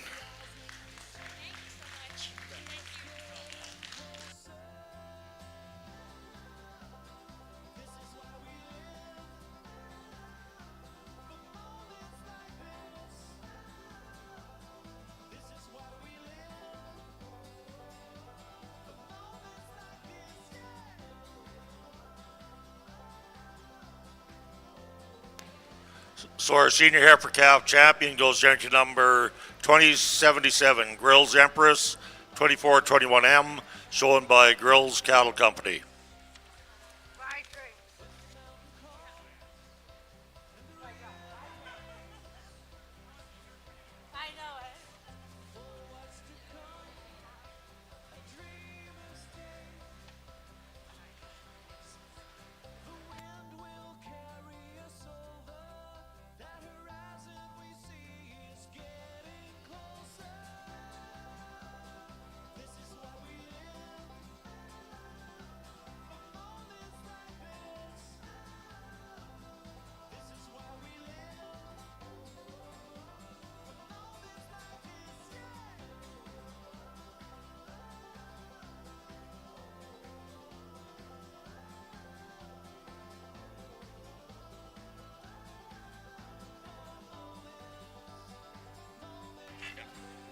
Ladies and gentlemen, if we could just get your attention, well, there's been some selections by our judges here. In front of the announcer stand, we're going to make a couple presentations. We'll ask Mr. Darren Eppoletto to carry on with this. Good afternoon, ladies and gentlemen. First of all, the Saskatchewan Angus Association every year presents a commercial breeder of the year. And this year we're extremely proud, and congratulations to the K3 Ranch. The Klassen brothers of Herbert, Saskatchewan are our 2024 Saskatchewan Angus Commercial Producers of the Year. Phil, Joe, and Jim have worked together for 4 decades farming and ranching, consisting of 130 commercial Angus cows, 100 head dairy, 800 acres of farmland. The beef cow herd was established to use marginal land and feed not suitable for their dairy cows, and Angus was their choice from day one, as they felt these cows look after themselves with very little intervention, and with the dairy taking a large part of their time, they knew that the beef cow would thrive. Dairy was sold in 2010. Coming from a family of 13 brothers and sisters, Phil and Jim were joined by Joe in the early 1980s and grew the dairy and beef herd to support their families. Hay was put up at the Rush Lake from the PFRA flood irrigation project developed in the early 50s, as well as alfalfa grown on neighboring pivots. Early on, bulls were purchased from Sandy Bar Ranch, Battle Creek Angus, and calves were marketed for many years at the Rock and R auctions in Medicine Hat, Cowtown, Livestock, and Maple Creek, and Heartland and Swift Current. K3 Ranch has exhibited heifers at the Medicine Hat Pen Show and other local heifer shows. Phil served as a member of the Product Council of Canada for a number of years. Joe served as a counselor and reeve of the RM of Excelsior through the years, as well as being in the committee for the Herbert Stampede, which was running for 37 years. Jim actively toured the rodeo circuit calf roping and was a member and president of the Herbert Stampede and a director for the Canadian Cowboys Association. Amongst all this, the Klassen brothers all raised families while working together, which, with siblings, is a feat all in itself. The K3 Ranch is exactly what agriculture is about in small town Saskatchewan, raising families and being active members of the community. And best of all, always grazing good Angus cows in their pasture. Ladies and gentlemen, Phil and Pam, or Jim and Pam, Phil and Shanna are here to accept the award. Let's show our appreciations to the Klassen family, K3 Ranch, Herbert, Saskatchewan.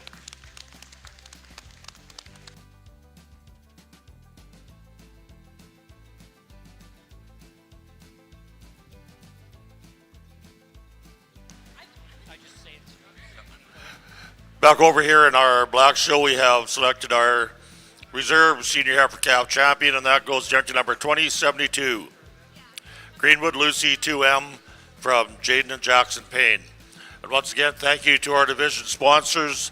AJ Angus sponsored our champion, and Dusty Rose Cattle Company sponsored our reserve.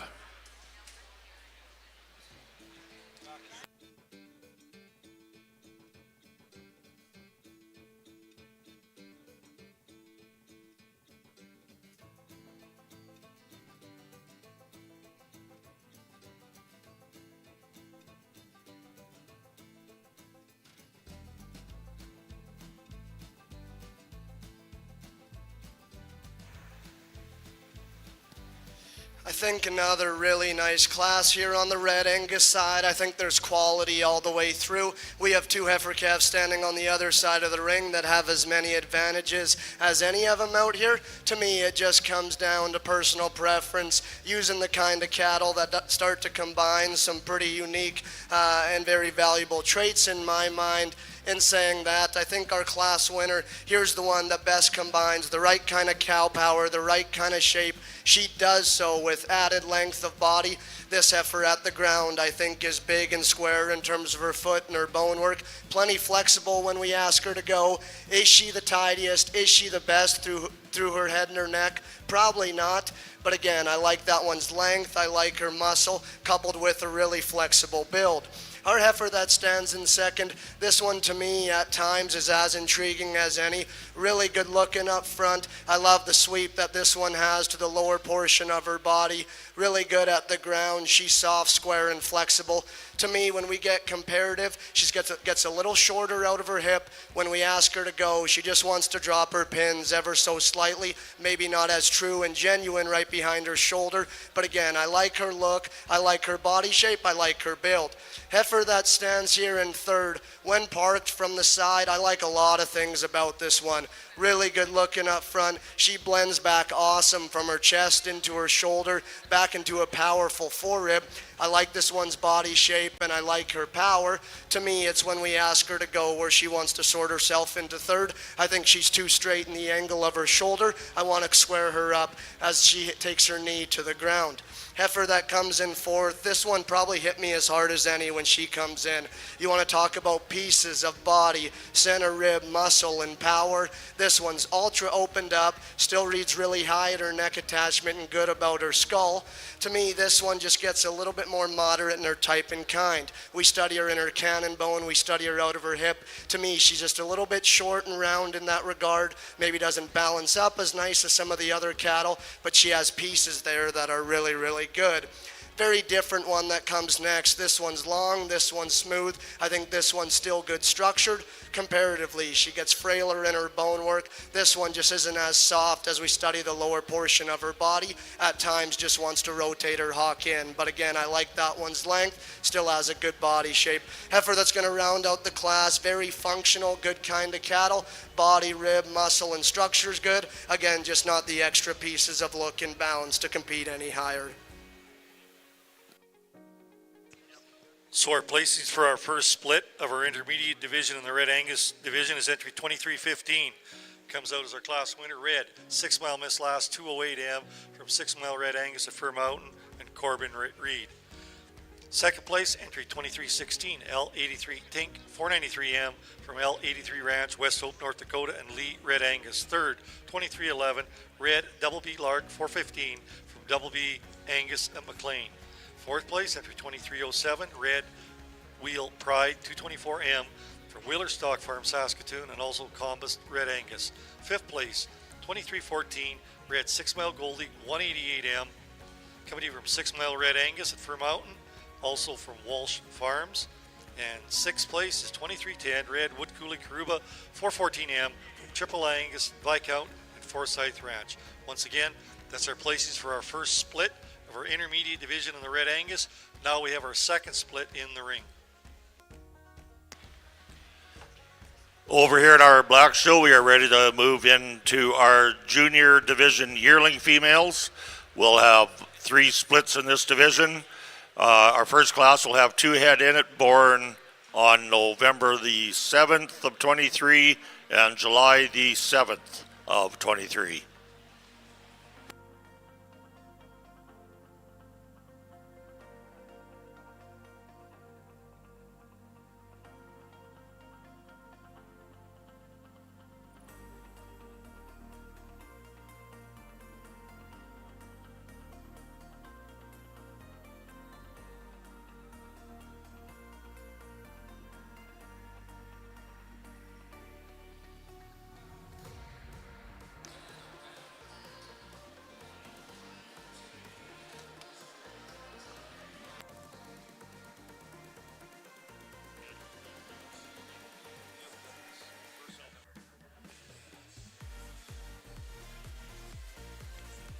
Well, ladies and gentlemen, in the Angus world here, as you've been listening to Bob here for the earlier portion of the day, some of the announcements for the Canadian Western Agribition coming to you from the Canadian Angus Association.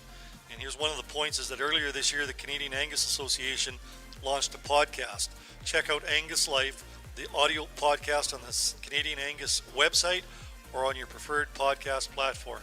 The latest episode is a conversation with the Board of Directors Executive, President Ronnie Ford, Vice President Greg Pugh, and past President Tom Duwall.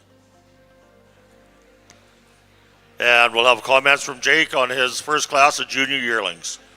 We ship divisions here, but boy, we don't back up any on quality and what sometimes is a smaller division. Love the heifer that starts off, a real sensibly sized type of heifer that's just loaded up with balance and quality and eye appeal. She's most easily the most fun to look at heifer that's got the neatest package in terms of squareness and levelness of lines, correctness of hip, and more importantly, correctness of structure. That's just a real well-balanced, complete, hard-to-fault heifer. Does she win the contest as being the most in any one area? Absolutely not, until you talk about quality, and she certainly is the highest quality and the most complete. The heifer that has the most of the individual parts and pieces comes to us in second. She's certainly the biggest.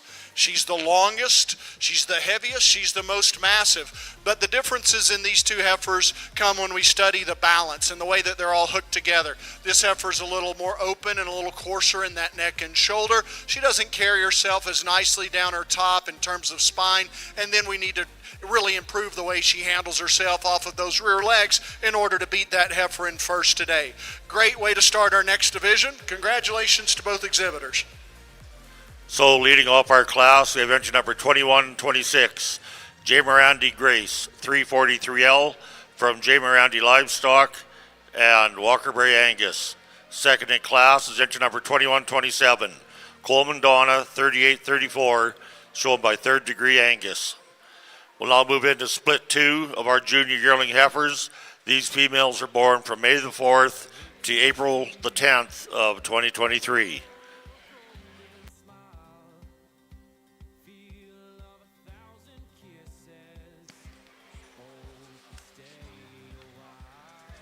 Just like to mention some people that help Agribition roll right along here. I'd like to thank CIBC for their early morning coffee and scones. Cowtown and Master Feeds, provider of the Barn Boss jackets. Co-op is the official fuel partner of Canadian Western Agribition. And CN, our Agribition Supreme on Saturday, is presented by CN.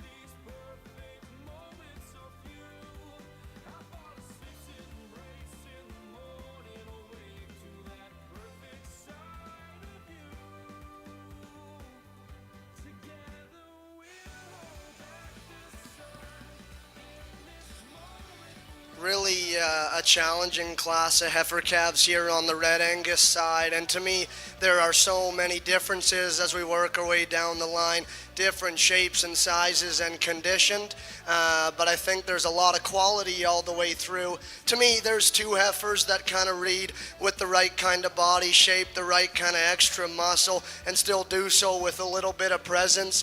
Of the two, I think the better built one's going to win this class. Is she perfect in her angles? Is she perfect in her hind leg design? No, probably not, but I think she's significantly better than the one that stands in second. When we talk about angles, when we talk about reach, and when we talk about flexibility, dark red heifer is going to win the class for that reason, and she does so with some extras in terms of punch, some extras in terms of muscle. Is she the prettiest? Is she the longest or smoothest fronted? Definitely not. That advantage stands in the second place female. I like this one from her shoulders forward. I like her head. I like her chest floor. I really like her body shape. It's just unfortunate that when we ask her to go, to me, she's too straight in the angle of her shoulder, forces her to work up in her spine when we ask her to go. But again, her look and body is definitely captivating. Heifer that comes in third, really different kind. Of the top three, this one's probably the most flexible. She offers the most amount of reach off both ends of her skeleton.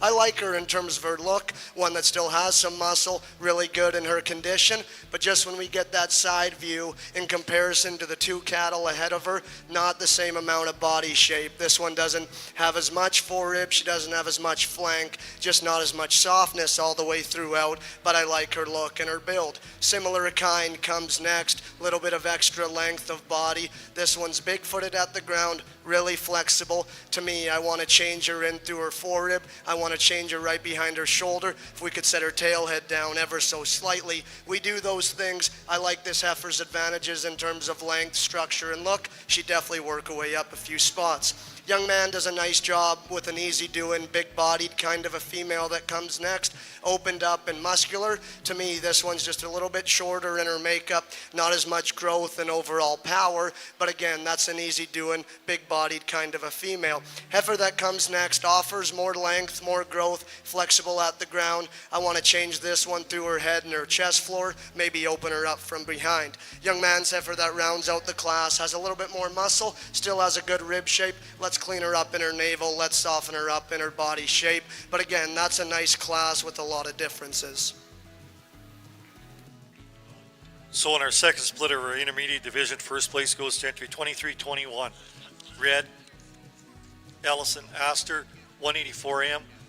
Coming to you from Ellison Farms, Red Angus, Red Deer County, Alberta. Second place, 2320 Red, Cinder Frege, 1129M from Cinder Angus, Barhead County, and Taving Yoder.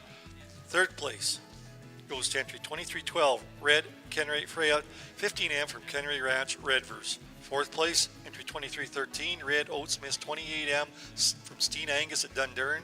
Fifth place, entry 2308 Red Wheel Blair's Annie, 99M from Wheeler Stock Farm, Saskatoon, and Blair's Egg Cattle Company. Sixth place, 2317 Red TNS Blue Blood Lady, 75M from TNS Farms at Rose Valley. Seventh place is 2309 Red J-Birdie Pride, 11M from Triple L Angus at Viscount, and Jay and Aaron Spence. So coming back into the ring for our intermediate division is entry 2315 Red 6 Mile Miss Last, 208M from 6 Mile Red Angus and Corbin Reed. Second in that class is entry 2316 L83 Tink from L83 Ranch, West Hope, North Dakota, and Lee Red Angus.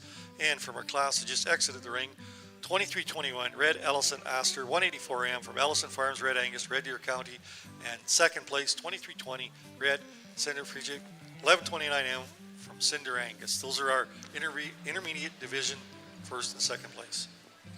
Jake will now comment on his class of heifers.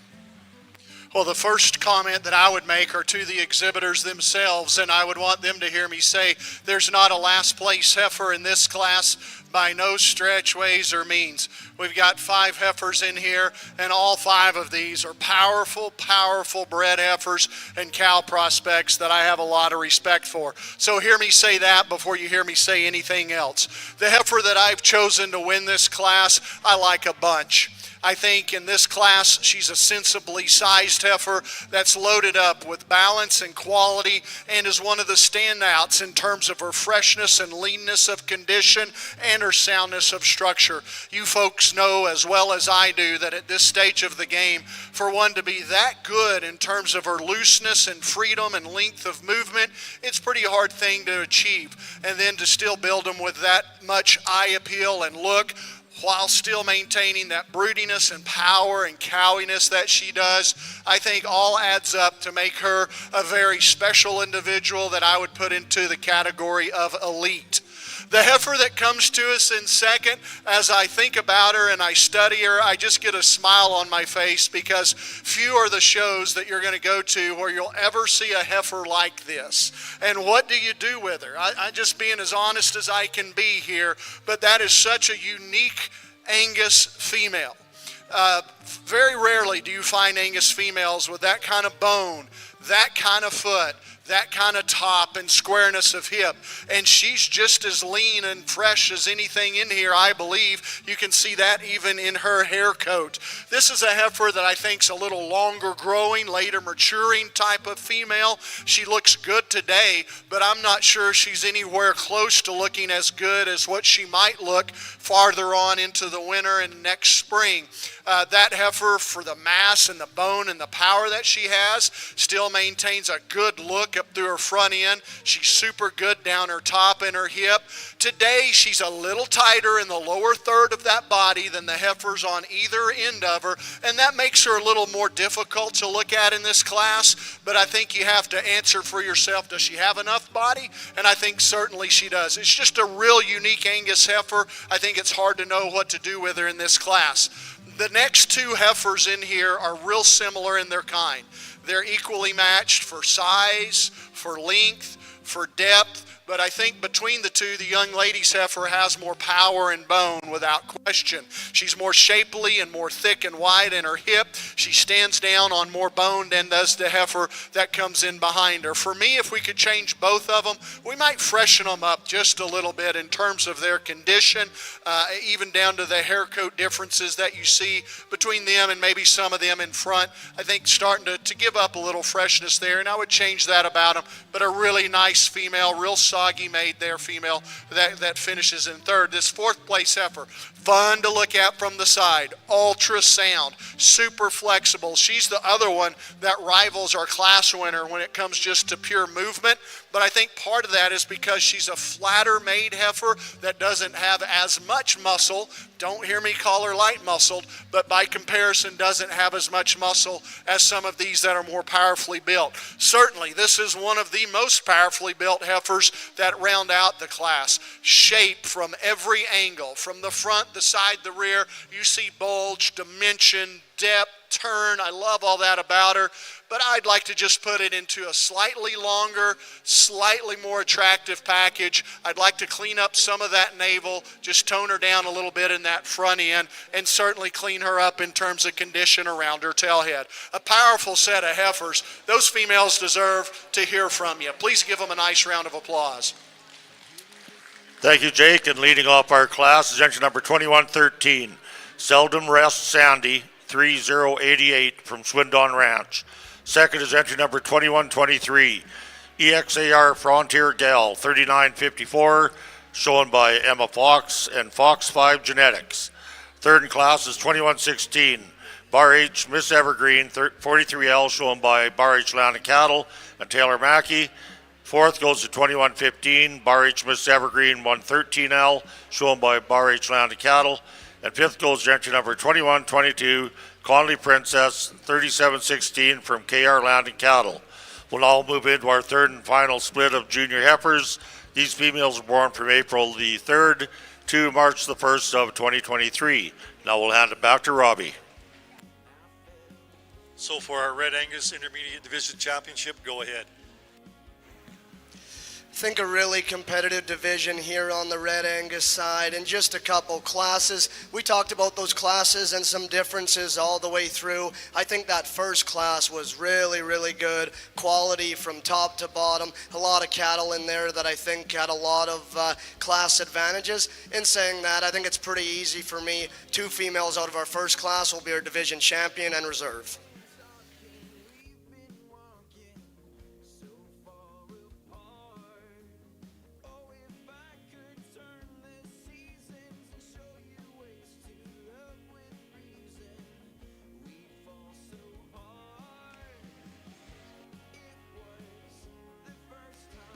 So our intermediate division Red Angus 2024 born heifer calf is entry 2315.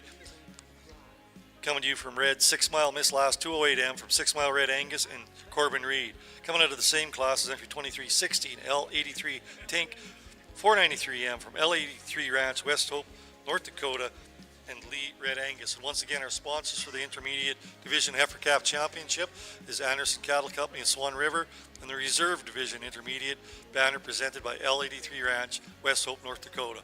At this time, I'd like to turn the mic back over to Darren Ippolito for some more presentations right out in front of the stand here. Angus cattle have a history in Canada that goes back nearly 140 years. But there was a time, especially after the introduction of larger continental cattle, when it was difficult to survive with Angus. A lot of sales discounted Angus with black hides as breeders and commercial customers looked to other breeds. Only the dedicated Angus enthusiasts remained, those who appreciated the quality of Angus carcass and the strong maternal strengths of the breed. Those dedicated breeders kept the Angus genetic pool strong and maintained the foundation upon which our success today is based.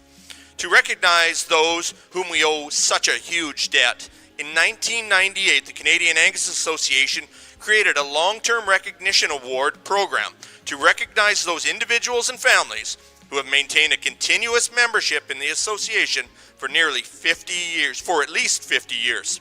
The Canadian Angus Long-Term Member Awards program was expanded in 2011 to also recognize families with 75 and 100 years of continuous membership through generations. To date, only 4 have achieved 100-year awards, 25 have achieved 75-year awards, including Early Sunset Ranch, the Grant family, who we recognize here today. Early Sunset Ranch began in 1950 with a few cows and a bull from Ontario. John Grant registered the first Angus in 53. The base of the herd at that time was continuation of the Grant Lodge program that was founded in 1926 by John's father Charles, a Scottish immigrant to Canada in 1908. Over the last 75 years, the Early Sunset herd has grown to more than 100 Angus cows. The Grant family and Early Sunset have earned countless championships and Premier Breeders and Exhibitor awards over their years in the Angus industry. For more than 40 years, they have sold carefully selected genetics at the annual Only the Good Ones sale in Edam, Saskatchewan. In 1985, Jim took over the ranch when his father got sick. Today, Early Sunset Ranch is operated by Jim and Peggy Grant. Their daughter, Carol, is married to Henry Coop, and they also raise Angus cattle. 4 generations now live within 50 miles of Jim and Peggy's ranch near Edam.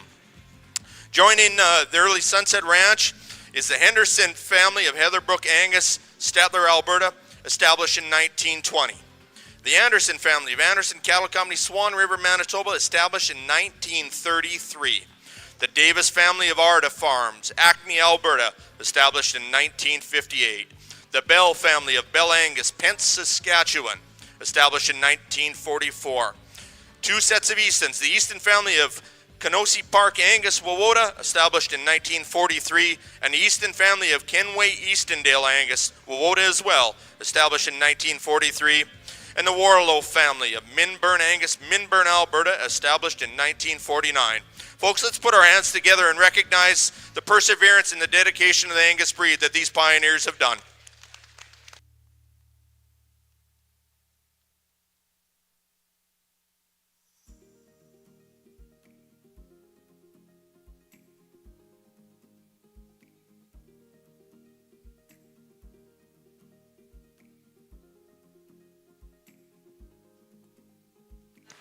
And here's Jake with his comments on his class.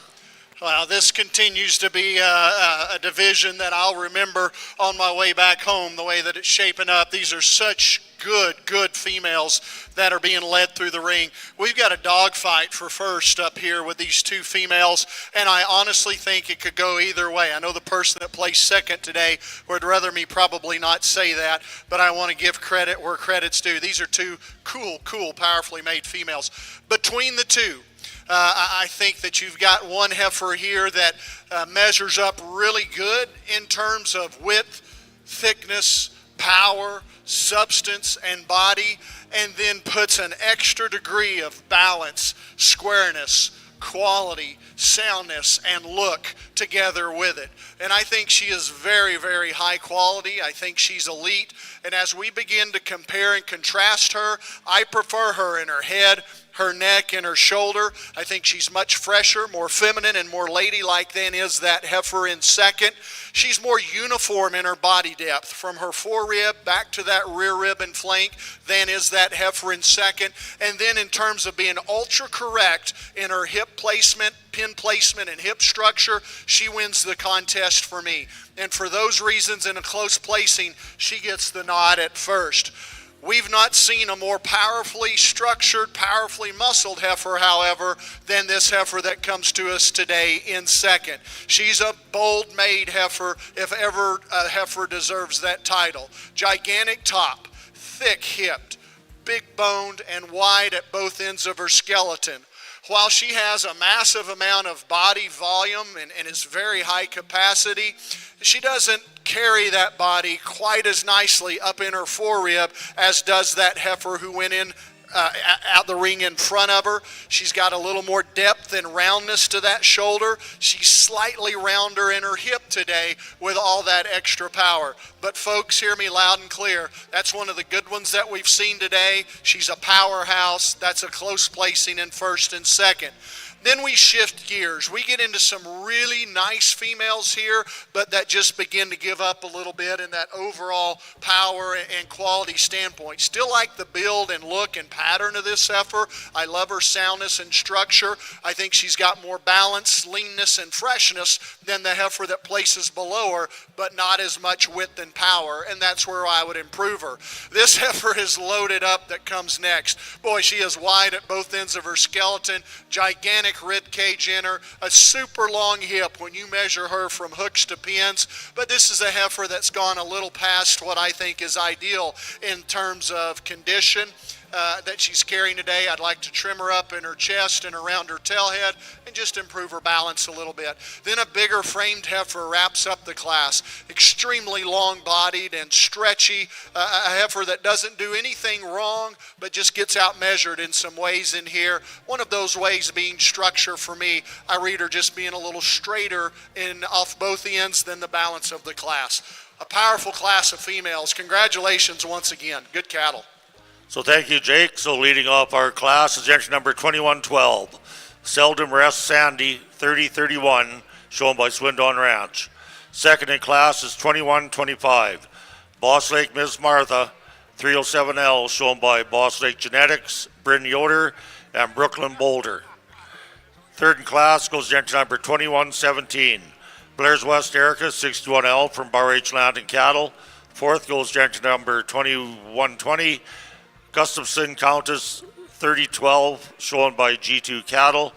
And rounding out the class is entry number 2121, Gustafson's Erica, 3014, also from G2 Cattle.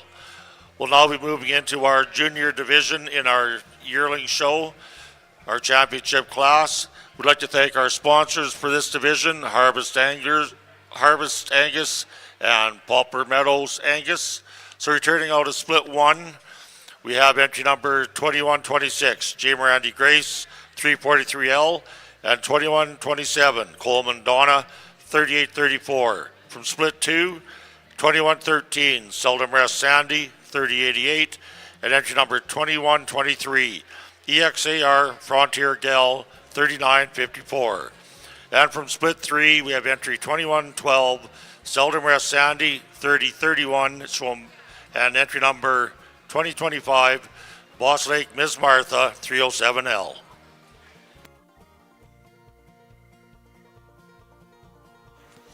Back on the Red Angus side, what a really, really good class here to start off our senior division.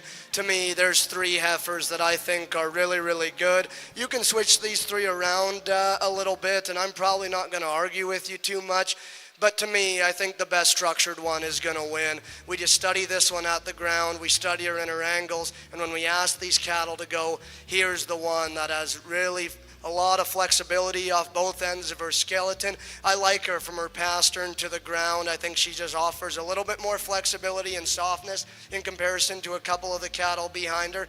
But again, she's just really good looking, really good built, ultra flexible, really opened up through the center portion of her body. Is she perfect out of her hip and tail head? Probably not. I probably prefer the heifer in second in that regard. I think she's leveler out of her hip. I prefer the way that her tail head sits in her. And when you get off to the side and get this one set up, man, is she intriguing. Still has a good look up front, ultra deep bodied and opened up. To me, this one just looks maternal, looks like a cow. But when we ask her to go, I'm just not quite sure if she's quite as flexible and comfortable off of her rear too. I would like to change her in that regard. And if we do, she's going to win the class. But again, I like that one. In terms of her look and her body, to me, she looks like a cow. Heifer that comes in third, I think, is very, very similar. Dark red female with some extra length. I still like this one's body shape. One again that I think reads with a lot of maternal power, but we study her up front, maybe just not as pretty and attractive. Another one, when we ask her to go, she maybe just wants to drive outside of her skeleton a little bit, maybe just not the most ideal hind leg set, but I like that one's body, one that's still definitely going to make a really nice cow. Heifer that comes next, opened up and stout, still has a nice look from the side. I think we need to soften this one up and just see her a little bit more feminine through her head. Young man does a nice job with a dark red, ultra good conditioned one that still has a lot of structure. I'd like to see more in terms of genuine width and muscle and power, but that's a good class. 3 really nice females on top. So in our senior division on the Red Angus side, our first split, first place goes entry 23-29, Red Double B Monique 404 from Double B Angus and McLean. Second place, 23-37, Red Terron Misty 143M, Terron Farms, Forestburg, Alberta. Third, 23-01, Red 6 Mile Marta from 6 Mile Red Angus Fir Mountain and Walsh Farms. Fourth place, 23-26, Red Triple L Favorite 10M from Triple L Angus at Viscount. And fifth place goes to entry 23-38, Red Cricket Sally 04M from Cricket River Cattle at Saskatoon. Coming in next is our second final split in our senior division of Red Angus heifers.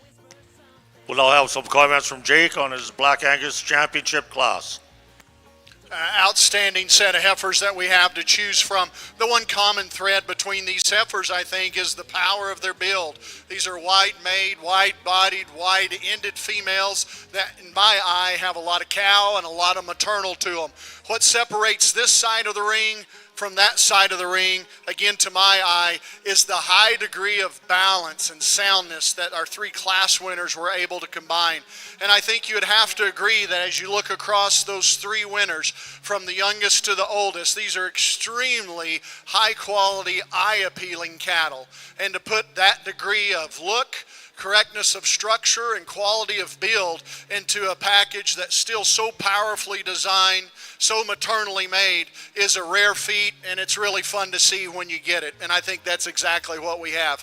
Breeders, exhibitors, congratulations. In this division particularly, it'll be an honor to select some champions. I think there's some good ones to pick from. Give them a nice round of applause.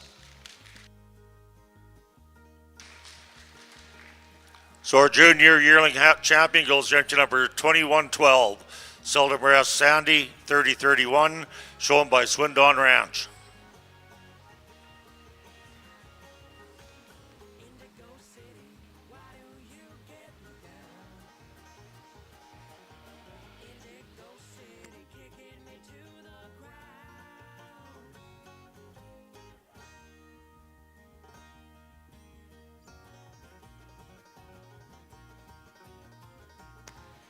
And our reserve comes out of the same split, entry number 2125, Boss Lake Miss Martha 307L from Boss Lake Genetics, Bryn Yoder, and Brooklyn Boulder.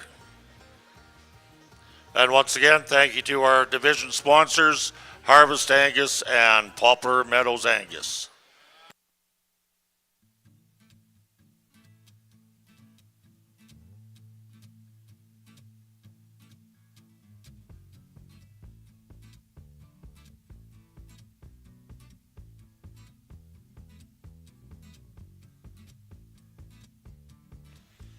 Just some more information from our Canadian Angus office. There won't be a printed Canadian Angus magazine in 2025. Make sure you sign up for the association emails to receive the electronic newsletter, Angus Life Monthly, to ensure that you have all the latest information on deadlines, policy changes, and other information you need to know from your Canadian Angus Association.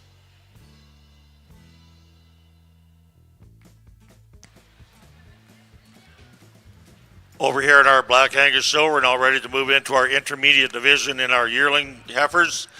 So we'll have two splits in this division. Split one will have females born from February the 27th to February the 17th of 2023.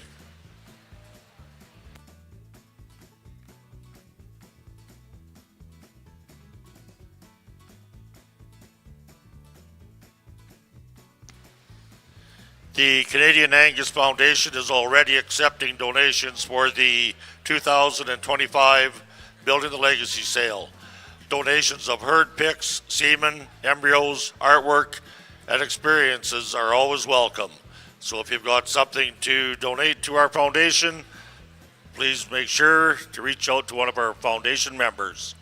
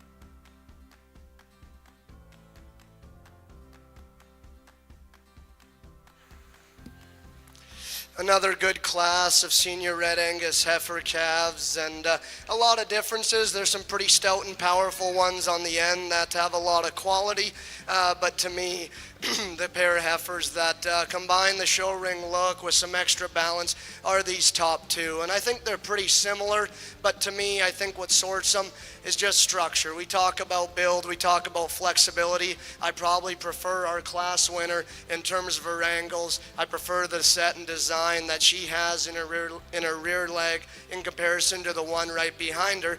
But to me, this one just reads with maternal. She reads with a lot of cow power, one that gives you an awesome look from the side. Really nice female to win. There's probably a little bit more rib and muscle and genuine shape. I think in our second place female, she's really opened up, big hipped, big pinned, powerful on the top side of her skeleton. But it's with her added muscle. We take this one to the ground, and to me, she's just a little bit more upright in her angles, not quite as flexible and attractive when we ask her to go. But again, I love her body shape. I love her added muscle. Heifer that comes next, a big-bodied, easy-doing, really functional kind of a female. I love her body shape. one that still has a lot of muscle when you get in behind her. We start to study her through her head, neck, and shoulder, just a little bit more rigid, just a little bit more coarse in her overall makeup, maybe not as attractive in the way that she's built at the ground. Heifer that comes next, another one with extra length and muscle, extremely opened up and muscular from behind. To me, the short switched heifer just gets a little bit plainer up front as well, a little bit more upright in the angle of her shoulder when we ask her to go. Dark red female that comes next has a lot of pieces from the side and when parked that a guy can really like. She's well balanced, she's dark red, she's highly presented. To me, when we ask her to go, she's straighter in her shoulder and lower in her neck set, not the same kind of body shape. But another nice class, two good different females on top. So in our second class of intermediate or senior division heifers, first place goes entry 2322, red Wilbar SBV Brenda 817M from Wilbar Cattle Company in Sunbury Valley Ranch. Second place 2336, red Blair's West Initex 6M from Blair's West Landing Cattle at Drake. Third place 2331, red JJL Miss Deal 417M from JJL Livestock Melville. Fourth place, 2324, red Marmac Favorite 16M from Marmac Farms, Brandon, Manitoba. And fifth place, 2327, red DKF Miss Hold'em 22M from DKF Angus at Gladmar.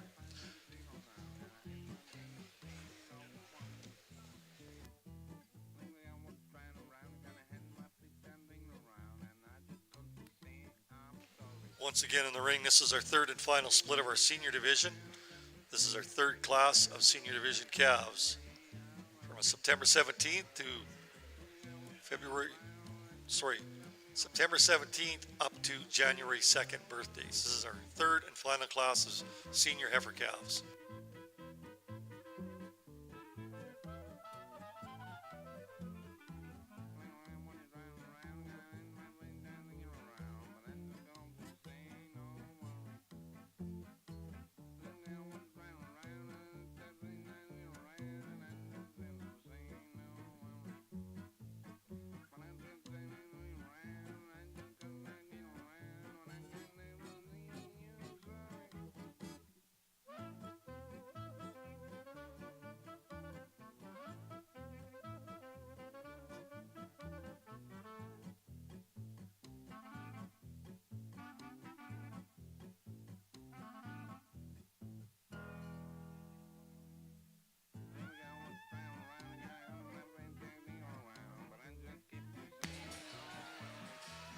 And here's Jake with his comments on his first split of intermediate yearlings. Asked a little more of these exhibitors, and I appreciate them working with me. It was a little tougher class to see just from a cattle wanting to lead standpoint, but I'm real comfortable with how we ended up placing the class, and especially with this heifer that wins the class. Tremendous quality. So good in terms of her skeletal pattern, the height that she has at the point of her shoulder, that perfect levelness that she has across the center of her back and loin, the length, squareness, correctness that she has from hooks to pins, comes down to a super good hind leg, plenty of body, plenty of power. Just a super complete heifer that I think wins the contest from just a good standpoint, from a quality standpoint. Very, very correct, very, very fault-free. The heifer that most rivals her in terms of just sheer pattern and eye appeal and silhouette is this heifer that I've got placed second. She gives you a striking look right here from the side. Look just how up-headed she is. She too has that perfect levelness down her top, throughout her hip, really square made, a good bodied, good ribbed heifer that has good bone. However, when we put her in motion, we don't see the same kind of width and shape from end to end as I watch her walk away from me, and at the same time I find her to be just a little straighter off of either end and shorter striding than that heifer in front of her. Still yet, I prefer her balance advantages over this heifer in third. In many ways, this heifer is very similar to the heifer in second. Same size, same length, same depth. But in her, we find a little deeper necked, deeper shouldered, lower headset type of female with some more tail head in her today. She too could handle her back legs just a little better. Here's a massive cowy built type of female with as much real body capacity and length as anything in the class. I love this stretch and the extension of this Freeze branded heifer. Big old long stretchy hip in her, and again a super good body cage that I really like. I'd take that brisket and tone it down if we could. I'd give her a little more strength in the middle of her back, and I think with all that mass, something that would set her more into balance is just a touch more bone today, but a lot of positives in some real important areas. Maybe you trade places with her and this heifer behind her. It's a close placing. This heifer's perhaps a little fresher. She's presented a little more nicely today, but this is a heifer that I think can get her back legs underneath her more. She too needs to be a little more expressive and wider and thicker in terms of her muscle. For me, she's got a little extra condition up in that front end and in that udder than what I prefer to see at this stage of the game. Not a last place heifer in this class, and certainly the heifer that completes the class is still a real good, usable, functional cow prospect. She's got loads of shape to her. She's one that, as we measure them though, is a little shorter sided, doesn't flex and reach off of each end quite as nicely as those in front of her today. Congrats on another great set in this good division. Thank you, and leading off our first split of intermediate heifers is entry number 2140, Greenwood Tibby 78L from Jaden and Jackson Payne. Second is entry number 2133, Pillar Pretentious 2327L from Pillar Show Cattle and Kalichuk Cattle Company. Third is entry number 2138, Eastondale Blackbird 6523, shown by Eastondale Angus. Fourth is entry 2130, CCCJ Joyce 12L from Jackson Cattle Company. Fifth is 2135, Freiburg Georgina 99L from Freiburg Farms. And sixth goes to 2123, CCCJ Joyce 5L, also from Jackson Cattle Company. We'll now move into our second split of our intermediate division. These females are born from February the 15th to February the 3rd of 2023.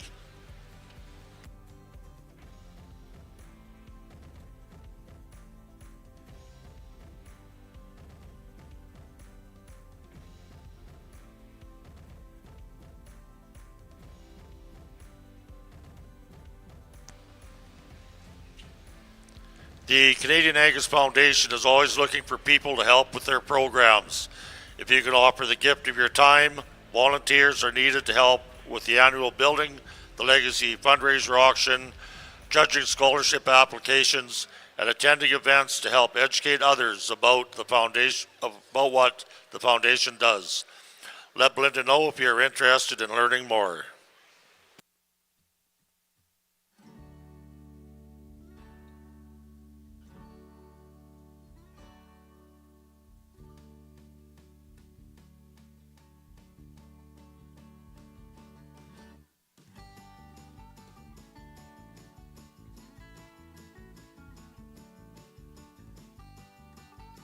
Just following up on Bob's comments there about the Angus Foundation is, did you know the Canadian Angus Foundation is a registered charity?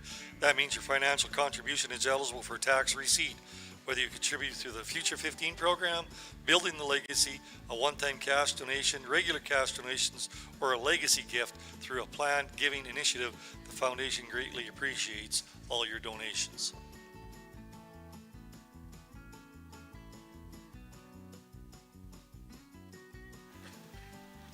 Another good class of Red Angus heifer calves here on this side, and to me a pretty challenging one because the two cattle that start to work their way to the top of the class to me are pretty similar. To me, we need to redesign them both in their hind leg and see them get out and go just a shot better.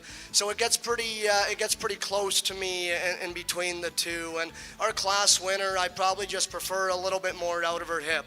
I think this one's longer and leveler out of her hip. I think she just just offers a little bit more true reach when we ask these cattle to go. You study her right behind her shoulder in terms of just overall levelness. I prefer our class winner in that regard. One that's long-bodied, opened up, lots of power. Again, she's just a little bit better balanced, a little bit more level than our one in second. Heifer that comes in second, really opened up. She's big-ribbed. She probably has a shot more true, genuine muscle and pin width than our class winner. But when we ask these cattle to go, I want to just see her more relaxed at the ground. She's getting a little bit more upright just in her ankle, just wants to snap off of those rear two when we ask them to go. But I like her center body. I like that one's muscle. Young man's heifer that comes in third, probably the better built option of our top three. I like this one from a body shape standpoint. She's opened up, she's big-ribbed, she's soft, and I like the sweep that she offers to the lower part of her body. But when we start to get comparative for a senior heifer calf class, I'm not just sure if there's as much genuine width and power in this one. She's a little bit frailer at the ground. She's a little bit more moderate in her kind. And if we can make that one bigger, make her a little bit longer and upscale her, I think she wins the class, and it's not really close because I like her balance, her structure, and her body. Heifer that comes next, when parked from the side, I like this one a lot. Really good balance. She's got a little bit more stoutness, a foot and bone in comparison to the heifer in front of her. She's long-bodied, she's smooth, one that's still green in her kind. Again, when we ask these cattle to go, I just want to see her a little bit more flexible off of her front end. She just gets a little bit more straight in her shoulder, just not the same kind of flexibility. Heifer that comes next, extremely big-bodied and easy-doing. Young man, there's no doubt this is going to be a big-bodied, functional, really good kind of a cow prospect for you. It's just unfortunate. Yes, today we are in the show ring. I want to clean her up in her head, in her throat, and in her chest floor, but her body mass is undeniable. She's still pretty good structured at the ground. Young man's going to have a lot of fun with that one. Heifer that rounds out our class. This one has a lot of pieces that I think are only going to get better with time. She's long-bodied, she's ultra green, has a really nice look. Unfortunately, today she just comes the driest and the hardest in her body shape. But again, that one down the road, I think is only going to get better. So in our third class of senior heifer calves, first place entry 23-23 red, Roy Mac Lila 13M from Roy Mac Angus at cut knife. Second place is entry 23-35 red, BCC Renee 435 from Brandel Cattle Company, Jarvie, Alberta. 23-30 is third, red Steen Fire 41M from Steen Angus at Dundurn. Fourth place entry 23-34 red New Horizon Foxy Lady 409M from New Horizon Angus, Lipton, Saskatchewan. Fifth place 23-32 red JJL Miss Dynamic 416M from JJL Livestock at Melville. And sixth place 23-28 red Twin Creek Miss Marta 3M. So coming back in on our senior champion division, coming out of our first split is entry 23-29 red Double B Monique 404 from Double B Angus.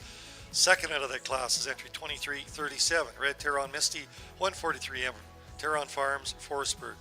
In our second middle split, first place is 23-22 red Wilbar SBV Regina 817M from Wilbar Cattle in Sunbury Valley. Second place 23-36 red Blair's West Initech 6M from Blair's West Cattle Landon Cattle at Drake. And out of our third and final split, 23-23 is first place with red Roy Mac Lila 13M from Roy Mac Angus at cut knife, and 23-35 red BCC Renee from Brandel Cattle Company. These are our 6 individuals vying for our champion and reserve champion senior division. We'll all have some comments from Jake in our second split of intermediate yearlings. Thank you very much. Another powerful class of these junior yearling females here as we work through this division. We've seen some ultra powerfully made bred heifers today, and the heifer that I've chosen to win the class, she kind of goes into that camp. That is a massive, wide-bodied, wide-hipped, stout-made female. Tremendous amounts of rib and volume and capacity, complemented by loads of bone and stoutness of structure, and just a massive, wide, powerful hip right when you get in behind her. Have we selected heifers that are more chiseled out in their front end and longer necked? We have, but you're not going to get that much shape and dimension and power, plus that little skinny neck, all in the same package very often. And I still think she balances. I think she's proportional. I think she wears everything well. Most importantly, I think she handles it well in terms of her structure and movement on her feet and legs. I love that you can see some udder and some teat placement on her, and it looks good to me from what I can see. Would we tone her tail head and rump down just a little bit? Yeah, I'd bring it more in alignment with the rest of her spine and the top of her shoulder, and certainly she does have a little more shoulder perhaps than some of the heifers that follow her, but none are more powerful made in this class. The young lady that comes second, just for me, does so with a heifer that's pretty fault-free. I like her soundness. I love her mobility. I like her sensible size. I love her skeletal build. I've talked a lot about today the cattle that are level from the top of their shoulder to the top of their hip. She does that, and she does it probably better than our class winner. So although she's not the most in any one category, she's a very fault-free, very complete heifer that doesn't do anything wrong either and maintains a lot of soundness. Congratulations. More so in terms of soundness than this heifer that comes to us in third, a real fresh-haired heifer. I like that about her. I like that you can see some udder development coming on her. I like the teat placement, the size of the teats. This is a heifer that really can be pretty striking from a profile and from a look standpoint. But put her in motion and she's a little hesitant as to how she wants to move off of all four corners there. I'd like to see her just relax and stroll out and stride out with a little more ease and length and freedom of stride perhaps than she does today, but still lots and lots of good in this third place heifer. Here's a tall fronted heifer coming around next. I love her from a real world standpoint. She's shapely. She's got ribs, she's got body, she's going to stay sound for the long haul. Today, she's a little plainer in terms of her balance. Shorter neck, deeper shouldered, more prominent in her chest, but still yet checks all the boxes for the real important things that we want to see in these mama cows. Congratulations on a good cow prospect. A big heifer comes out next, loads of length. Look at all the stretch and extension she has, all the way from that shoulder down a long spine, back to a long hip. I just love all the stretch that she offers. Not maybe as quite as attractive and eye-appealing as some others that we had to choose from. Gets just a little plainer in her design for me. A real foxy, cool-looking heifer comes out next, ultra fresh. Done a great job maintaining the condition on this heifer. Really thin in her neck, beautiful Angus head on that female. Nice design, nice pattern, beautifully fit, but a heifer that when you watch her walk, gets a little higher in her spine, a little stiffer in the way she moves, not as massive in terms of her overall power. The two heifers that are going to complete the class probably do bring more mass and length to the table than she does, but unfortunately it also comes at the expense of some movement. Both of these heifers struggle more off of their rear legs. I just like to set them down better in their hock, but heifers that still have a lot of quality and a lot of future. Congratulations on another super good class. This continues to be an impressive division. Thank you, Jake. So leading off our class is entry number 2132, Grills Empress 2324L from Grills Cattle Company. Second goes to entry number 2134, Fryburn Rally Miss 2012 from Fryburn Farms, and additional owner Blairs.ag. Third in class goes to entry number 2141, RLF Tibby 303L from Jacobson Cattle, Keegan Jacobson and Cheyenne Jacobson. Fourth is 2128, Bolton Queen 302L from Bolton Angus. Fifth is 2137, Eastondale Forever Lady 5423 from Eastondale Angus. Sixth is 2129, J. Mirandi Grace 308L from Rocking K Ranch. Seventh is entry number 2136, Merit Socialite 3045L from Abigail Tomlin and Lyndon and Jacqueline Tomlin. And eighth goes to entry number 2139, Trieber Duchess 652L from Trieber Farms and Chelsea Trieber. We'll now move into our Intermediate Division Championship class. I'd like to thank our sponsors. Delorme Ranch is sponsoring the champion, and Windy Willows Farms Reserve. So returning out of split one is entry number 2140, Greenwood Tibby 78L, and entry number 2133, Pillar Pretentious 2327L. And out of split two, we have entry 2132, Grills Empress 2324L, and entry number 2134, Fryburn Rally Miss 22L. back on the Red Angus side, excuse me, a really good division here in the senior heifer calves. And I think we had 3 classes that had a lot of quality, had a lot of depth. Of those 3 classes, I think there were 3 in that first class that I thought were really, really good. I thought they're really, really close. I still think that the 2 heifers out of our class winner will be your division and reserve division champions.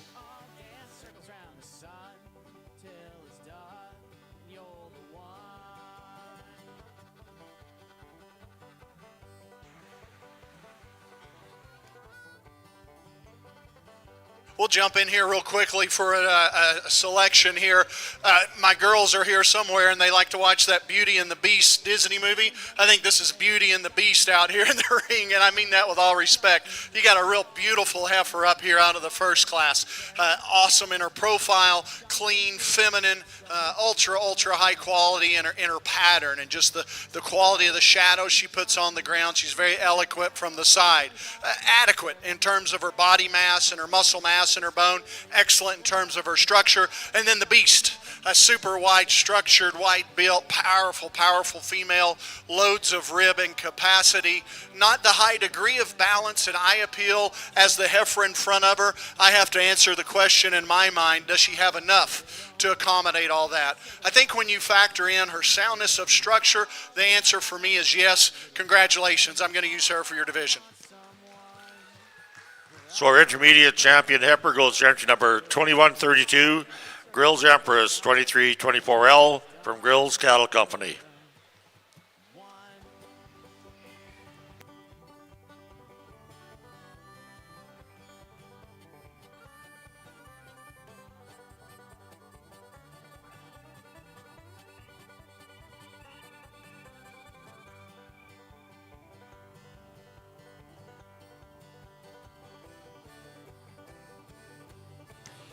And our reserve comes out of split 1, entry number 2140, Greenwood Tibby 78L from Jaden and Jackson Payne.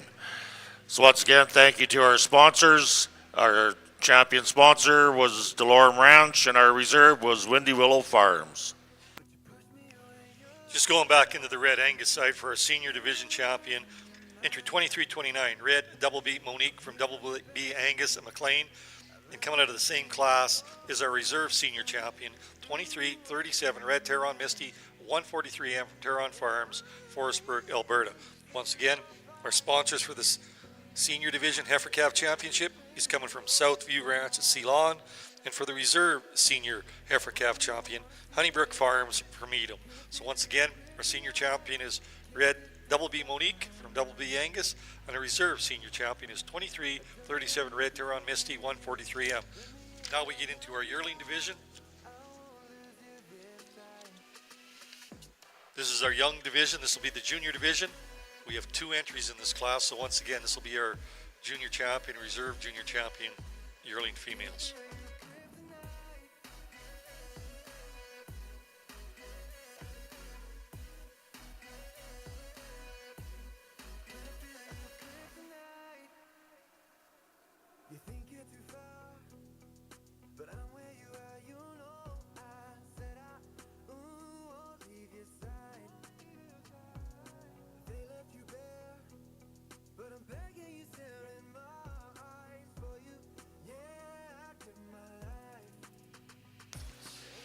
We're now moving into our first split of our senior yearling heifers. We will have 2 splits of senior heifers. Our first group was born from January the 29th to January the 22nd.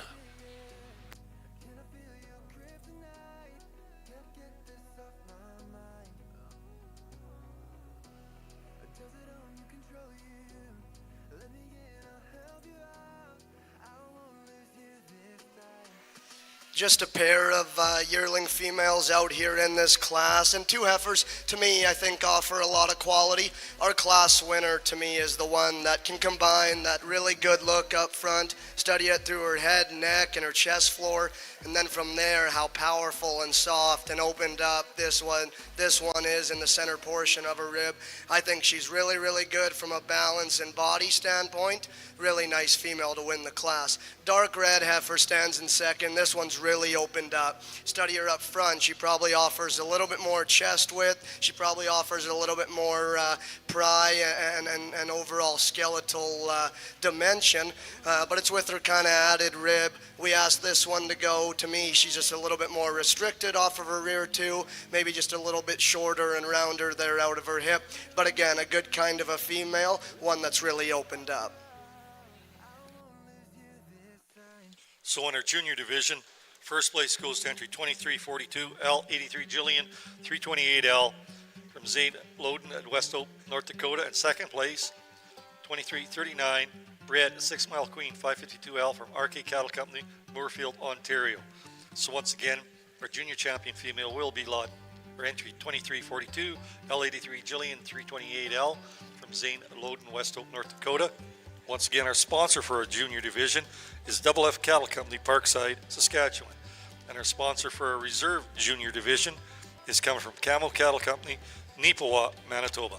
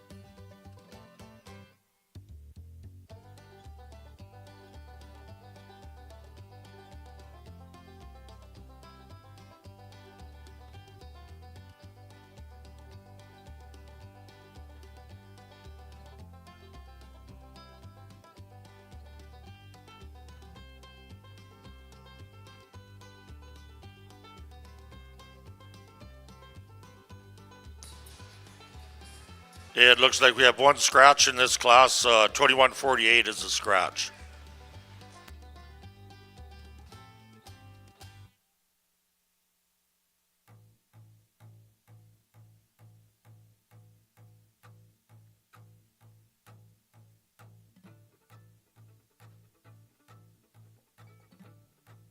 On the Red Angus show coming into the ring now is our intermediate division yearling heifers. We have 3 entries in this class.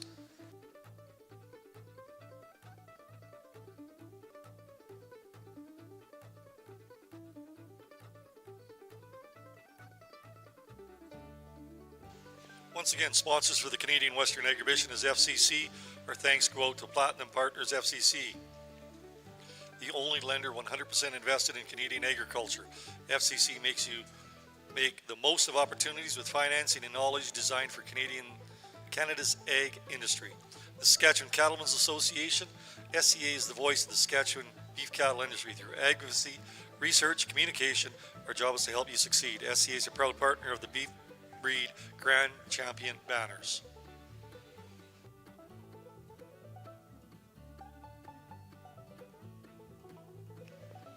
Also, Versatile is a sponsor of Canadian Western Agribition. Versatile wishes the best of luck to all participants. The Versatile Nemesis is the only Canadian-built tractor in the segment, designed for the toughest conditions.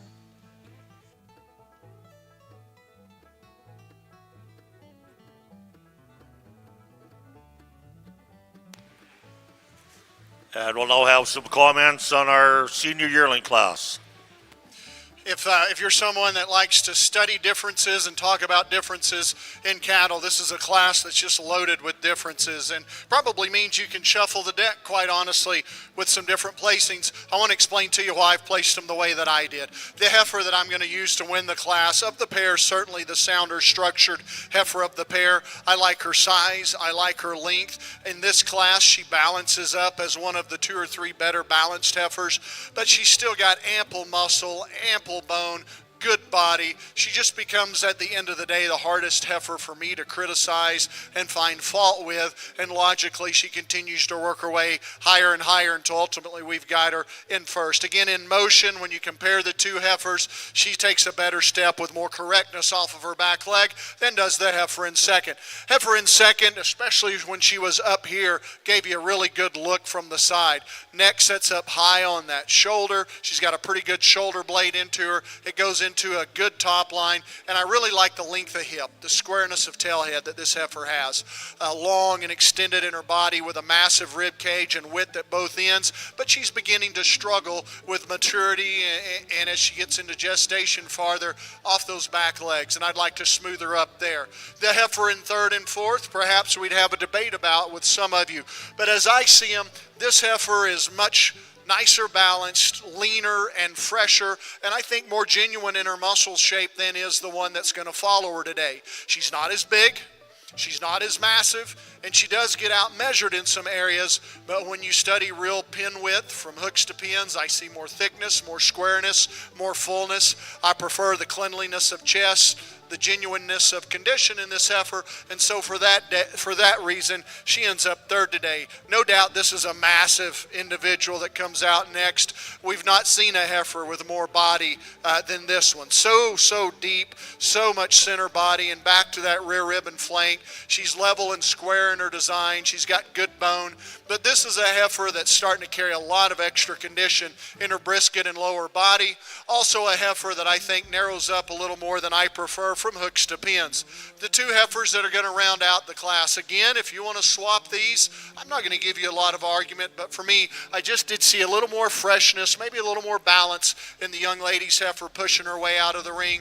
The bigger heifer that's going to complete the class, I love that extra size and length, but she too could be toned down up in that chest and brisket. Both heifers need to handle themselves better on the move today. Congratulations, a challenging class, a fun class to evaluate. Thank you, Jake. And leading off our class is entry number 2142, Justamere 278F Black Cap 743L, shown by Justamere Farms Limited and Lee Sholigan. Second in class is 2146, KT Countess 3357 from Brooking Angus Ranch. Third in class is 2154, Eldom 9303 Blackbird 320L from Eldom Cattle. Fourth is 2154, KT Countess 3342 from KT Ranches. Fifth is 2152, J Square S Annie K 328L from J Square S Angus. And sixth in the class is 2150, JJL Erica 11L from JJL Livestock and Jason Beerworth. We'll now move into split two of our senior yearlings. These females were born from January the 18th to January the 4th of 2023.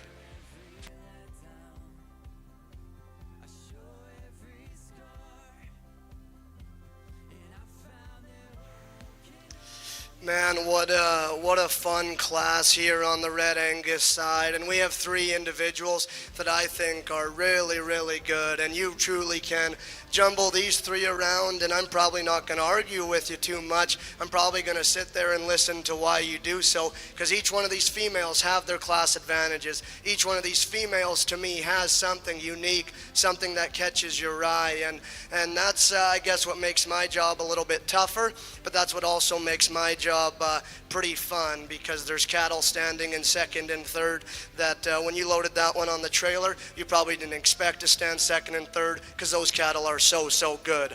To me, the female that starts to put the most amount of good together, to me, the one that's individually the hardest to fault, is a young man's heifer up front.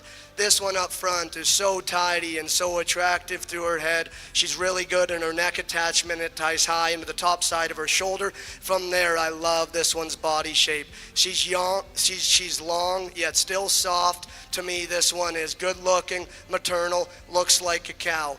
Is she the most overwhelming in terms of power? Is she just the best in the design to her rear leg? Probably not, but I still find that female sound. I still find her functional, maybe just not as attractive as a hind leg as some of the other cattle. But again, in terms of combining body, look, and still a good enough functional structure, I like that one quite a bit.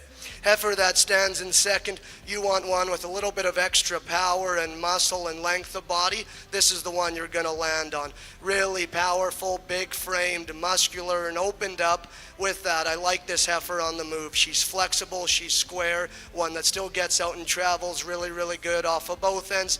Is she as good as we study her through her head, neck, and chest floor as our class winner? Probably not. Could we maybe just refine her and change her teat size and placements a little bit? I would say so, but at the same time, these heifers aren't milking. Who am I to tell you that that one's not going to be good enough udder? I'm not going to say that. I just wish we could change them ever so slightly. Heifer that comes in third, when this one comes in, she hits you hard. She's attractive, she's up-headed. That dark red color is awesome to look at. Really long spine, this one's really, really muscular. But as she stands there from the profile, does this one hold together as good of the cattle ahead of her? Probably not. I want to change her into her loin and tail head. I want to change her right behind her shoulder. But again, that one is super opened up, a lot of muscle, still has a nice look. Young man does an awesome job. Those are three really, really good females. Just my opinion in this particular class. So in our intermediate division of the Red Angus yearling females, first place goes to entry 2343, Red Blair's West Feature 48L from Wilbar Cattle Company and Owen Wilms. Second place, entry 2345, Red Turon Diamond Mist 165L from Turon Farms, Forestburg, Alberta. Third place, 2344, Red Double B Priscilla 305 from Double B Angus McLean. So once again, our intermediate division champion is entry 2343, Red Blessed Feature 48L from Wilbar Cattle Company, and our sponsor of this division is Wright Cattle Company from Meadow Lake, and for the reserve division sponsor is Deer Range Farms, Stewart Valley, Saskatchewan. Coming in next will be our senior division.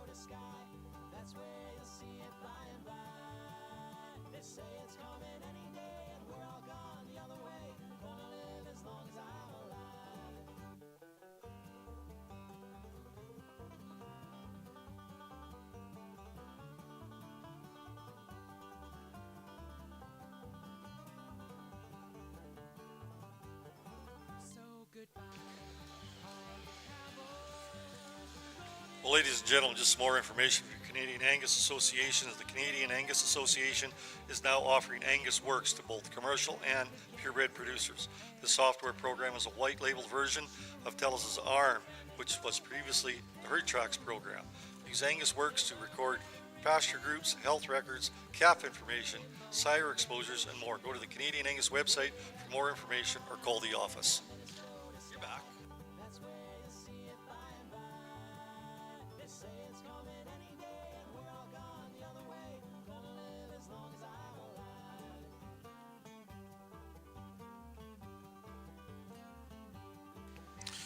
On our red side here, Canadian Red Angus Promotion Society Regional Show Female of the Year. It's the first ever Canadian registered Red Angus Female Awards were presented at the Red Roundup Female Sale October 12, 2024. The awards were presented in 3 regions with jackets going to the top juniors. Along with the jackets, each of the participants' names were put in a draw for $1,500. Sale credit at Red Roundup. The winner of the credit was Lexi Dietrich. Juniors from 6 to 21 as of January 1st, 24 were eligible to enter. Today we are presenting the jacket by Canadian Red Angus Promotion Society Director Lois McRae to Regional 3 winner, Ontario, to the Maritimes, Corbin Reed of Moorfield, Ontario. Corbin wrote a short story authored Why Red Angus by Corbin Reed. My dad and I planned a trip to Red Roundup for the first time in 21 after we saw a photo online of a good one selling and asked me if I wanted to go and look for my first 4-H project. We were lucky enough to buy 2 heifers that year, and that was the start of our Red Angus herd. I liked the idea of Red Angus because they were different from my dad's black herd. My Papa Reed had a Red Angus bull years ago, and he said it was the best bull he ever owned. I have a small herd of Red Angus now, and like that they are quiet, easy to get fat, and the breeders we have bought from have been very good to deal with. I also like that when I show my red heifers, they stand out because they are different, especially in the black shows when there aren't too many reds. Again, congratulations to young Corbin Reed from Moorfield, Ontario.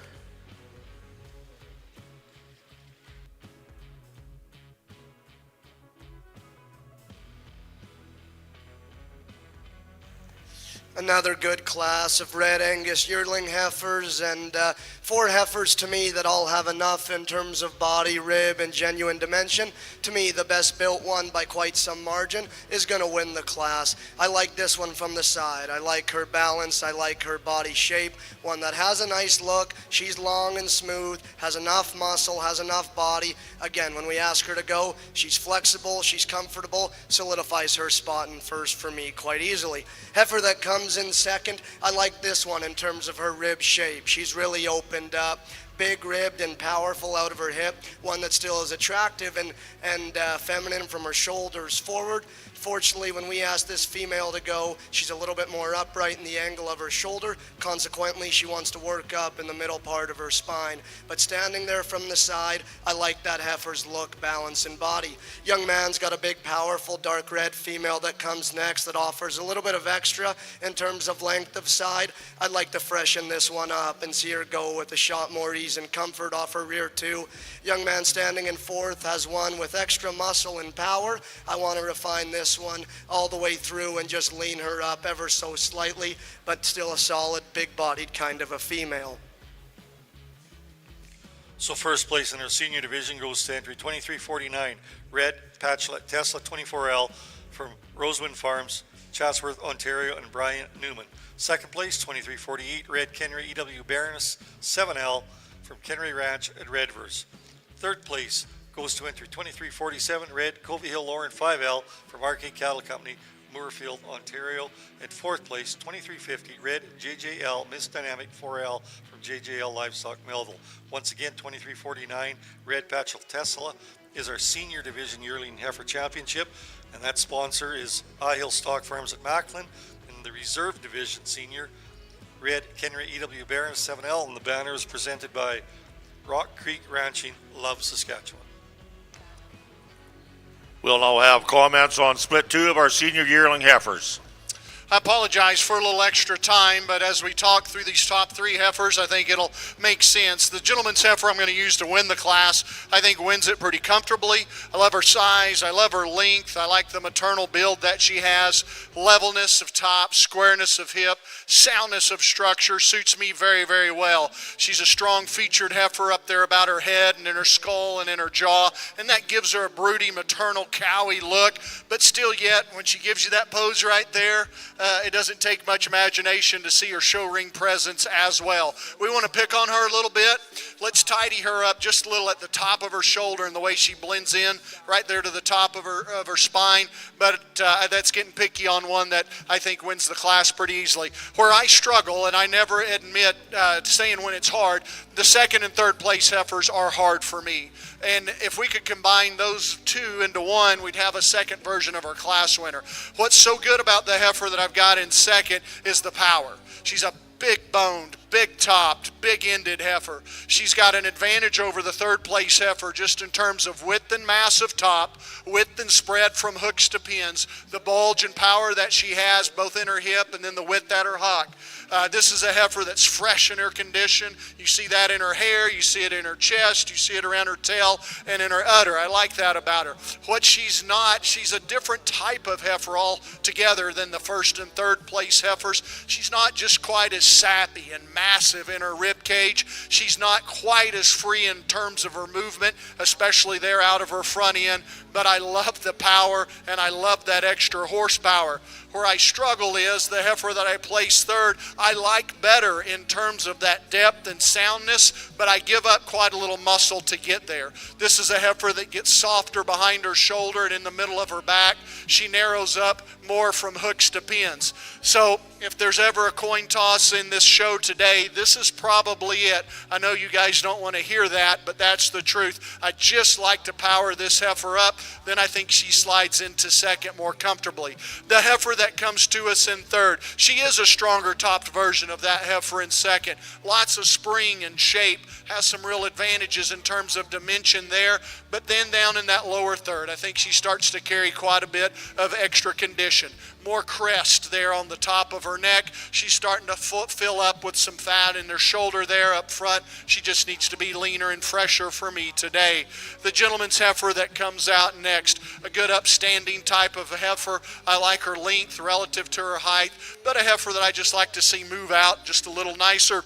We could add her balance and her femininity up in her front end. This heifer that comes around next is really good on the stand. She's got a good classic Angus head on her, lots of breed character, a good shoulder, but she too's one that's a little crestier about that neck, a little stiffer in her movement. And then we complete the class with a heifer that does take a long reaching stride. She travels pretty comfortably, but she does so with some extra set to her hock, not as massive in her rib as those heifers that place above her today. Challenging class. Thank you and congratulations to those exhibitors. Thank you, Jake. And leading off our class is entry number 2145, Brooking Beauty 3068, shown by Brooking Angus Ranch, Duff Cattle Company, and Linscoves LT Ranch. Second is entry number 2151, EXAR Frontier Gal 3005, from Sutherland Fox and Fox 5 Genetics. Third in class is 2147, DMM Christina 65L, from Murray Ranches and Nevada Murray. Fourth in class is entry number 2157, KT Chloe 3043, shown by KT Ranches. Fifth in class is 2153, Le Garden Gestress 3L, shown by Nolan Cattle Company, Madsen Angus, and Camo Cattle Company. Sixth in class is 2143, Ramrod Hope 320L, from Ramrod Livestock. And seventh in class is 2159, Northern View Bell 10L, shown by Shields Angus. We'll now move into our Senior Division Championship with our yearlings. I'd like to thank our sponsors. Our champion is sponsored by Lock Farms, and our reserve is sponsored by Castle Rock Marketing. So returning from Split 1, we have entry number 2142, Justimere 278F Black Cap 743L, from Justimere Farms and Lee Sholigan. Second in that class was 2146, KT Countess 3357 from Brooking Angus Ranch. Now to Split 2, we have entry number 2145, Brooking Beauty 3068 from Brooking Angus Ranch, Duff Cattle Company and Linscoves LT Ranch, and entry number 2151, EXAR Frontier Gal 3005 from Justimere Ranch, Sutherland Fox, and Fox 5 Genetics.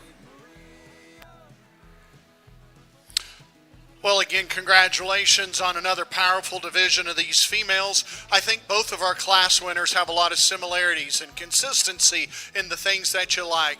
I think they're good, appropriate sized females. I like their length. I like their soundness. I like their design and their balance.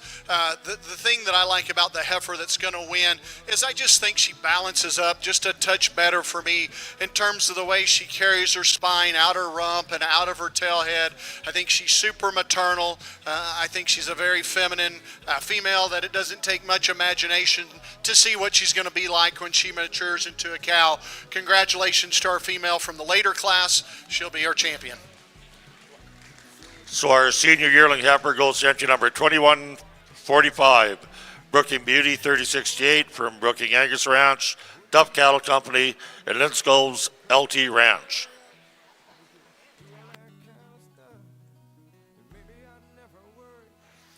I think it bears mentioning just how different, we discussed this heifer here that pulls in for reserve, how different she was in that class. It's no surprise to see how different she is in the lineup. As much as I appreciate the parts and pieces she brings to the lineup, I think the smarter choice for me is the younger heifer out of the first class. She'll be reserve. So on split one, we have entry number 2142, Justamere 278F, Black Cap 743L, from Justamere Farms Limited and Lee Sholigan. And once again, thank you to our sponsors, Lock Farms and Castle Rock Marketing.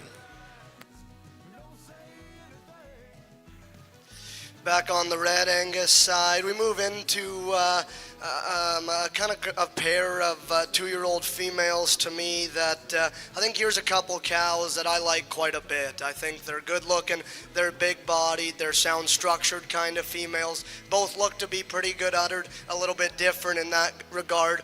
But to me, when we just get this cow in first set up from the side, man, she gives you a good look. Really, really good balanced all the way throughout. She's up-headed, she's attractive, yet still powerful enough, still opened up. You look at her udder, to me, it's really, really good. Just a cow, I think, that balances up really, really good, and a solid enough calf standing in front of her. This one offers a little bit of extra in terms of length of spine. She's opened up, she's muscular. Is she quite the same as the cow behind her in terms of her softness, in terms of her structure and her front end quality? Probably not. But again, that's a really nice 2-year-old cow with still a solid calf standing in front of her. I like the pieces of look and softness and extra foot and bone in our second place cow. This one's powerful from behind, another one that still gives you a good look from the side, one that structurally I think is good and flexible. Yes, obviously today she's coming at us dry, and it's partially a holdback, but at the same time it's almost December. I understand how hard it is to keep these cows milking. Still a really, really unique kind of a cow, doing a nice job on a long-bodied, sound-structured kind of a calf. Big, powerful cow that comes next offers a little bit of extra in terms of rib and muscle. Similar can be said for the calf, and I probably actually prefer the calf. She's just a little bit softer from the side, one that's powerful and opened up. To me, this pair is just a little bit more coarse and rugged in their design. Maybe not as good in terms of her udder as the cattle ahead of her, but still a solid functional pair. A lot of overwhelming power and muscle is found in our fourth place female. Long-bodied, extra growth, extra performance, doing an incredible job on a pounds heavy, extra growth, extra performance bull calf in front of her.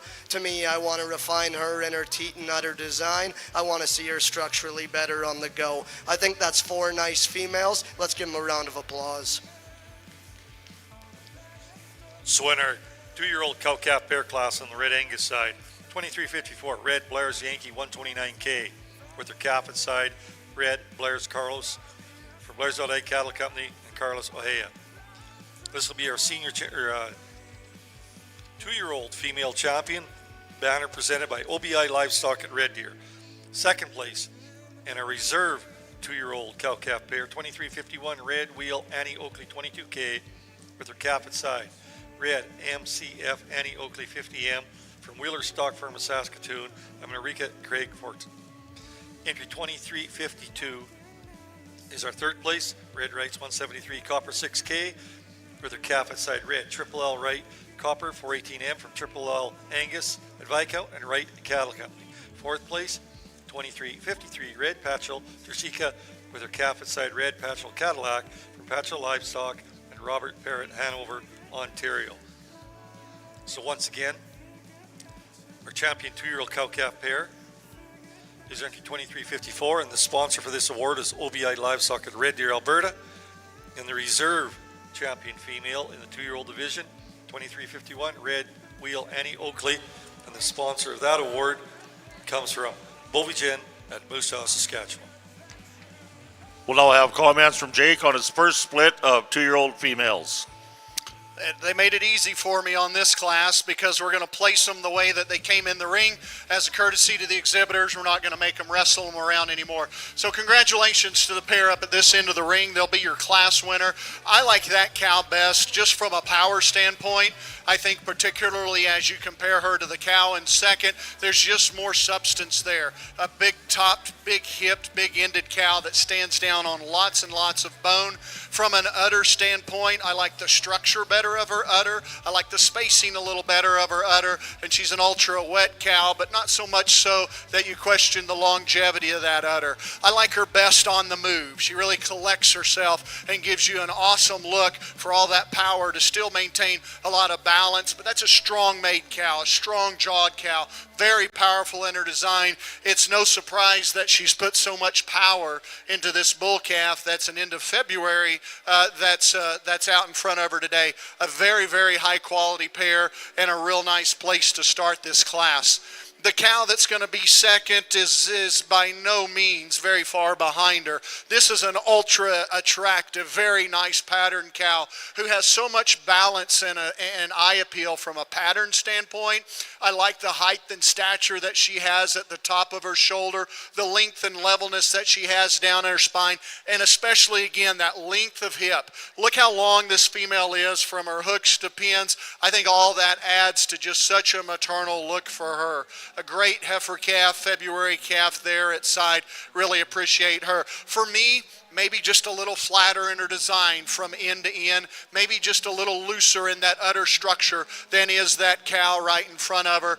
But don't hear me be too critical of one of the real good females in this class. And then the third place pair that we have out here, a cow that comes to us perhaps a little bit more in her working clothes, and that's okay. But we have to acknowledge not carrying probably the condition of the two cows in front of her, and accordingly not showing the mass and substance. So today that's going to work against her a little bit as she just gets out measured. Regardless of the feed, she doesn't have just as much of that body and that impressive mass as those two.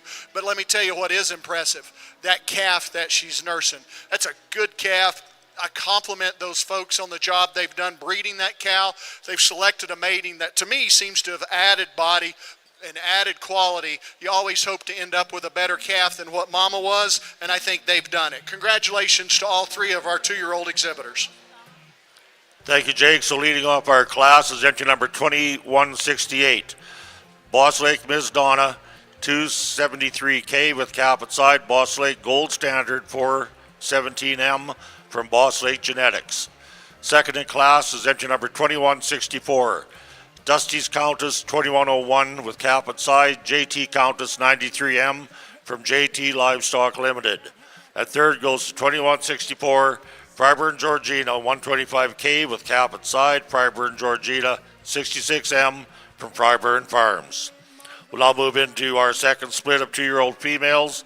There should be 3 entries in this class born from February the 22nd to January the 21st.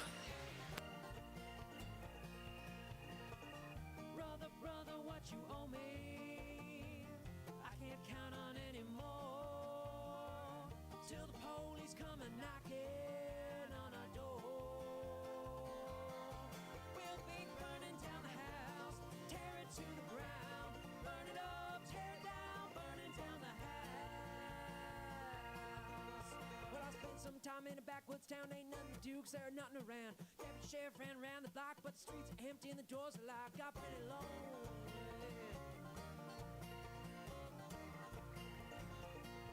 And that preacher there came ring my bell, told me a little about heaven and a lot about hell. Said I ain't got no money for you, can I pay him away with these dancing shoes?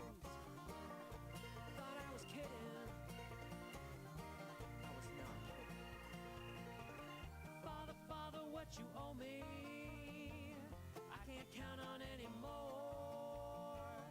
till the angels come a knocking on our door. We'll be burning down the house, tear it to the ground, burn it up, tear it down, burning down the house.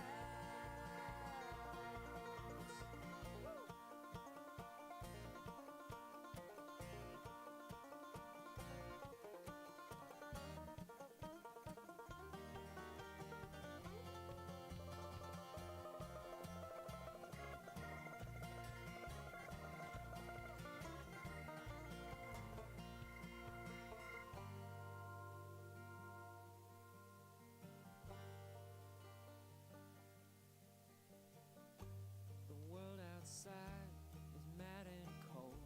You don't grow up, you just grow old.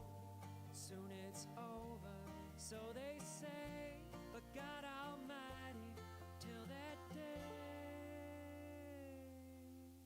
we'll be burning down the house, tear it to the ground, burn it up, tear it down, burning down the house.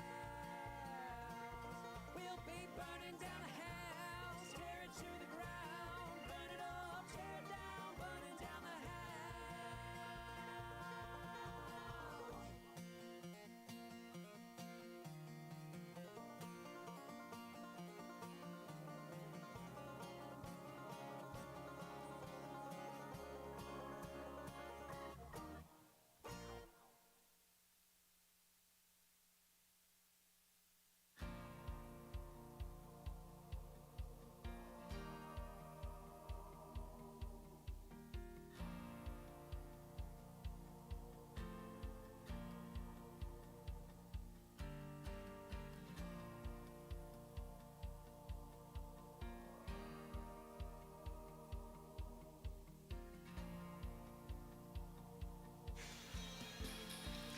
Really an impressive, mature female class here on the Red Angus side, and two pairs that honestly I don't think could be any different. Two cows that are very, very different. But the one thing I think that I'm confident in is the best individual standing in this class is the bull calf on our class winner. Let's start with him. I think this guy's pretty good. He's opened up, he's rugged, he's stout, he's powerful, but yet he handles it really, really well. He's square on the move, he's still flexible, a bull that I like through his head, through his crest. He looks like a bull, he's still attractive, ultra powerful from behind, really good individual. Similar can be said for the cow standing behind her. There's extra width, there's extra dimension, and there's extra power in that female.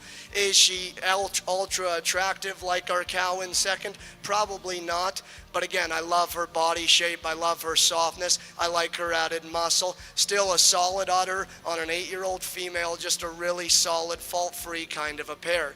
Pair that stands in second, like I said, very, very different. This cow, in terms of look, in terms of length, and in terms of leanness, is truly unmatched in this class. She's so thin and so good in her neck attachment. From there, she's long, she's smooth, she's good structured. When we start to get comparative, is she as soft? Is she as opened up? No, she's not. And I do agree that she is quite a bit leaner than our class winner. But sometimes I'm just standing there questioning myself, is there truly enough? Is there truly enough softness, forerib, and overall body dimension to get over our class winner? I went with probably not, kept them in second. There's more body, there's more rib in the heifer calf in front of her. She's probably easier fleshing, offers more softness, maybe a little bit more upright in her angles. But again, that's a solid kind of a female standing in front of a cow with some really, really unique pieces. Cow that comes in third, really functional kind of a female. I think this cow sounds structured, offers extra length and power. I want to refine her in her udder. I want to change her in her look. Pair that's going to round out the class, to me, a long-bodied cow that has some power. I want to change her on the go. I want to maybe change that bull calf in terms of his structure as well. But I think that's 4 really nice pairs, 2 interesting ones on top. So in our senior division cow calf here in the Red Angus show, first place entry 2359 red SVR Ruby 170D with her calf at side rest, red SVR Panorama 4M from Southview Ranch at Ceylon. A reserve senior female 2358 red Duff Lady 2X 1620 with her calf at side red Double B Lady 401 from Double B Angus McLean. Third place, 2357 red Moose Creek Vimy 67G with her calf at side red Moose Creek Vimy 31M from Moose Creek Red Angus at Kisby. And fourth place, 2356 red Double B Priscilla 121 with her calf at side red GCS Dynamite 208M from RK Cattle Company at Moorfield, Ontario. Once again, 2359 red SVR Ruby 170D is our senior cow-calf champion, and the sponsor of that award is Bridgeway Livestock at Wawota, and the reserve senior cow-calf pair, 2358 red Duff Lady 2X 1620, is sponsored by J. Bardee Farms at Outlook, Saskatchewan. So once again, we're ready to start in for our overall Grand Champion Award with the Red Angus females.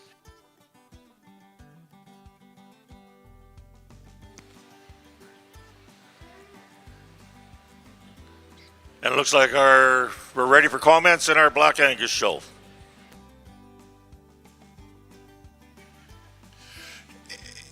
In a extremely close placing between two ultra high quality females, pairs I should say, I'm going to use this couple right here to win the class, and this is why.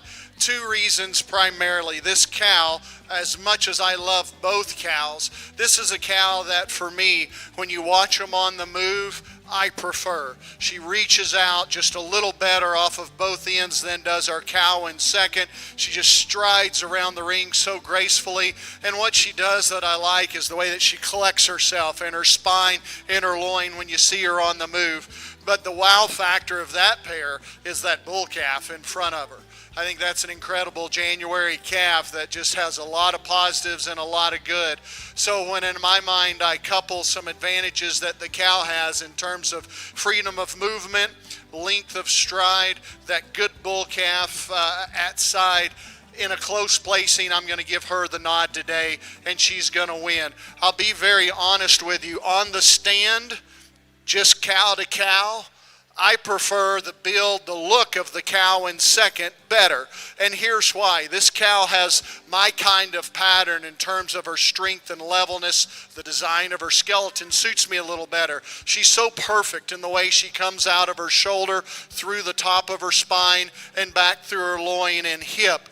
Whereas our class winner, as she stands here, wants to weaken and break just a little bit. One reason for that is this cow's maybe just a touch shorter sided than is our class winner. Don't hear me say that as a criticism, but I think it's a truth. And then when we watch this cow go around the ring, she does step just a little shorter off of that front end than does our cow who wins it. She too is doing an extraordinary job with what I believe was a February calf at side.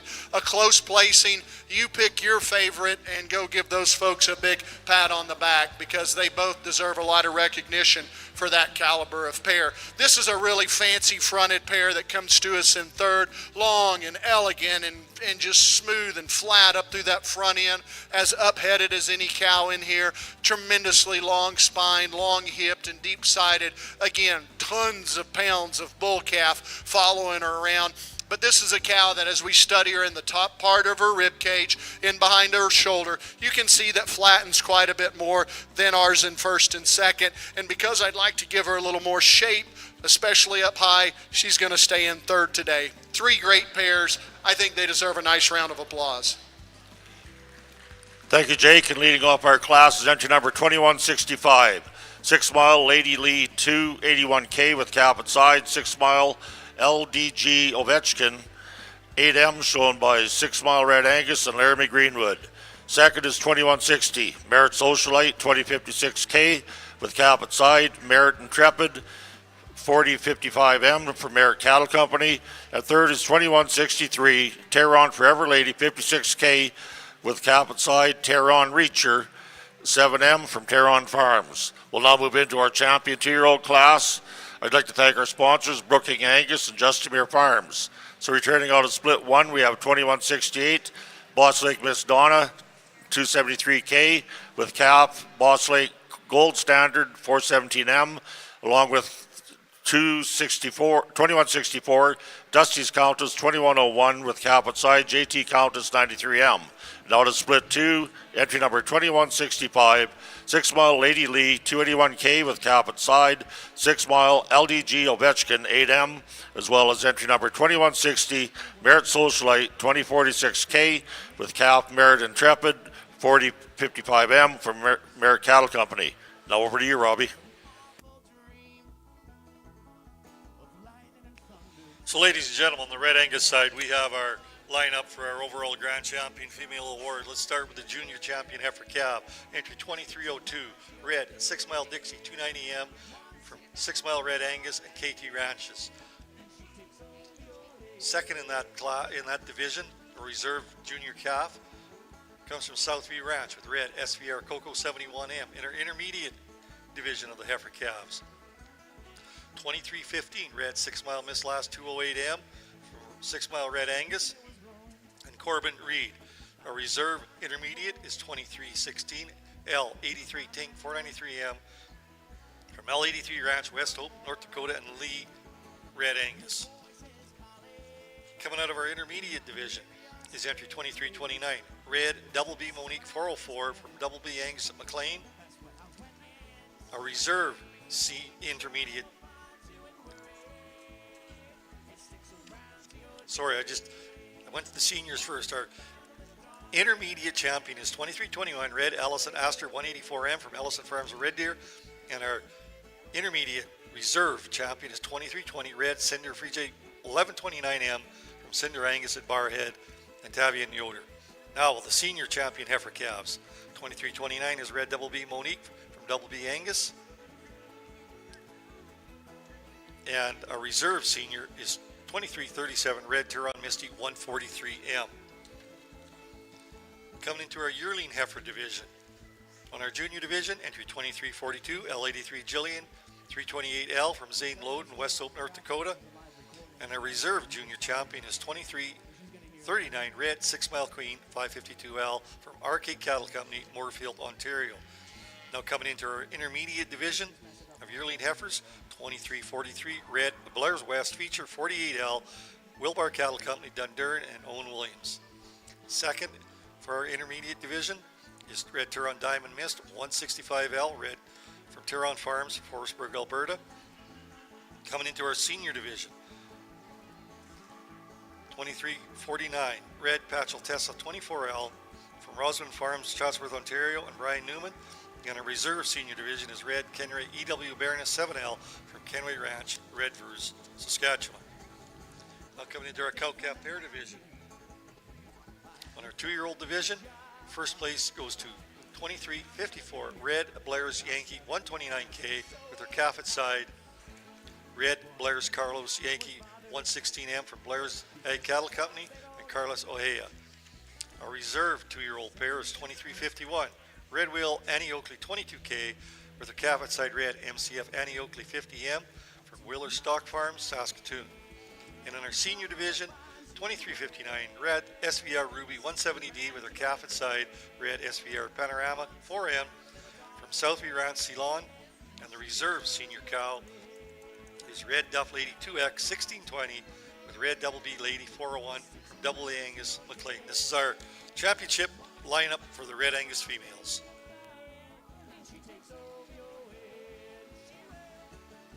And we're going to grab you a champion over here in our 2-year-old selection. I think as judge, I should make a demand that I get 4 awards to give. And that's not a false compliment. And I'm not trying to be falsely humble. I really like all 4 of these females, guys, a lot.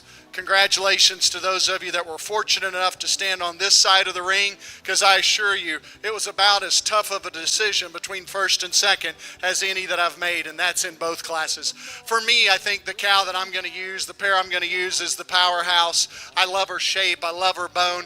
As good as all these bull calves are in here, she's got one of them that I like awfully well. Congratulations to this pair right here. I'm going to use them for your champion. Nice job. So our champion 2-year-old goes to entry number 2168, Boss Lake Miss Donna 273K with cap at side Boss Lake Gold Standard 417M from Boss Lake Genetics.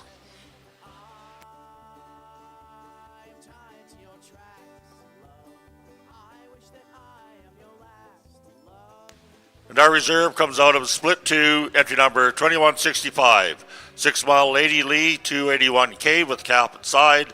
6 Mile LDG Ovechkin 8M, shown by 6 Mile Red Angus and Laramie Greenwood.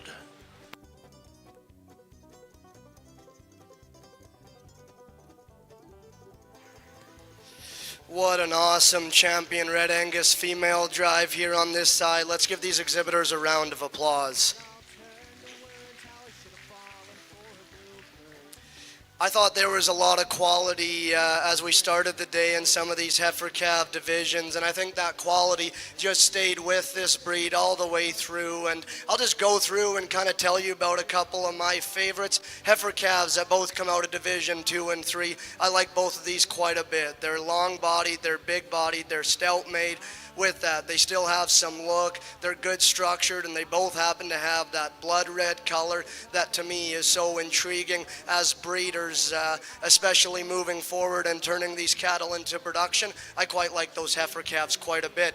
Young man with the yearling heifer that come out of our 2nd division, there was 3 really good ones in there. We talked about their differences. We talk about her look, her body, her freshness, and her build. I think that's a unique female within this breed, one that definitely I think would be fun to own and no question has been fun to show thus far. Move down into our 2-year-old pair, and I think there's a pair here that's about, the cow is about ideal as you can make one. She balances up awesome. She has some extras in terms of power and muscle, and she has a nice enough calf in front of her. Am I crazy about this calf? Probably not, but at the same time, does she have much for glaring holes? I wouldn't say that either. She's got length, she has some muscle. We could soften her up, we could change her front end, but again, that's a cow that is really nice, doing a nice job in her first year of production on a heifer calf in front of her. And then we get into some mature cows, and I don't know about you guys, but showing these 8-year-old cows, both our champion and reserve, to me, I think those exhibitors need to be applauded for that, because these are big-bodied, hard kind of cattle, not only to get into production and raise a calf at this point, but to get them to the show ring. I think that is something that's unique. I think that is something that's hard to do. We talked about that bull calf on our champion mature female. I like him a lot. Huge-bodied, stout, powerful, and still moves well. Similar can be said for the mama cow. Is she exactly built for the show ring in terms of her look, in terms of her udder, and in terms of her hip? I'm not completely confident in saying yes. At the same time, that's an 8-year-old female. That's an awesome, productive cow doing an awesome job on a really impressive calf. I'll go out and take one last look and get you a couple champions. Let's give these exhibitors one last big round of applause.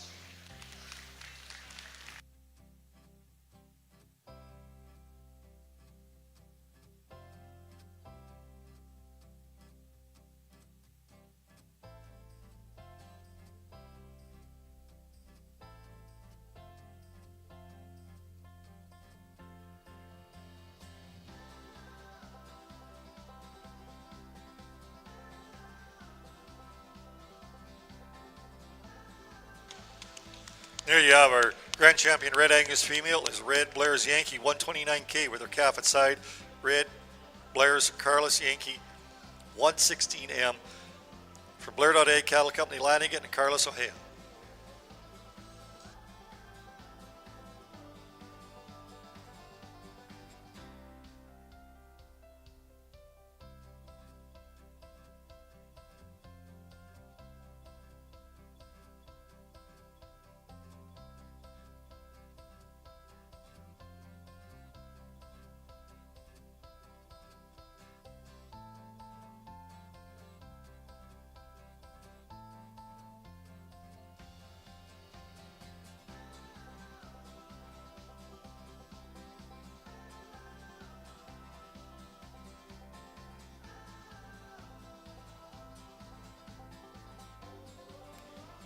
So reserve champion females enter 2359 Red SVR Ruby 170D with her calf at side. Red SVR Panorama 4M from Southview Ranch at Ceylon. Our awards for the presentations of these champion individuals. Our Grand Champion Female Award is a Brad Holt limited edition print sponsored by Ellison Farms, Delburn, Ontario. And for our reserve grand champion female, sponsored by 6 Mile Ranch Limited at Fir Mountain. Making the presentations of the John Deere Awards is Jaden Naylor, product specialist, and also Tara Lynn LaRose. Making the presentation of the Championship Banner Award from the Saskatchewan Cattlemen's Association is Director Christine Struby. And once again, Myers Norris Penny this year is sponsoring the Hospitality Bar in the Stall.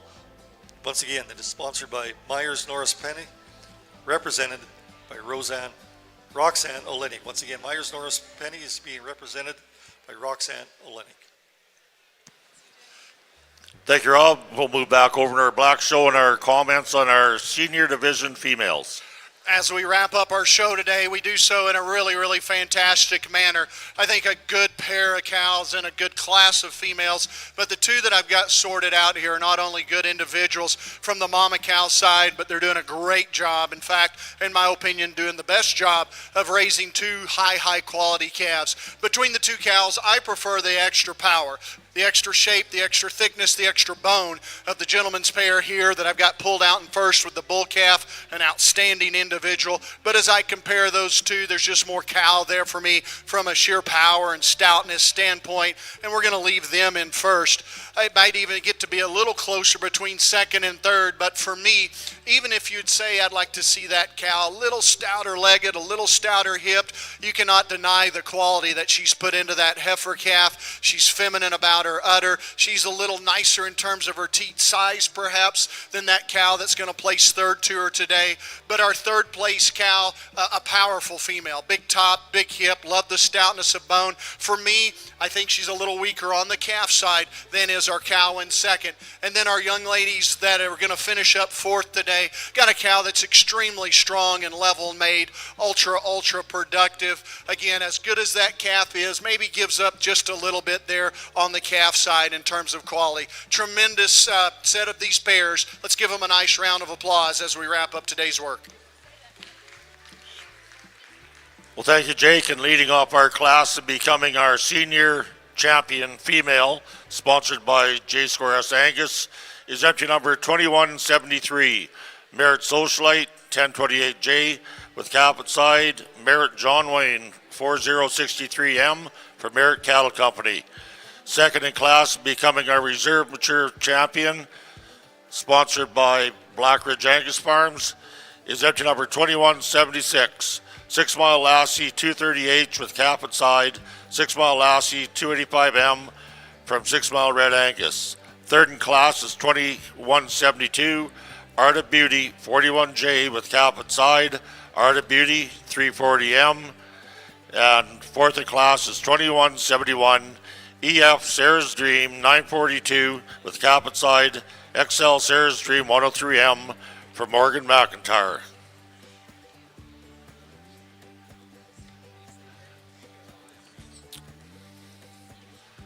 Ladies and gentlemen, they're just getting things lined out back, and we will be ready to do our championship drive in our Black Angus show here at the 2024 Angus Show at Agribition.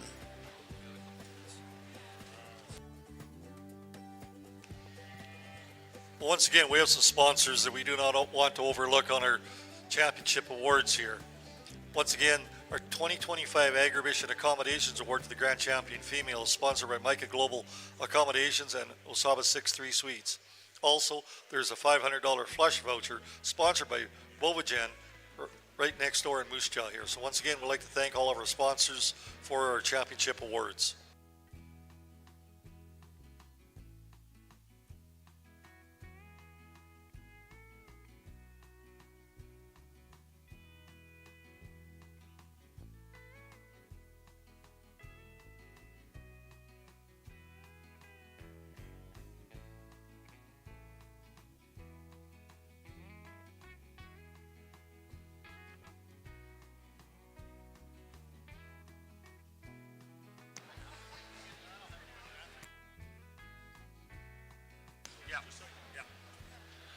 Well, ladies and gentlemen, here they come, our grand champion driving our Black Angus show. So returning out of our junior heifer calf division is entry number 2003, Brooking Royal Lass, 4207, shown by Brooking Angus, Tre Maria, El Salve, San Martin, and Rosolano.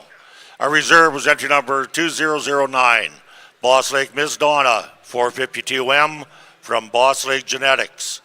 Our intermediate heifer calf champion is entry number 2020, Grills Rosebud, 2426M, from Grills Cattle Company, and our reserve was entry number 2369, 6 Mile Empress, 98M, from 6 Mile Red Angus, Hollinger Landing Cattle, 719 Cattle, R Plus, and Elk Ridge.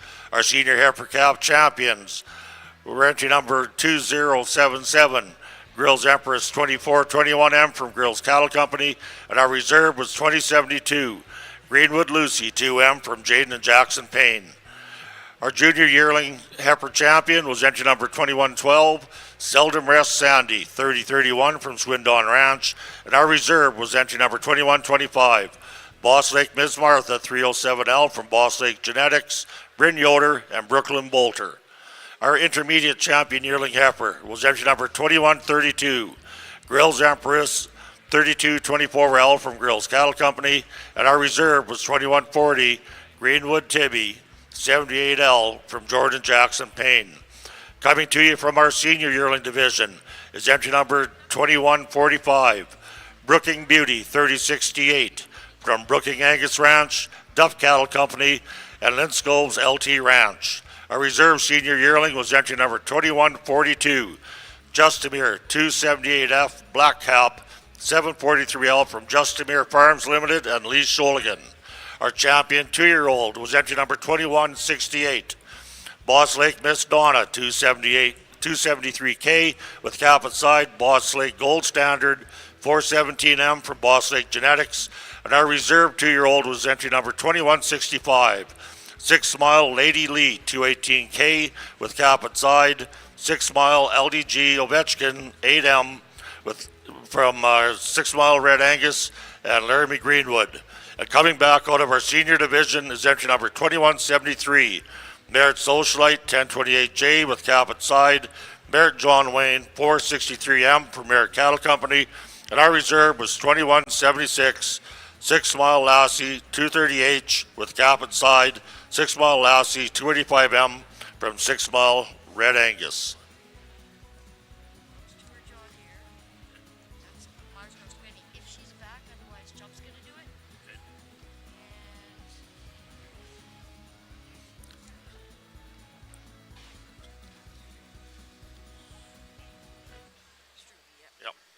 I'd just like to this time acknowledge all of our sponsors for our Grand Champion females.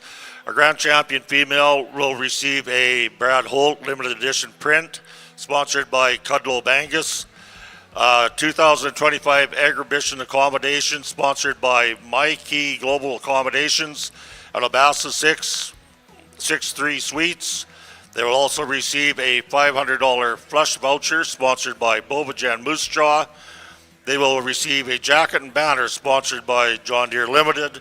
And we have Jaden Nail here, production specialist, and Terry Lee LaRose from John Deere.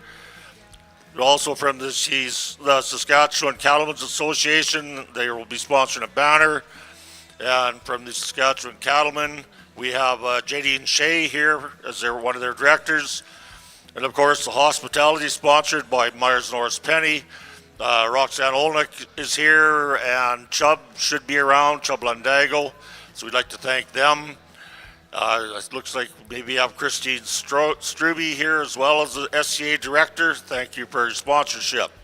And our Reserve Champion Award will be sponsored by Hamilton Farms.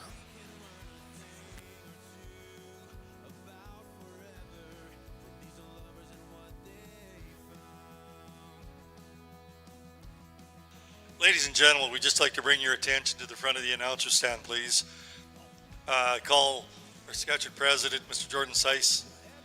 He's going to take the mic and make some presentations. Good afternoon. I'm here to present the Canadian Honorary President on behalf of Saskatchewan Association to Mr. Bob Toner. I got a little bit of a write-up here. So Bob Toner has been involved in the Angus breed all of his life. As a teenager, he attended many summer fairs in Alberta and Saskatchewan, including the first Canadian National Junior Heifer Show in Bashaw. Through these years, he met many people who he still has friendships with today. After graduation, Bob spent a year working as a herdsman for Toro Negro Farms in Crossfield, Alberta, under the guidance of Doug Robertson. He then returned home to start farming and developed his own cow herd, Bear Hills Angus.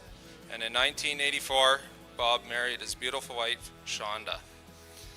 In the early years, Bob spent a lot of time away custom clipping and fitting at various shows and sales, while Shonda was at home working and raising their 3 kids, Cody, Carmen, and Aaron.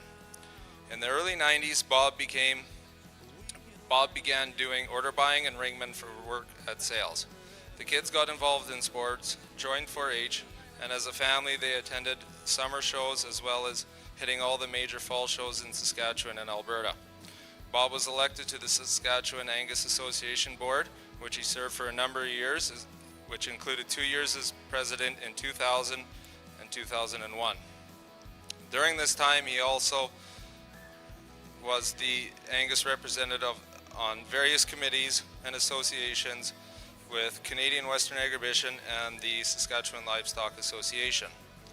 Shonda has volunteered her time with many community organizations at junior cattle events and at Agribition, where they helped with the Angus Show over 20 years. The kids were involved with both Saskatchewan and Canadian Junior Angus boards. Bear Hills Angus received the Saskatchewan Breeder of the Year Award in 2002. In 2007, the majority of the cow herd was sold to Johnner Stock Farms, and Bob went to work for OBI Sales Management. In 2016, Bob moved to a position with the Canadian Angus Association, where he spent 8 years working with the commercial and purebred producers in a marketing role. Bob has always been a firm believer that to survive in this business, good cattle are important, but more importantly, it is a people business. Through all the years, good and bad, Bob wouldn't have been able to promote the Angus breed without the support of Shonda and their kids. So I would ask everybody to put their hands together for this great award to Bob and Shonda Tom.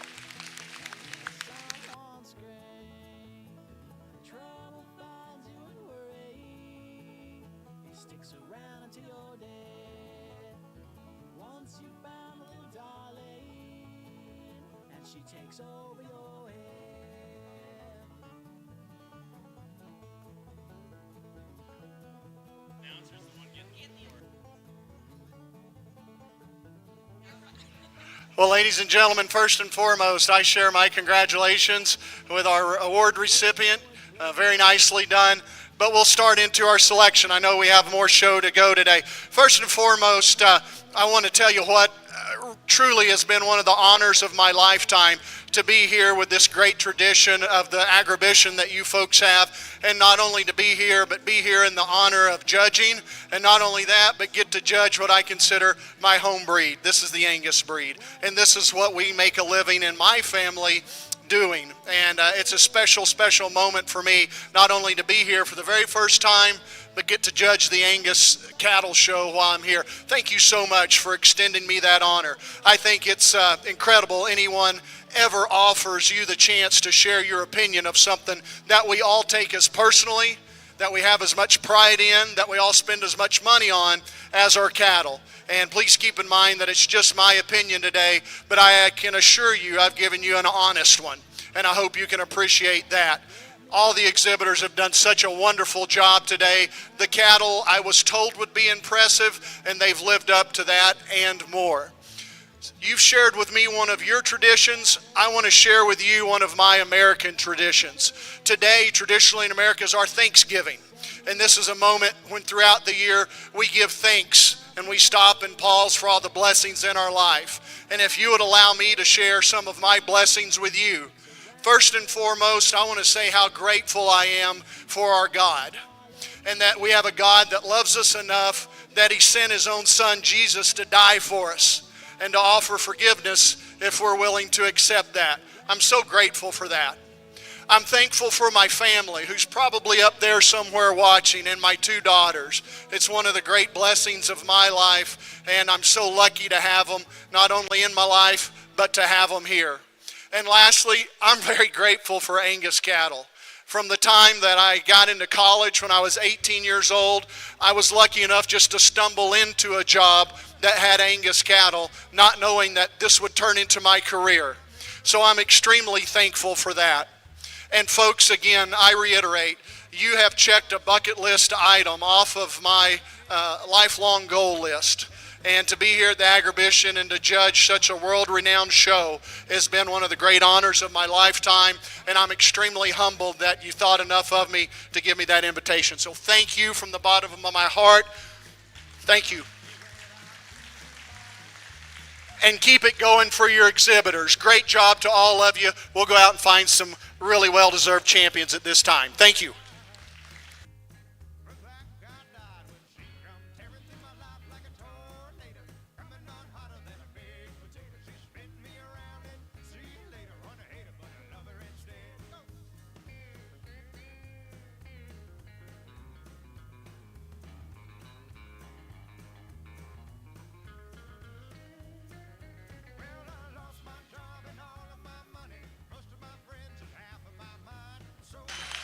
There you have it. Our grand champion female comes out of our senior division. Entry number 2173, Merit Socialite, 128J, with cap at side, Merit John Wayne, 4063M, for Merit Cattle Company, Radville, Saskatchewan.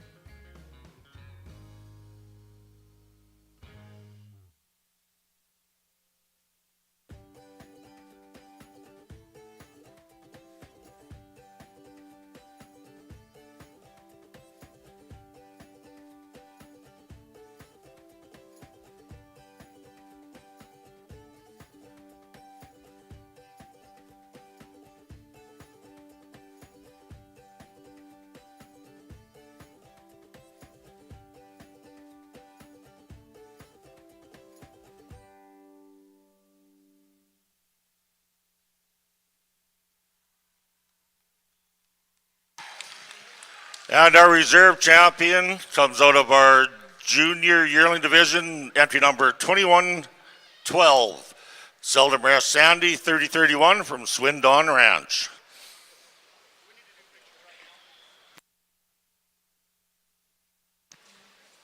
We'll have a short pause here while we take some pictures and take care of some housekeeping, and then we'll be rolling into our bull show.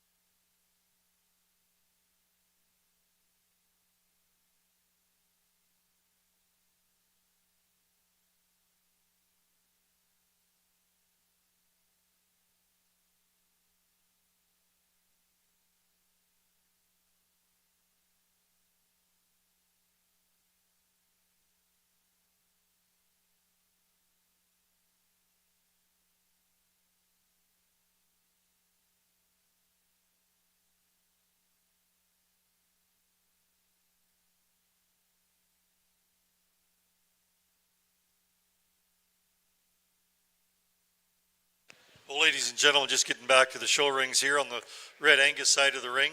We are starting with our first class of 2024 born bulls. We have 4 entries in this class. Once again, this is our junior division, so our first and second places out of this class will be our junior and reserve junior division winners.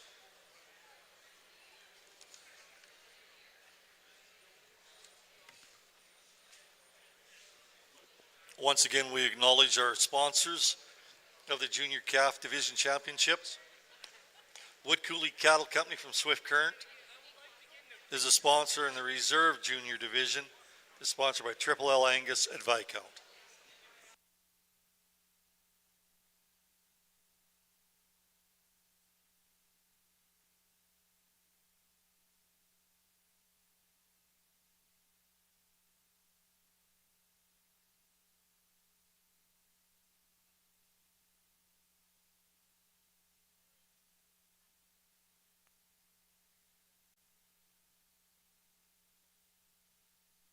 So ladies and gentlemen, we got some more presentations to make here. If we just bring your attention to the front of the announcer stand, we'll ask Mr. Chad Lorenz to make some presentations. Well, good afternoon, everyone. I am Chad Lorenz. I'm here on behalf of the Canadian Angus Foundation, and today I have the pleasure of introducing the individuals who will represent Canada at the 2025 World Angus Forum Youth Competition next spring in Australia. These young people are professionals in all that they do and among Canada's most talented young Angus breeders. So on behalf of the Canadian Angus Foundation, we would like to introduce you to the following 2 teams. Most of them are here. There's a couple of them showing, but those of you who are with us, please step ahead and make yourself acknowledged. The first team, led by Captain Sarah McDonald, including Garrett Liebrick, Keely Adams, and Lainey Muir. The second team, led by Captain Hilary Sauter, as well as Julie Sharp, Cody Detzel, and Thomas Wildman. These are the 8 individuals that will represent our country in Australia. Congratulations to you all, and make us proud as Canadians.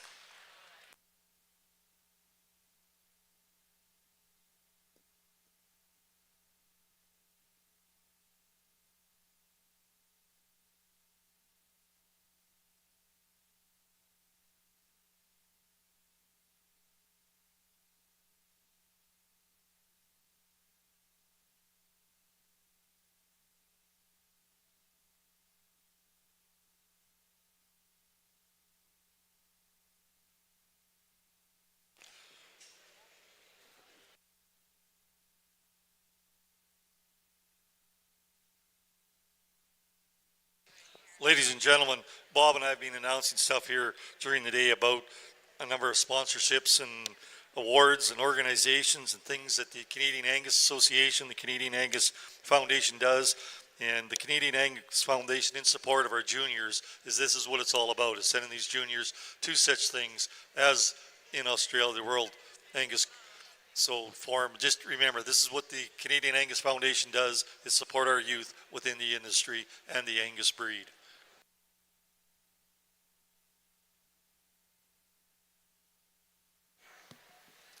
Four really nice bull calves here to start out the bull show on the Red Angus side, and I'm just going to leave the cattle how they came in. To me, I think there's 3 in this class that are all really good, and you can flip-flop them, and I'm not going to say too much about it.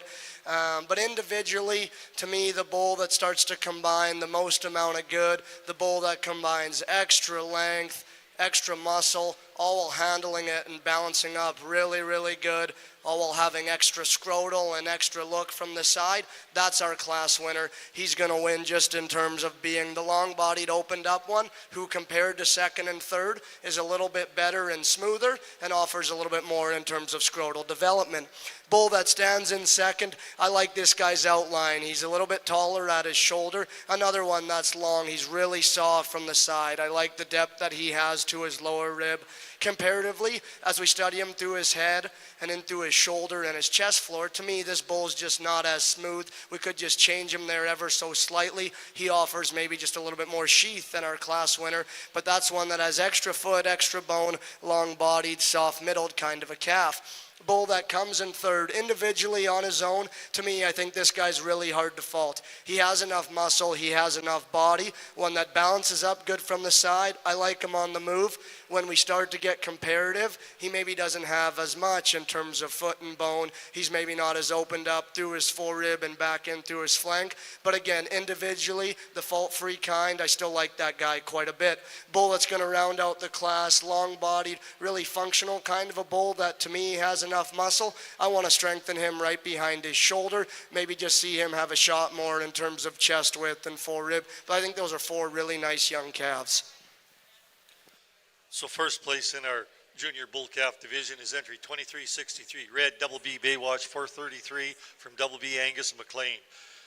This will be our junior division champion, once again sponsored by Wood Cooley Cattle Company at Swift Current. Second place 2362, red SVR Covenant 74M from Southview Ranch, Ceylon. Once again, this is our reserve junior bull calf champion, sponsored by Triple L Angus at Viscount.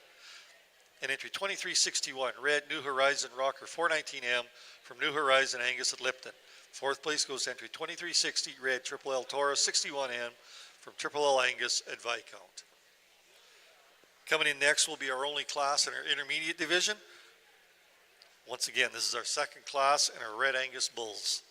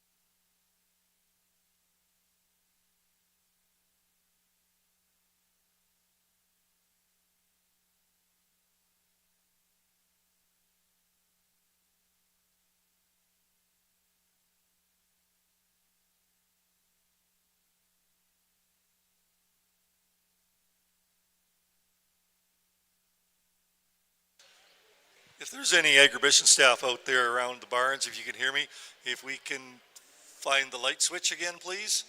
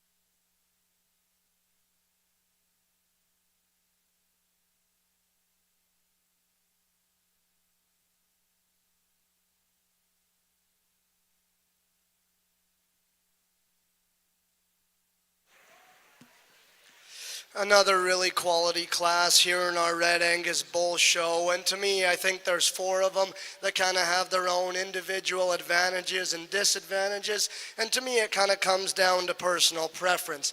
Of the 4 cattle in our top four, to me the hardest one to fault is our class winner. I like this guy's muscle shape. He's super big ribbed and opened up.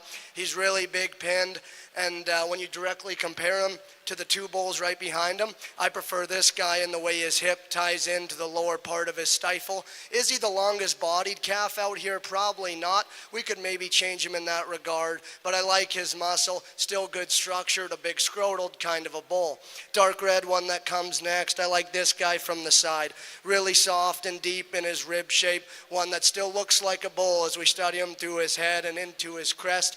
Again, when we start to get comparative, does this guy balance up quite as good? Probably not. He's off a little bit behind his shoulder. I could change him into his forerib ever so slightly, maybe just not the overwhelming muscle and power as we study him through his stifle, but I like his build, I like his look, I like his depth of body. Very similar kind, I think, stands in third, a long-bodied one who's really soft and deep in his body shape. He's an awesome presented bull with extra hair, really good structured on the go.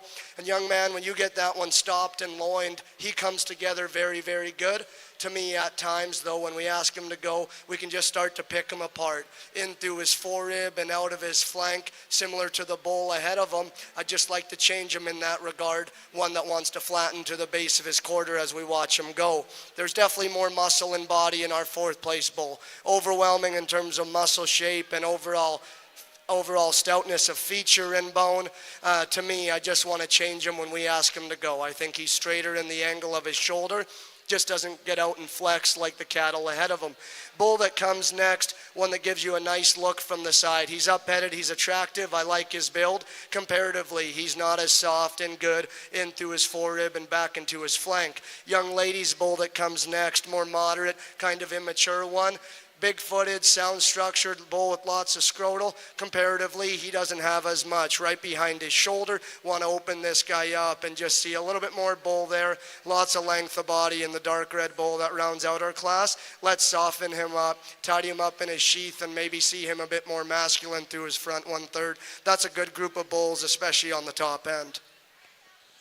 So in our intermediate division, first place goes entry 2372 Red, Blair's West Metric, 63M from Blair's West Land and Cattle at Drake. Second place, entry 2368 Red, Steen Roulette, 78M from Steen Angus at Dundurn. Third, 2371 L83 L-Rate 72M from L83 Ranch, West Hope, North Dakota. Fourth, 2366 Red T-Bar-K 115J Retribution 3M from T-Bar-K Ranch, Wowoda and Camel Cattle Company. Fifth, 2367 Red Kenray EW minus 9M from Kenray Ranch at Redvers. And sixth, 2365 Red McKellar Mighty 620M from McKellar Ranching Unity. And seventh, 2364 Red Triple L Boy Named Sue 19M from Triple Angus Viscounts. Once again, our intermediate division champion is 2372 Red Blair's West Metric 63M from Blair's West Land and Cattle. And our intermediate division sponsor is New Horizon Angus at Lipton. And the reserve intermediate champion is 2368 Red Steen Roulette 78M from Steen Angus at Dundurn. Once again, the intermediate division sponsor is Ward's Red Angus at Saskatoon. Now we'll have our senior group of 2024 Born Bulls come into the ring. Over here in our Black Angus show, we've moved into our junior division of our bulls. So our first split here is our junior division. These bulls were born from March the 15th to March the 1st of 2024. First and second in this class will automatically become our champion and reserve. And I'd like to thank our sponsors, Miller, Wilson Angus, and Graco Angus Ranch for sponsoring this class. I'd also like to reintroduce our judge for those just joining us. Today we have Mr. Jake Scott doing our judging. Jake lives in Gordon, Nebraska, where he works with his wife Cammie and two daughters, Peyton and Harper, on their ranch, on their family ranching operation, Krebs Ranch.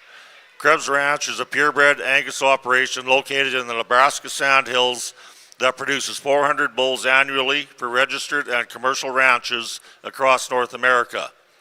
Jake graduated from Connors State College and Oklahoma State University, where he was a member of the livestock judging teams at each school.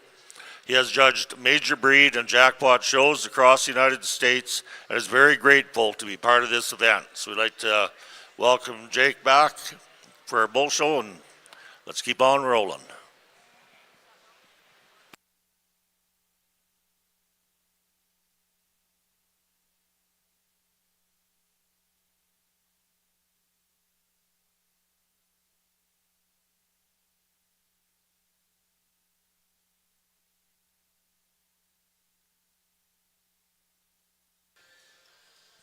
Ladies and gentlemen, on the Red Angus side of the show, once again, we'd like to welcome our judge today, Mr. Toby Noble. Toby's from Lloydminster, Saskatchewan. He grew up on a family farm just outside of Lloydminster, Black Gold Simmentals. He attended Hutchison Community College in Kansas and was a member of the livestock judging team. He's currently working full-time on the farm where they run 400 head of full-blood and purebred Simmental cows with a handful of Angus as well. Their annual bull sale is held the second Saturday of March, and the female sale the second Thursday of October.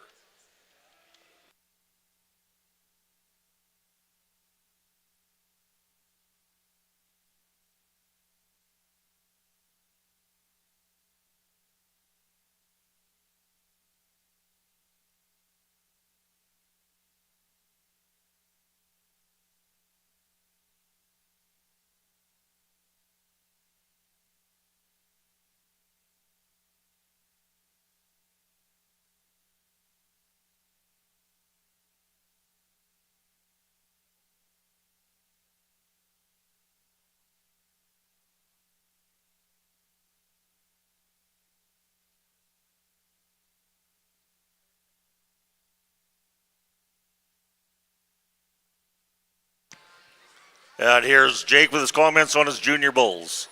Just a massive kind of a calf that's going to go ahead and start this, and there's so much performance and shape and weight per day of age for him at this stage of the game that I'm okay to use him, but I think something to watch as this bull goes forward is just maintaining the right kind of structure on that back leg. He may have a little extra set that might change him in his pin setting every now and then, but bold, massive, lots to him. It's hard just to walk past him in a young calf class. I like the balance and the completeness of this calf in second. He's probably my favorite for the long game just because there's a notch more smoothness, and I really like the soundness. Just gets out measured a little bit here today. Nothing wrong with these next three bulls that come in line. This third place bull is a lot like our class winner in that he's ultra shapy.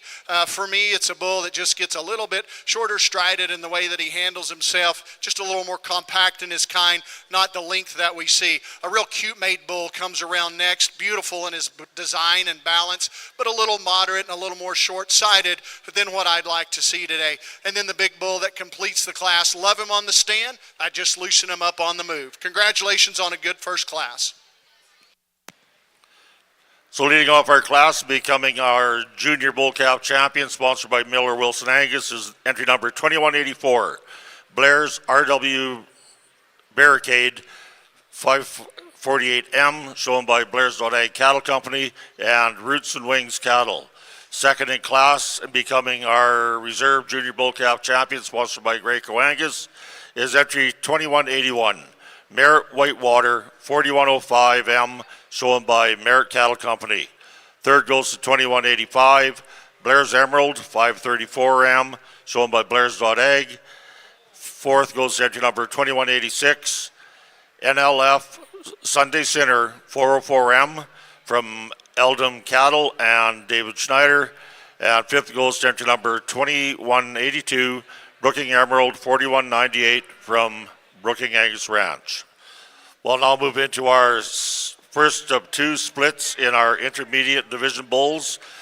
These bulls are born from February the 26th to February the 9th of 2024.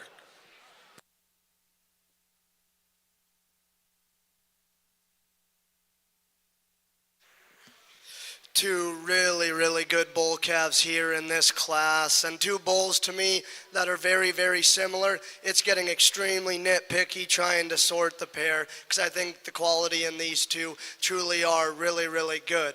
But when we talk about our class winner, let's just start up front. Look at that guy through his head, through his crest, into his neck. Take him to the ground, take him back. This guy looks like a man. He's masculine yet still attractive. I love his foot and bone and feature. To me, to be that big-footed, to be that big-boned, but to do so while still being flexible in his angles and his joints, to me, that's hard to do. That's where I really like him. To me, that's where he solidifies his spot in first. When we study his hind leg feature in comparison to our bull in second, I think that's where he beats him. From there back, he's opened up, he's robust, he's stout, really good kind of a bull to win this class.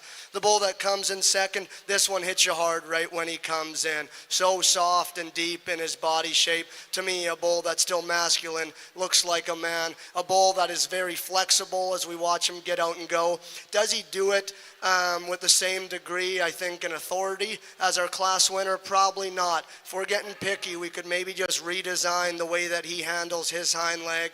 But again, I love his body, one that still looks like a bull, a big scrotal kind of individual. Two really nice bulls to come to the top quite easily.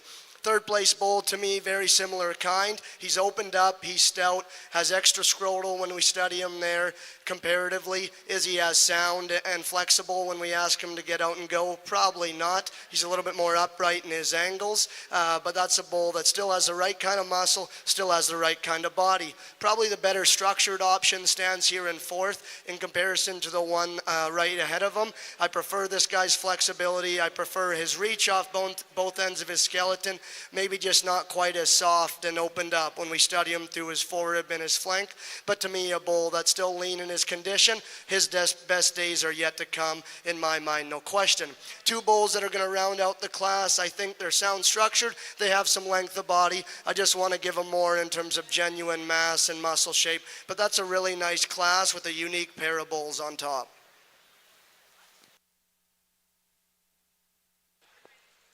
So in our senior division of our 2024 born bull calves, first place goes down to 2373, Red Wilbar Stranglehold 814M from Wilbar Cattle at Dundurn. Also our sponsor for this division of our senior division is Howe Farm at Moose Jaw. Our reserve senior bull calf and second in class is entry 2384, Red Southland Youngblood 55N from Southland Cattle at Shaunavon. Third place goes entry 2380, Red JJL Copper 425M from JJL Livestock at Melville. Fourth place entry, 2382, red Blair's West Milwaukee 2M from Blair's West Landing Cattle, a Drake. Fifth place entry, 2376, red Deep Lake Tank from Deep Lake Land and Livestock Indian Head. And sixth place entry, 2385, red Britt Fletcher 52M from TNS Farms at Rose Valley. And Brittany Grona. Once again, 2373 is our senior bull calf champion. Sorry, this is our first split of our seniors. This is 2370, the red Wilbar Stranglehold. And our second place in that class is 2384, red Southland Youngblood 55M. Just to clarify, this is our second split of our 2024 born bull calves. A thick, meaty pair of bulls here to start off this second class. Between those two, you love the muscle and shape, but I think you'd have to agree this calf in first is the nicer balanced one of the pair. I think he's as sound structured as anything in here. He's got good testicle development. Lots of quality, lots of look, beautiful build, still lots of power. A real shapy, manly bull comes to us in second. I love his top, I love his hip. I like the crest and masculinity he shows us at this young age. Great body volume, perhaps not just that ultra high degree of shoulder and squareness of hip that we see in our class winner, but I think a bull that's extremely good from a power standpoint. The big frame bull in the class comes to us in third. I like his height and stature. I love all the growth and performance. Certainly looks like a high-geared bull that's going to continue to grow when you look at his cannon and his bone work. He's super long-sided, a little flatter perhaps compared to those bulkier muscled bulls in front, but an awfully good individual. A more moderate bull here comes out next. I like his pattern and kind. I just like to stouten him up in his bone work, give him a little more power from top to ground. And then a real long-sided, smooth-made bull completes the class, but again, one that's just a little more refined about that bone work for me today, a little more tucked there in that lower flank. Congratulations to each of these exhibitors. Thank you, Jake. So leading off our class is 2190. Greenwood Knife Point 77M from Jaden and Jackson Payne. Second in class is 2197. Rito CM Maverick 52M from Rito Angus Farm and Colin Myatt. Third in class is entry number 2200. Northern View Typhoon 75M from Northern View Angus. Fourth is 2198, Eastondale Coalition 10724 from Eastondale Angus. Fifth in class is entry number 2204, J. Mirandi Tahoe 428M from J. Mirandi Livestock, and 2196 was a scratch. We'll now move into our second split of our intermediate bulls. These bulls are born from February the 5th to February the 1st of 2024.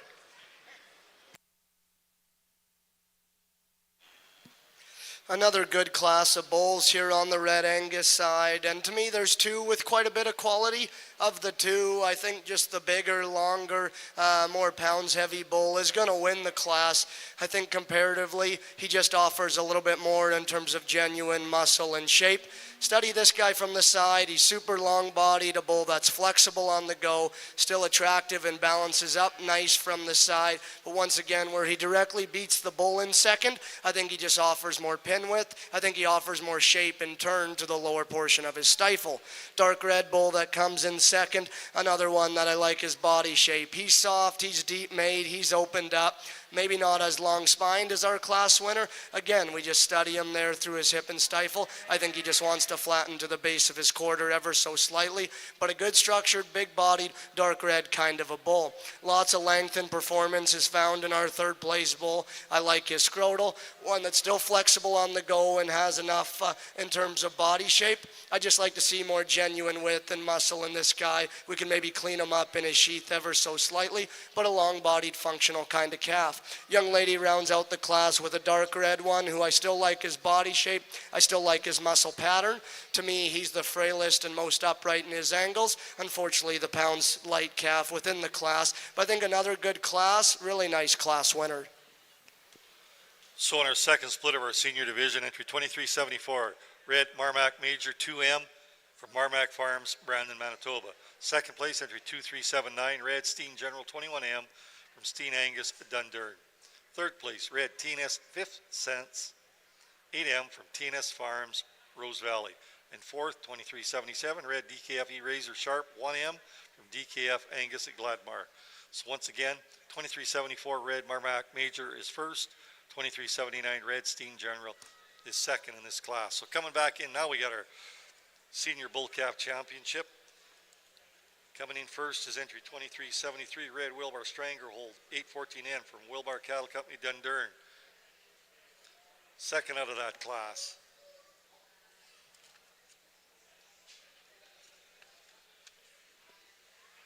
Is entry 2384 red Southland Youngblood 55N from Southland Cattle at Shaunavon. And in our second split, entry 2374 red Marmac Major 2M from Marmac Farms at Brandon. And second in our senior division, entry 2379 red Steen General 21M. These are our 4 bulls in our senior division championship. Once again, our senior division championship is sponsored by Howe Farm at Moose Jaw, and the reserve division senior bull calf champion is sponsored by Terron Farms, Forestburg. 4 really nice bulls out here in the senior division, and a couple classes I think that were pretty deep with quality, just like the heifer calves divisions. I think that first class was chock full of quality. I talk about how awesome I think these bulls are. I still think that to me they're the easy champion and reserve division winners.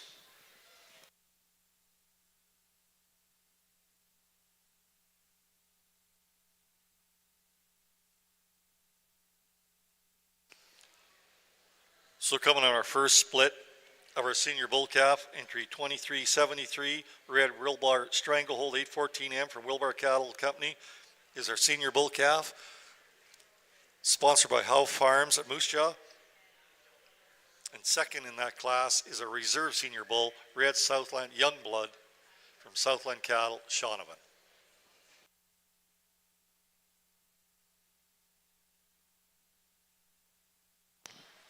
Jake will now comment on the second split of intermediate bull calves. Certainly a lot of differences in types and kinds in here. If you want to reshuffle the deck, I wouldn't give you a lot of argument, but I don't think you can deny that the calf that wins it is the big one in the class. He's the high performance one in the class. He's the standout in terms of his length, and for a performance bull, he maintains cleanliness of chest, cleanliness of sheath. I like his structure. I like his movement as he goes around, very adequate in terms of his muscle. I think that's a good logical place to start. The calf I'm not quite sure what to do with is the calf that places second, a calf that's kind of radical in his design. Really green still yet today, but awfully shapy. Big top, big hip, big bone. You don't probably, or at least I don't think he'll move as well as he does when you see him in action and in motion, but he does carry himself around the ring in good shape. He's odd in the way that crest, and it may be the way that it's clipped, is on the top of his neck. I suspect that there's maybe not a lot of real masculinity and crest to that neck, but you sure don't say that on one hand and say that he's not powerful enough on the other hand. So I put him in the category of one that'll be fun to watch and kind of wait and see. The calf that comes to us in third is just so practical. He's tall fronted, he's ultra long sided, he's super sound structured. Does he have that wow factor as far as pizzazz goes? He doesn't, and you might add just a little bit of that, but you wouldn't take anything away from the length, the pounds, and the performance that he has. Same said for the calf here, just a meat and potato bull, thick, deep, beefy, carries some extra sheath, getting a little on the edge of being kind of sloppy in the way that he's made. I just clean him up there. The calf that comes out next here is one that, as we study him from a structure standpoint, I want to give him more bone. I want to take a little of that snap out of his pasterns as he goes around the ring. Gentleman's bull that comes out here, I like his growth and muscle, but he too, I just set him down different on that back leg with more bone. And then the calf that completes the class, getting again a little bigger sheathed. I like his size, I like his muscle, but I'd want to see him move around the ring with a little more flex today. Congratulations to these bull calf exhibitors. Thank you, Jake. So coming out of this class is entry number 2193, Brooking Glacier 4155 from Brooking Angus Ranch. Second is entry number 2195, JJL 4 Mile 432M from JJL Livestock. Third is entry number 2192, Merit Mandate 4033M from Merit Cattle Company. Fourth is entry number 2201, Blair's West High Resolution 32M from Blair's West Land and Cattle. Fifth is 2187, Ravenworth Mindset 47M from Ravenworth Cattle. Sixth is entry number 2189, PF Mountain Trail RLP 13M from Pyshal Farms in Southern Comfort Angus. And 7th is 2203 J. Morandi Edify 413M from J. Morandi Livestock. We'll now be moving into our Intermediate Bull Calf Championship class. I'd like to thank our sponsors. Our champion awards are sponsored by Belvin Angus, and our reserve are sponsored by Blair's West Land and Cattle. So returning out of split 1 is 2190 Greenwood Knife Point 77M, as well as entry number 2197 Redo CM Maverick 52M. And out of split 2, entry 2193 Brooking Glacier 4155, and entry number 2195 JJL 4 Mile 432M.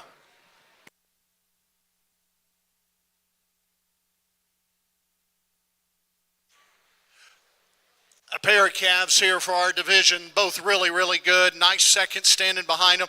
This is an awesomely presented calf up here in front. He's got some advantages for me in terms of maybe his rib shape and his body and his look. I like the strength of top that he has.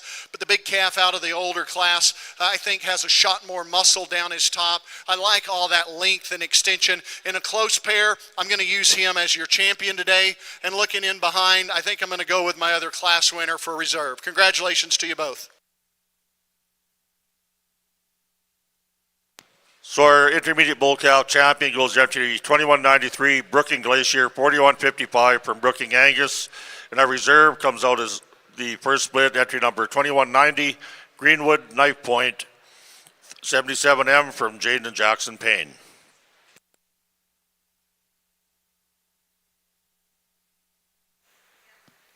Just a lone entry here on the Red Angus side, but to me, a bull with lots of quality. I really like him from the side. Study him up front, he's attractive. I love how he blends back into a powerful forearm, a good forerib and center portion of his body, a bull that still has some muscle, some hip, some power when we get in behind him. I think just really a solid, nice kind of a bull. Will be interesting to see here later on. So there's only one entry in this class, in our junior bull class. Red Cinder Fooling Ya from Cinder Angus, Barhead County, Alberta, and Tavian Yoder.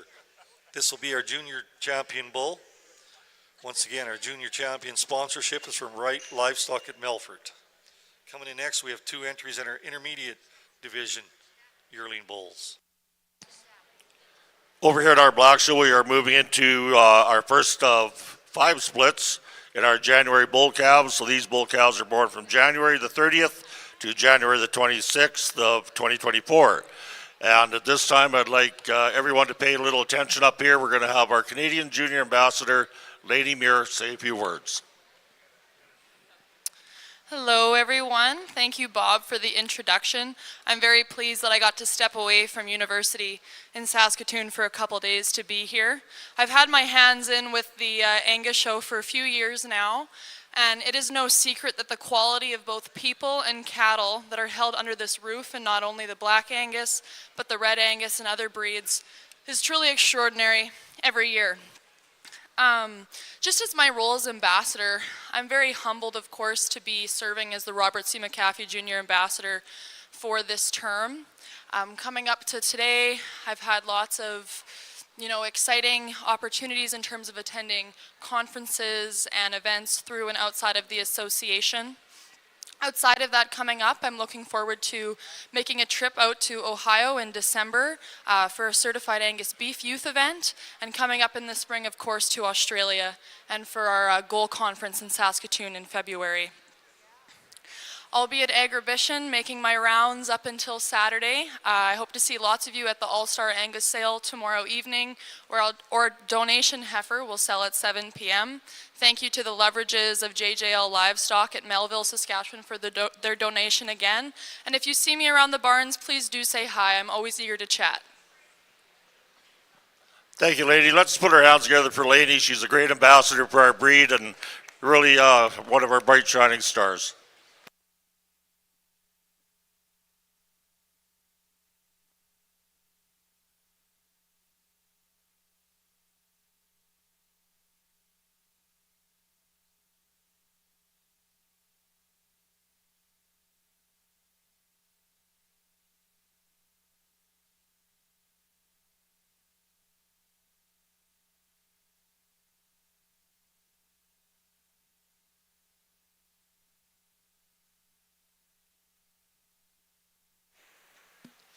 just a pair of yearling bulls here back on the Red Angus side, but I think two bulls to me that offer quite a bit of quality.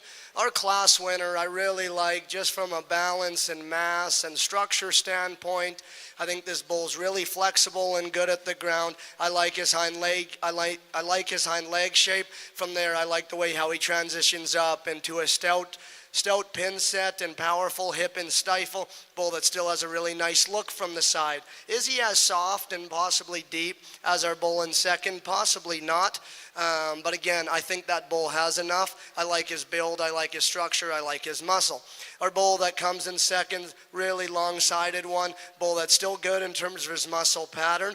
I appreciate his flexibility. To me, he maybe just takes it just a shot too far. His hind leg just wants to get underneath him ever so slightly. Appears to have a little bit of extra set in that regard. Two very solid bulls in this class. Quite fond of our class winner. So leading off the class in the intermediate division is entry 2389, red 6 Mile Showman 87L from 6 Mile Red Angus at Fir Mountain. The sponsorship for this award is by JAS Red Angus, Neepawa, Manitoba. And second place in this class is entry 2388, red McKellar Lock and Load 10L from McKellar Ranching Unity. Our sponsorship for the senior division yearling bull is RSL Red Angus at North Battleford. So once again, 2389 is our intermediate division champion. And 2388 is our second place and reserve intermediate division champion. And here's Jake with his comments on his January bull calves. Back to our Angus Bull Show over here. I think a pretty tremendous individual that we find here to lead this class off. He's got the power and the bone and the soundness of structure that we've appreciated in some of these other classes, but he's got a level of quality and eye appeal and just look and build to him that I think is pretty elite that maybe we haven't seen in the other classes. Really, really good place to start. Again, a real practical type of a bull finds his way into second. Compared to the bulls that place third and fourth, he's much sounder structured. He's got more flexibility and slope up to his front end. He's got more reach and a better hind leg set off those rear two than the next two that follow him. Not as overwhelming, not as elite probably as that calf that wins, but very, very good. Lots of growth, lots of future in that bull. I love this next bull here on the stand. He's meaty, he's beefy. You see shape. I love his size and his length, but in motion, I'd like to see him carry his hind leg differently today. The calf that comes out next, a real masculine calf, strong-browed.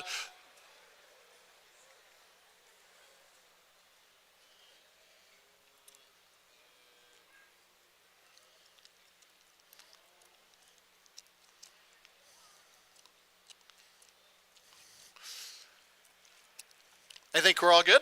So a calf that I love him for his growth, a calf that's got a lot of length of side to him. Again, just see him travel out a little better. This is a real shapy calf that comes out next, big topped, big muscular meaty hip, good bone, a little tighter in the way that he carries himself for what I prefer, especially in that lower third. I just change him there. The two calves that are going to wrap up the class, real smooth made, complete kind of calf there, just a little frailer in his bone work, a real bulky, meaty kind of calf with a lot of bone that wraps us up, but extra sheath, and I just don't care for the way he's moving today. Congratulations to all these exhibitors. So leading off our first split of January bull calves, we have entry number 2235. Murray Incredible 63M from Murray Ranches. Second is 2222. Merritt Titan 418M from Merritt Cattle Company. Third is 2231. Honeybrook Prosecutor 8M from Honeybrook Farms, and you can add additional owner BJ Cattle Company. Fourth in class is entry number 2223. Cottonwood Profound 400M from Cottonwood Angus Farms, and you can add additional owner Fraburn Angus. Fifth in class is 2244 HF Sarge 203M from Hamilton Farms. Sixth is entry number 2253 J. Mirandi Tahoe 410M from J. Mirandi Livestock. And seventh is 2251 Blair's West True Patriot 11M from Blair's West Land and Cattle. Entry number 2241 was a scratch. We'll now move into our second split of January bull calves. These bulls are born from January the 24th to the 17th of 2024. I think a nice place to start here in this yearling bull class is the red bull that's up front here. Study him up through his head and through his crest. I think he's really masculine yet still attractive. I like how he balances. He blends really good from his chest floor into his shoulder, and from there back, I think this bull balances up really, really good. Does he have as much foot, bone, and feature as the bull in second? Probably not. This guy does step down on a stouter foot, offers a little bit more in terms of bone and rear leg. I really like his hind leg shape when on the profile. When we ask this bull to go, he's maybe just a little bit more rigid than I would have anticipated. To me, he just wants to hammer the ground a little bit there, maybe not quite as fluid as we study him out through his hock. But again, I like him at the ground. I like his foot. I like his feature. Another long-bodied bull that still reads with the right kind of muscle and body. We could just change him there as he goes, tidy up his sheath ever so slightly. Dark red bull that stands in third, as long-bodied as any of them. A bull that offers a powerful pin set, still muscular from behind, just not as soft and maybe easy doing as a couple of the bulls ahead of him. But I appreciate his length, really dark red color to go along with it. So in our senior division, first place in our senior champion bull is entry 2390 Red Shiloh Let's Rumble 54L from Shiloh Cattle Company and CD Landon Cattle Company, Craigmile, Alberta. Second place in our reserve senior bull, 2391 Red Kenray Ninja 11L, Kenray Ranch, Redvers, Saskatchewan. Our third place is 2392 Red Patchel Desert from Patchel Livestock, Hanover, Ontario. So once again, 2390 is our senior division champion, Red Shiloh Let's Rumble, and sponsored by JAS Red Angus, Nipoa, Manitoba. And the reserve senior bull, Red Kinja Ninja, is sponsored by RSL Red Angus, North Battleford.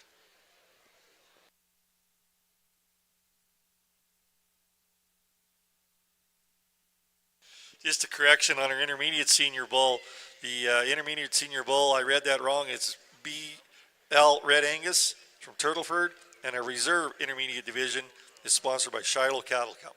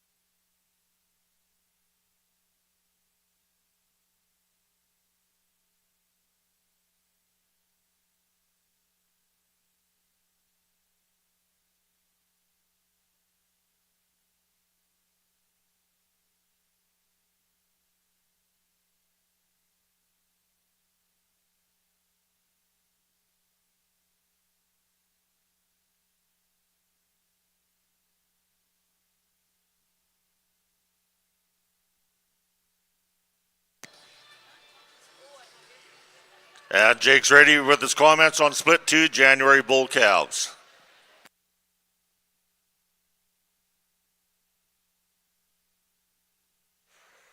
I just really like the way this bull puts everything together here that I'm going to use in first, even down to just a freshness standpoint. He does a lot of things that just help him balance up. His size, his length, his long, effortless stride suit me real well. He's big-topped, he's big-testicled, he's got a big hip.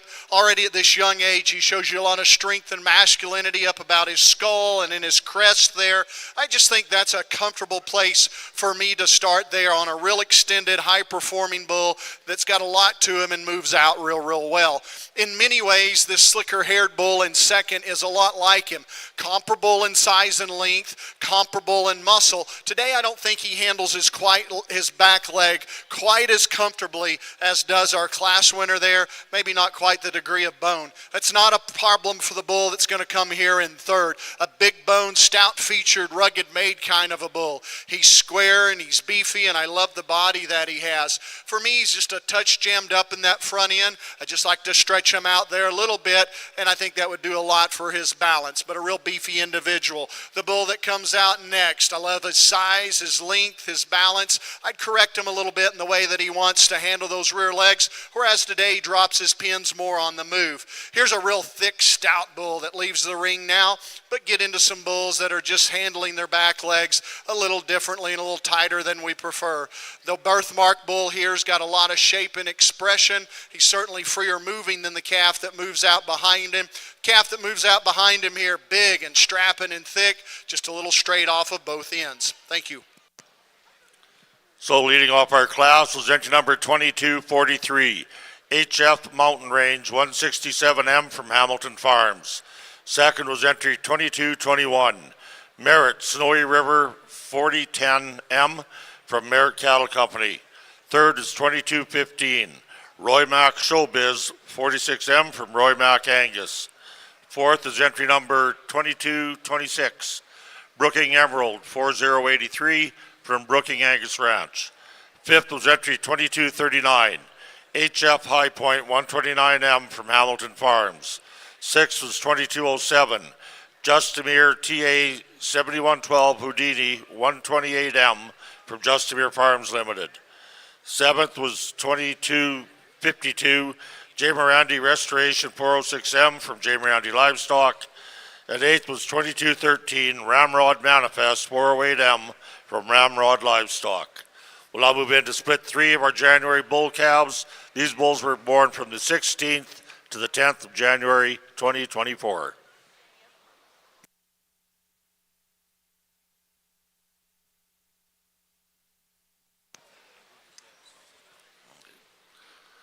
Just like to acknowledge more of our sponsors here today. MNP Accounting is your agricultural specialists, and they have deep roots in the industry. They are proud to partner and meet with you at the MNP Breed Champion bars following the show. And also the Western Producer and Canadian Cattleman Magazine are sponsors of the Beef Breed ID banners that you see hanging in the barns. So thank you for your sponsorship.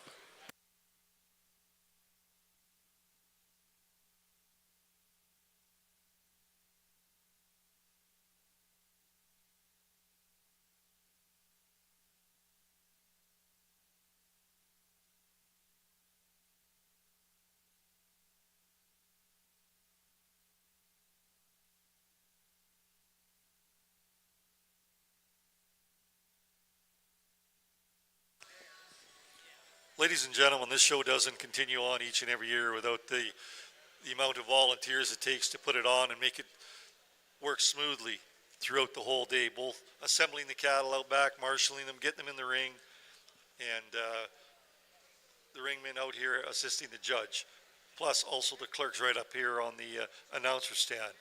So we'd like to thank a number of volunteers that have stepped up to help out today. The ringmen, Leah Allen, John Locke, Brennan Shackle, Henry Stewart, clerk Sarah Davidson Coward, Christine Hannell, Lainey Muir, Ruth Watch, our marshals out back, Russ Coward, Kieran Dozodal, Mark Forsyth, Mark Haynes, Mark Hollowaychuk, Roger Reynolds, and Thomas Wildman.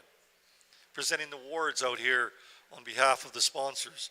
Katie Anderson, Kathy Monteith, Marilyn Mountainay, Kim Tetzlaff, Shauna Toner, and Aaron Usak.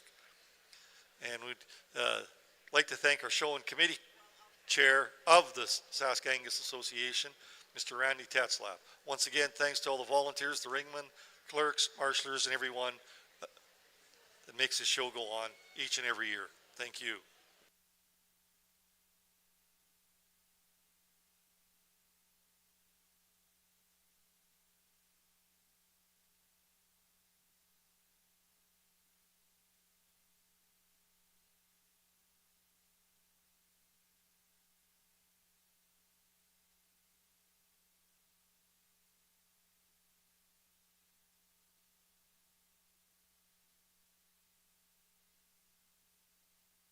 Once again, sponsors for the Canadian Western Agribition is CIBC, sponsors the early morning coffee and scone supplier, Cowtown Master Feeds, provider of the Barn Boss jackets, Co-op, official fuel partner of the Canadian Western Agribition, and CN, Agribition Supreme on Saturday, presented by CN.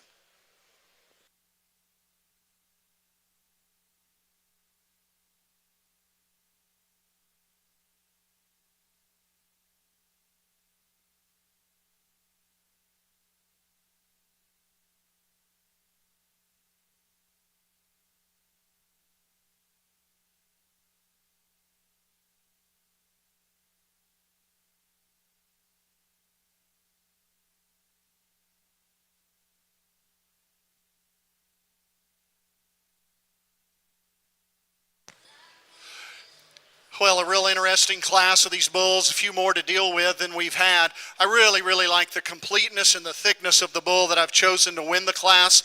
I think he's not only one of the real square-hipped, wide-rumped bulls that we have, but he's also a really good-bodied individual who I think balances up in terms of his parts and pieces a little better than the bull that we have in second. Here's what I mean by that. I think this bull has a more drop and really a more balanced look to his body, especially back in that rear rib and flank today.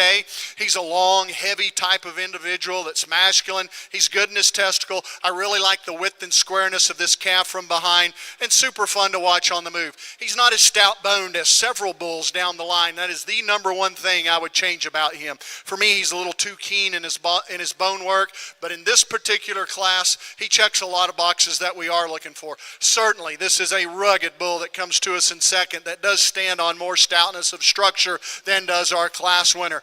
On the other hand, for as much muscle and meat that he has, I just wish we could change that shoulder in him a little bit. It's maybe just a touch deeper in that shoulder. He's got so much masculinity early on. You know, for me, from time to time, it throws him out of balance just a little bit. I bet that's something that he might grow into with age. Love the power, love the testicles, love the bone work. I just hate it for this bull right here in third. He's a bull that's fun to look at. He's well presented. He's got a lot of good things, but, you know, he's had a bad day, obviously, and he's not getting around on that 1 foot very well. What do you do with him? We're going to put him in third today.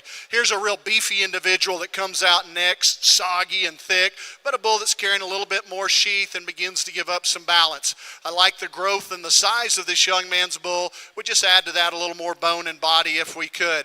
A more moderate kind of a bull comes around next, a little shorter coupled, but I like his muscle. And then we wrap up the class with a real clean-made, clean sheath kind of a bull that we'd like to see just travel a little nicer. Thank you, Jake. So leading off our class is entry number 2217, Greenwood Standout 34M from Jaden and Jackson Payne. Second is 2242, HF Shack 84M from Hamilton Farms. Third is 2225, Brooking Next Generation 4064 from Brooking Angus Ranch and Greenwood Cattle. Fourth is entry number 2212, PF Missouri RLP 8M from Parcel Farms and Southern Comfort Angus. Fifth in class is 2206, Justimere Cover the Bases 110M from Justimere Farms Limited, DKS Angus, and Sortland Livestock. Sixth is 2248, Northern View Tremor 33M from Northern View Angus, and seventh is 2229, Fryburn Cowboy Logic 2M from Fryburn Farms. We'll now move into split 4 of our January bull calves. These bulls are born from January the 9th to January the 5th of 2024.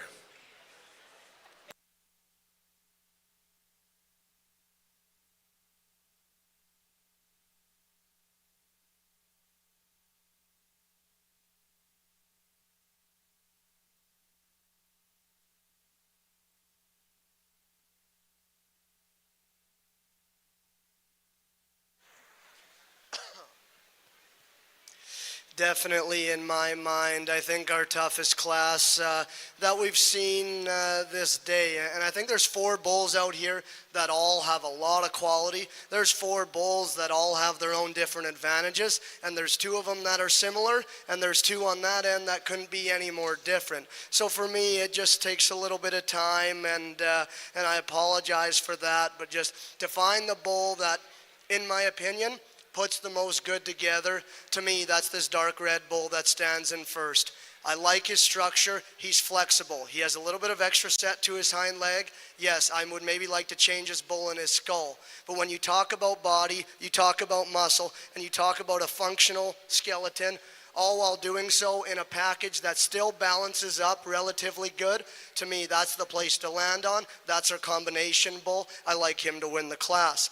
Bull that comes in second, super long bodied, and I think these 2 are actually quite similar. I love this bull's length. I prefer our bull in second as we study him through his head, through his skull and his crest. I think he's a little bit leveler out of his hip when we ask him to go, but when we start to get comparative, to me this bull's a little bit more frail in his rear leg. He has a little bit extra set to his rear leg as well, just wants to get that underneath him ever so slightly. But again, I think those are 2 similar bulls that have a lot of quality. The bull that stands in third, I'll be honest, I struggled with this one. He comes in and hits you hard right away. I love his presence. I love his build. He's so high tying in his neck attachment. He's so attractive from his skull in through his crest and still blends back into a powerful enough rib shape. To me, a bull that still has enough muscle. I like him on the move. But as we stand here and look at him, yes, I do agree. He is the leanest bull out here, but is there quite enough in terms of forerib, in terms of flank, and in terms of softness? I guess today I answered the question no and put him in the third hole, but I love his look, I love his balance, I love his build. To me, that bull's only going to get better as the year goes on. Bull that stands in 4, standing still, there's no question he's competing to win the class. So massive, so muscular, and so opened up. He's big-footed, he's stout-boned, has some extra hair that still balances up from the side. To me, he's our heavy conditioned one, wants to drive on the outside of his skeleton and get bigger in his joints. But again, that's a really good bull. 4 awesome individuals. Tough decision on the top. And now in our Angus Bull Show, we've got a really good individual to win this. In about every category we could talk about, we would brag on him a lot. He's excellent in terms of growth and performance. Balance and look is spectacular. Meat, muscle, shape, bone is super. And he does it all in style when you watch him walk around the ring. He does so very effortlessly. A really good bull to win the class. Coming in second with a calf that's not the biggest, not the heaviest of what we have left to choose from, but I sure think he's the soundest. And I sure think he's the next best one of those, just simply because he does move around with enough extra length of stride and flexibility. 2 bulls that come around next, they are growthy, they are thick, and they are meaty. I love the beefiness of those bulls, but I'd have the same criticisms of both, and that's just the way that they move on those hind legs. If we could just straighten up the back wheels on those and give them a little more flexibility, boy, they could sure be in contention to win it. And then the young lady's bull that wraps up the class, maybe she too's not perfect on her back legs, but my big issue is that extra sheath that he's carrying. I just like to neaten him up there. Thanks. So leading off our class is engine number 2227, Brookings South America 4022 from Brookings Angus Ranch. Second is 2237, Eldom 9213 Excite 408M from Eldom Cattle. Third is 2205, KCH McAllen 404 from KCH Cattle Company. Fourth is 2218, S7R Persuasion 701M from Section 7 Ranch and Horner Cattle Company. And fifth is 2255, Ravenworth Growth Fund 16M from Ravenworth Cattle. 2240, 2224, and 2209 were scratches. We'll now move into our final split of January bull calves. These bulls are born from January the 4th to January the 1st of 2024. Just getting back to the Red Angus side here in our first split of our senior bulls. Entry 2398, Red 6 Mile Cold Open 82K from 6 Mile Red Angus and Haddon Hills Farming. Second was 2399, Red LV Capital 62K from Southview Ranch at Ceylon. Third come from 2397, Red L83 Red Viper 50K. from Moose Creek Red Angus, L83 Ranch and Load Cattle Company. Fourth was 23.95 Red Wood Coulee Taurus 805K from Triple L Angus at Viscount, J-Birdie Cattle and Wood Coulee Cattle.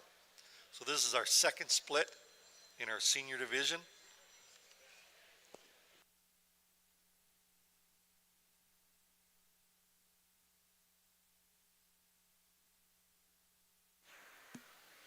Another good class of big bulls here on the Red Angus side, and quite a bit of a different class in my mind. To me, this one's rather routine.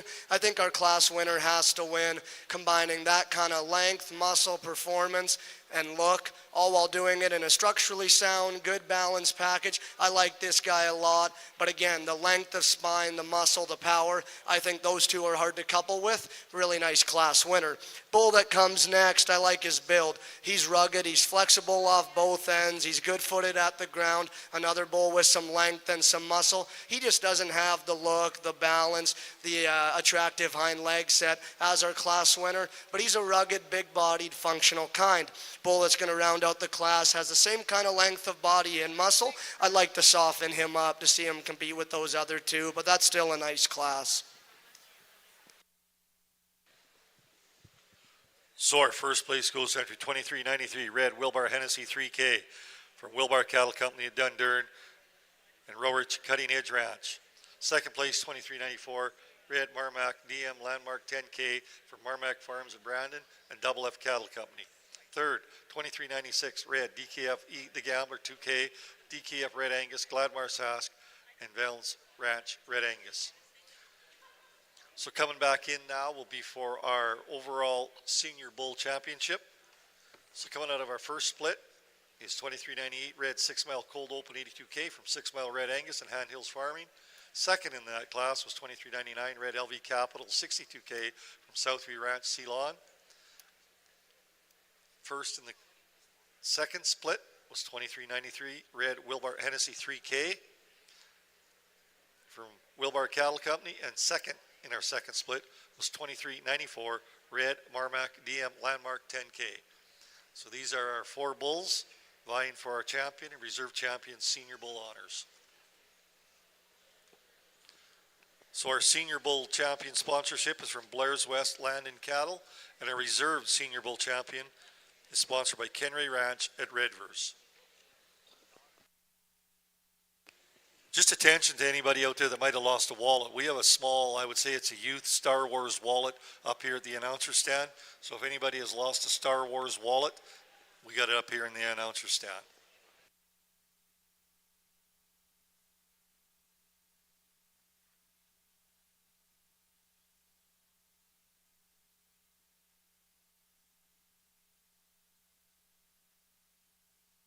Just one other thing for the Red Angus exhibitors, there is some mugs up front here. Katie wants you to make sure that you pick up all your mugs. If not, she'll have lots of stocking stuffers back home.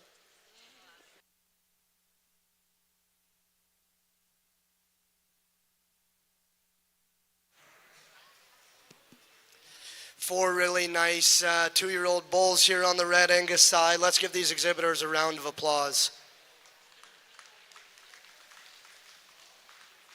Takes a lot of work and a lot of effort to get these bulls to this stage, and I think we've all been there that have had some bull calves with some quality and a lot of future and a lot of promise, and they don't always get there. So I think to have as many Red Angus bulls in this big bull division as we had, I think that's something to be proud of. To me, that's something that is pretty unique, and a lot of those bulls had a lot of quality. You could have 4 different ones out here, and I wouldn't argue with you too much just because of the depth of those classes. The first class, we talked about that, and 4 bulls that are, quite a bit different and all have their advantages and disadvantages. Was there one that is just the easy winner? Probably not, and that's why I struggled with. The second class, a little bit different. I talked high on the class winner out of that bull. I'm still high on him. He's going to be our division champion. Our first place out of the first class will be reserved. And now back to our Angus Bull Show. I think we just have such a logical place to start here with this bull who not only excels in this class in his size and his performance, his weight per day of age, but I love him from a power standpoint. His bone, his muscularity, his body is really, really good. Looks the part of a bull in terms of his masculinity, in terms of his testicle development, and compared to the bulls that follow him today, he's as good balanced as anything that we have, and he really handles himself nicely on the move, which I appreciate. The other real stout-made, stout-featured bull that I find in class is this real fresh-looking bull here in second. Tremendously stout-structured. Lots of bone, lots of foot. You get in behind him, and he's really wide and thick and shapy down his top. So I like that bull from a width and power and bone standpoint. I believe he gives up a little bit of balance to that bull that placed above him. And today I'd even drop him down a little bit in that rear rib and flank. A real soggy bull comes out next. And between he and the bull that's down below him, he's just more powerfully built. Lots of bone, lots of shape. I can love that bull on the stand, but I get disappointed with him on the move. I change his back legs. There's a real clean-shouldered, good-necked kind of a bull. He too needs to move a little better off those back legs, and I'd clean up that sheath. Here's a real thick, meaty, muscular bull that comes out next. That bull's going to be all right. Today he's a little keener in his bone. Maybe doesn't balance up as nicely, but he does do some things awfully right. The three bulls that wrap up the class. There's not a light muscled bull in here. I love the power and I love the shape. These bulls just begin to give up quite a little more in terms of their balance and structure out here today. Congratulations to you all. Thank you, Jake. So leading off our class is entry number 2210, Southland Sugar Ray, 4M from Southland Cattle. Second is entry number 2216, Roy Mac Showbiz, 7M from Roy Mac Angus. Third is 2234, Third Degree America, 3M from Third Degree Angus. Fourth is 2208, Southland Deadpool, 27M from Southland Cattle. Fifth is 2247, Northern View Tremor, 16M from Northern View Angus. Sixth is 2230, Honeybrook Mojo, 1M from Honeybrook Farms. Seventh is 2233, Third Degree High Range, 4M from Third Degree Angus. And eighth is 2236, J-S Melville, 400M from J-S Angus. We'll now be moving into our Senior Bull Calf Division. I'd like to thank our sponsors. Blue Collar Bull Sale is sponsoring our champion, and our reserve is sponsored by JPM. So coming back out of the first split is entry number 2235, Murray Incredible 63M, and entry 2222, Merit Titan 418M. Out of our second split, entry number 2243, HF Mountain Range 167M, and entry number 2221, Merit Snowy River 4010M for Merit Cattle Company. Out of our third split, we have entry number 2217, Greenwood Standout 34M, and entry number 2242, HF Shack 84M.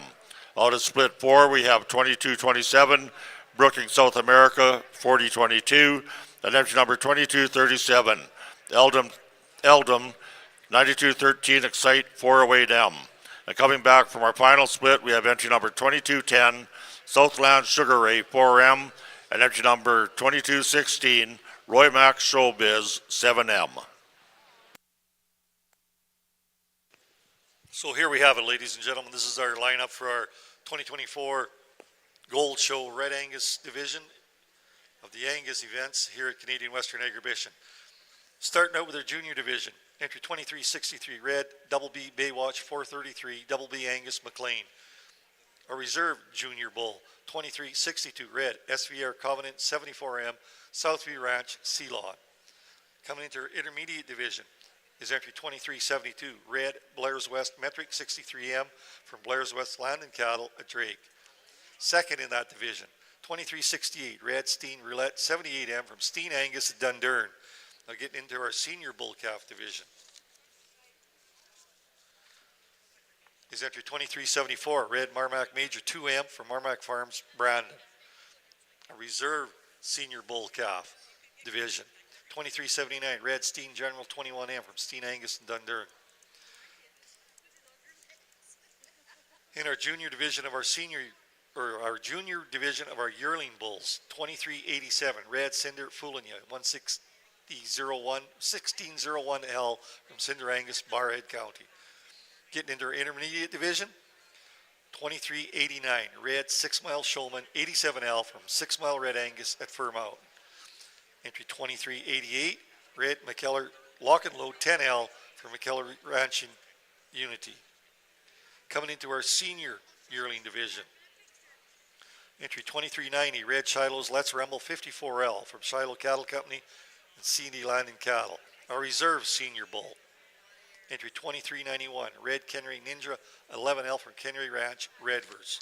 Now getting into the big guys, the senior bulls, or mature bulls. Entry 2393 Red Wilbar Hennessy 3K, Wilbar Cattle Company, Dundurn, and Rorich Cutting Edge Ranch from the U.S.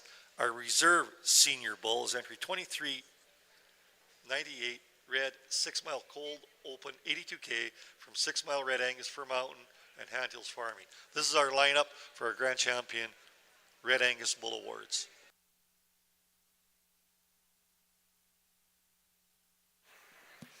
What an awesome lineup here on the Red Angus side. Let's give these exhibitors a round of applause.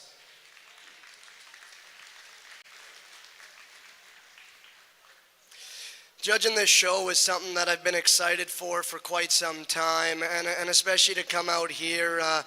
Everyone knows the Thursday at Agribition is the Angus Day, and it's a big day, and the quality through each side of these rings, I think, is unmatched anywhere, I think, in this country. This is it for us. This is our biggest and best show, and I think the quality has been tremendous. I've had a great time. It's pretty easy to see as an outsider why these Red Angus cattle are so popular. You know, they're so maternal. The female are awesome and big-bodied and good-uddered, and the bulls come out here with the masculinity and rib and dimension that we're all after. And I think there's just an incredible lineup right from our calves down to our big bulls. I won't take too much of your time and go and show you a couple champions here so we can keep the Angus show still rolling. But I really just like to thank the Saskatchewan Red Angus Association for having me out here. It's always been a dream of mine to judge at the Canadian Western Agribition. This is the first breed that I've done here, and I had a lot of fun. So let's give these exhibitors one last round of applause. I'll go and show you a couple champions.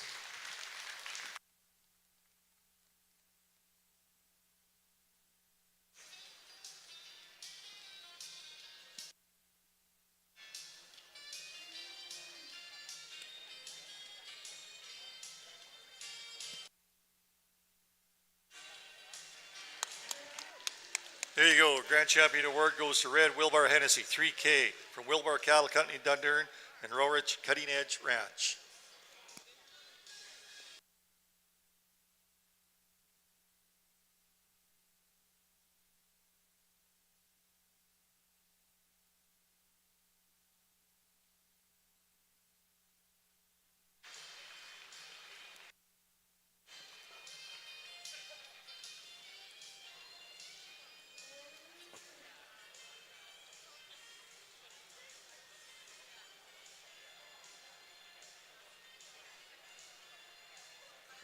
So coming in as our reserve Grand Champion Red Angus Bull is entry 2389, Red 6 Mile Showman 87L from 6 Mile Red Angus at Fir Mountain.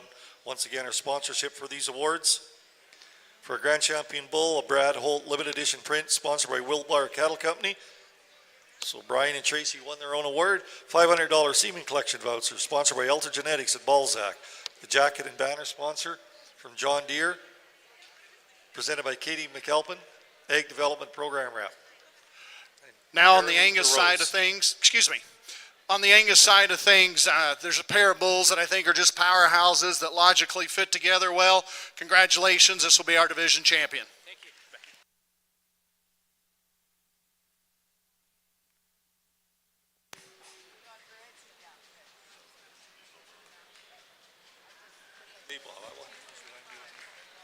So just getting back to the Red Angus side here, we have the Saskatchewan Cattlemen's Association presentation, Levi Hall director, and once again from John Deere, and we have from MNP, they are sponsor of the bar cart back in the barns.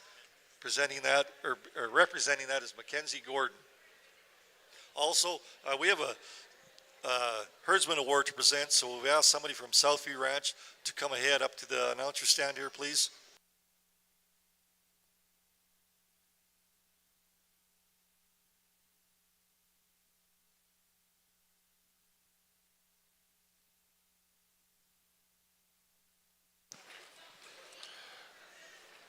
So over here in our black show, our senior bull calf champion went on entry number 2227, Brookings South America 4022, exhibited by Brookings Angus Ranch.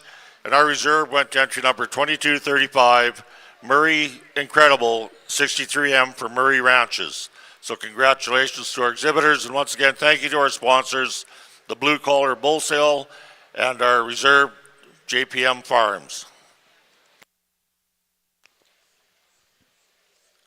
So our Herdsman Awards presentation, Blair's Perform Max Animal Nutrition is proud to present the Herdsman Awards. Perform Max Nutrition is focused on cow-calf operations across the prairies, and they welcome you to come and visit them in their booth in the John Deere Sales Arena. So our Herdsman Award presentation goes to Southview Ranch, the Kaufmans, and is presented by Blair's Claire Lettingham.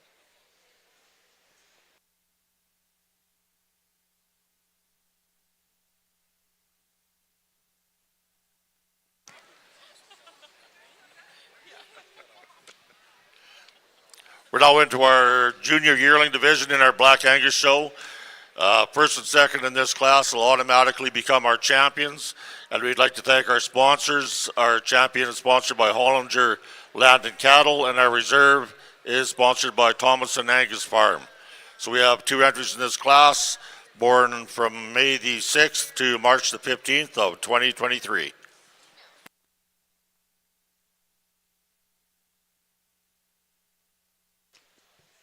So we have another lost wallet that was turned up to the announcer stand here. If there's a Mr. Scott Crowley out there somewhere, or if somebody knows of him, we have a wallet of his here up at the announcer stand.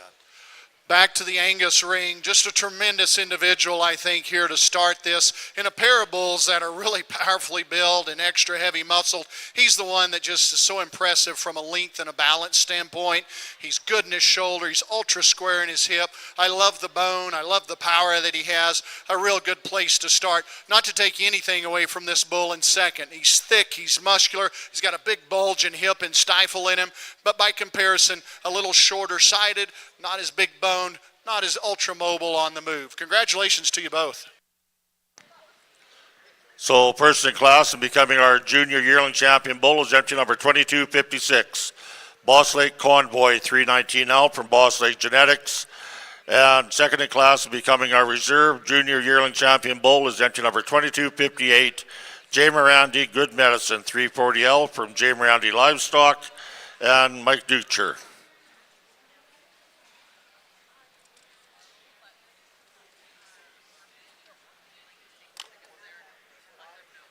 We'll now be moving into our intermediate division in our black show.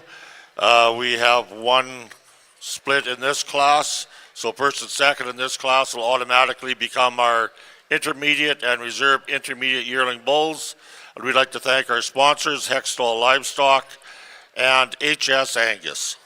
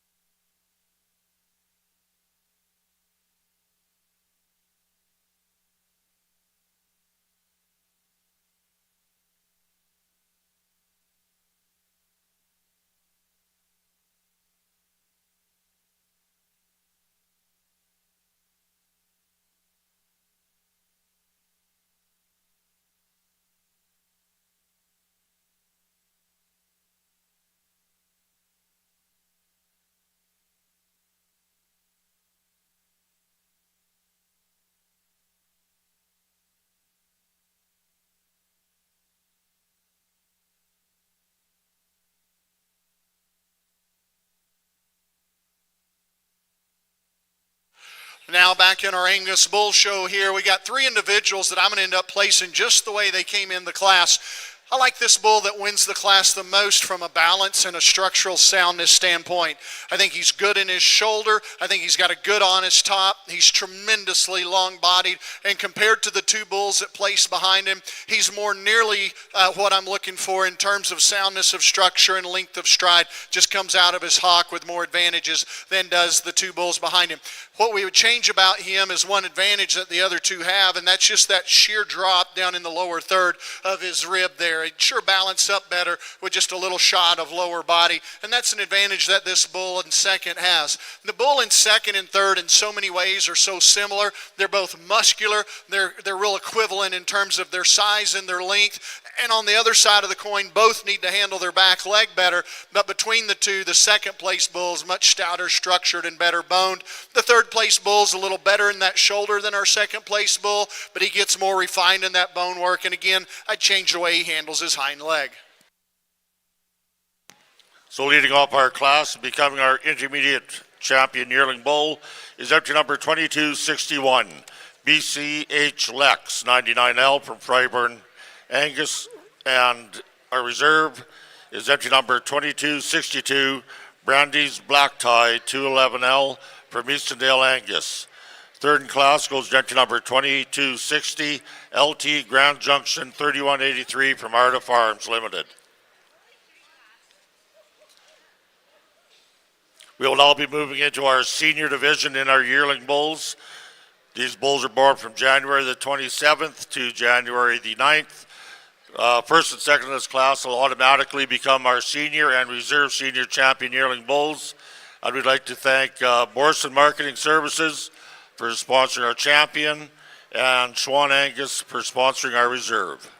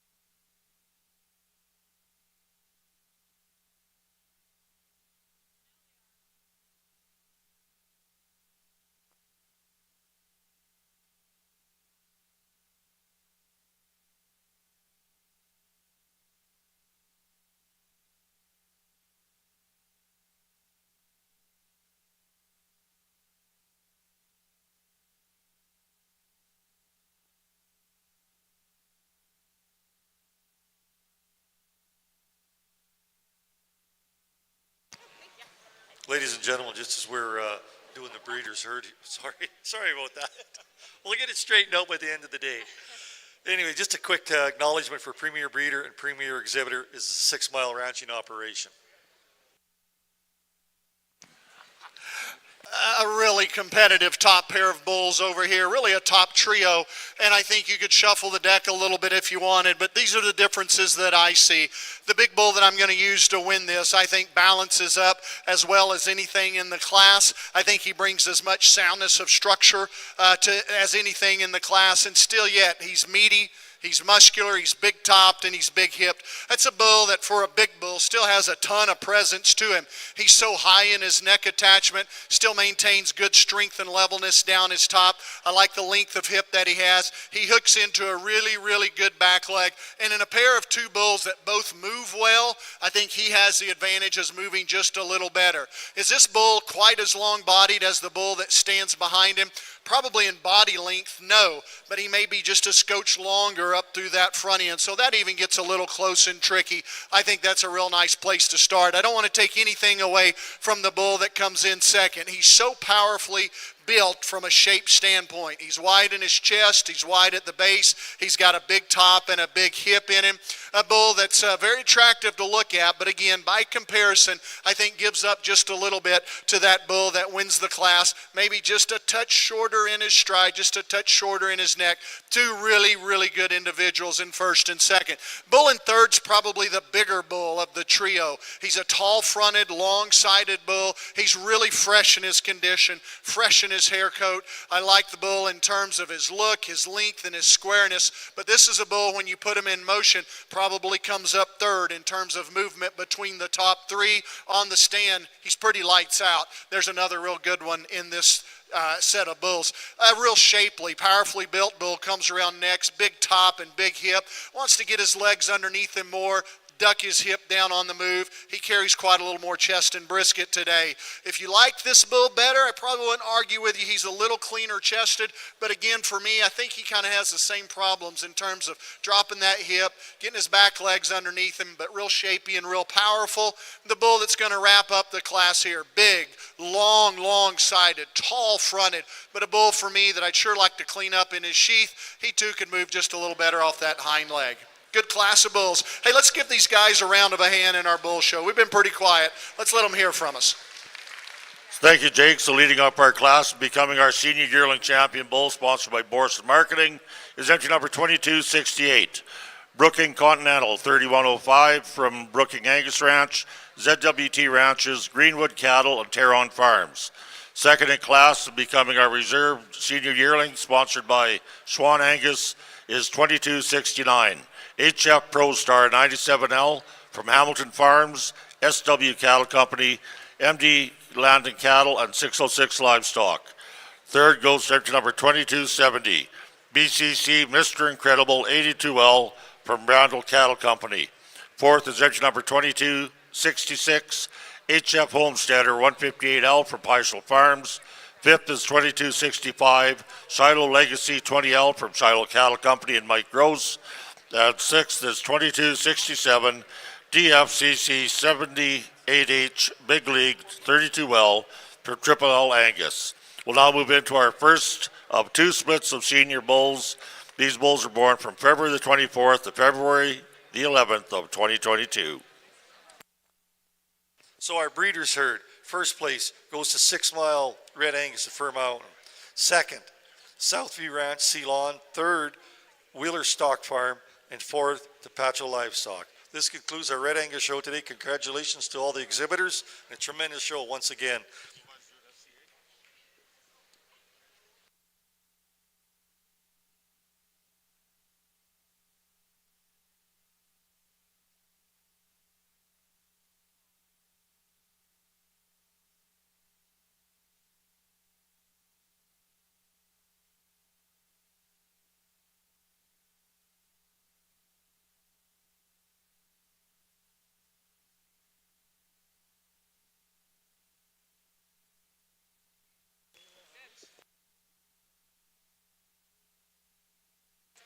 Once again, just at the conclusion of our Red Angus show, Red Angus Gold Show, We'd like to thank our judge for today, Mr. Toby Noble from Lloydminster, Saskatchewan.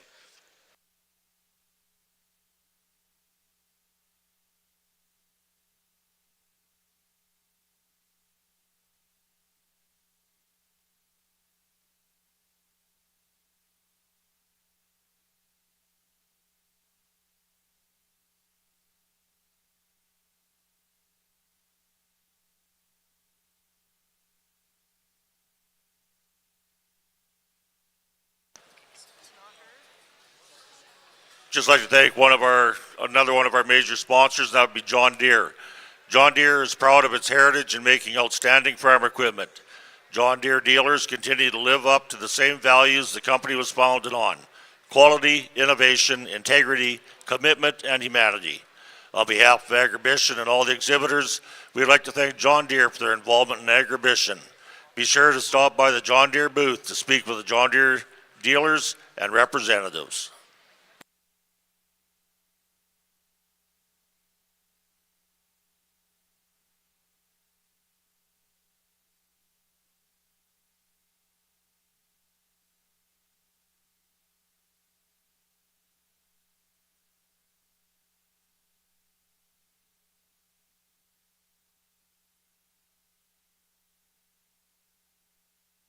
Just once again, we have a lost wallet up here at the announcer stand, Mr. Scott Crowley.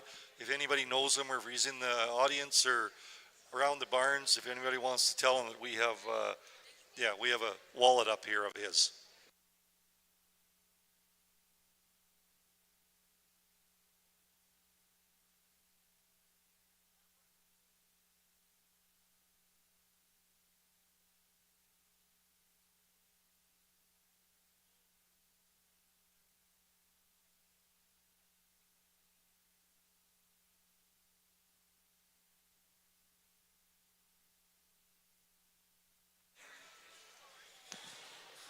And here's Jake with his comments on his first split of senior bulls. As our exhibitors get pulled around into place here, we congratulate this gentleman up front with your class-winning bull here. I think a real logical winner. I love his size, I love his balance, I love his thickness, and just his kind. He's massive in his rib, he's good in his bone. He's as fun to watch move as any bull in the entire class. And it's so hard for a bull that age, that size, that mass, to kind of maintain that type of soundness of structure, length of stride, flexibility through his skeleton from end to end. I think he's ultra impressive in that regard. To me, the judging class, the pair in this class is between second and third. And why don't we bring our third place bull? I'd like to line these up so folks can see them. You guys decide which one of these you like better for yourself, and I really think this is an example of it just matters where you're going to use them and what you're going to do with them.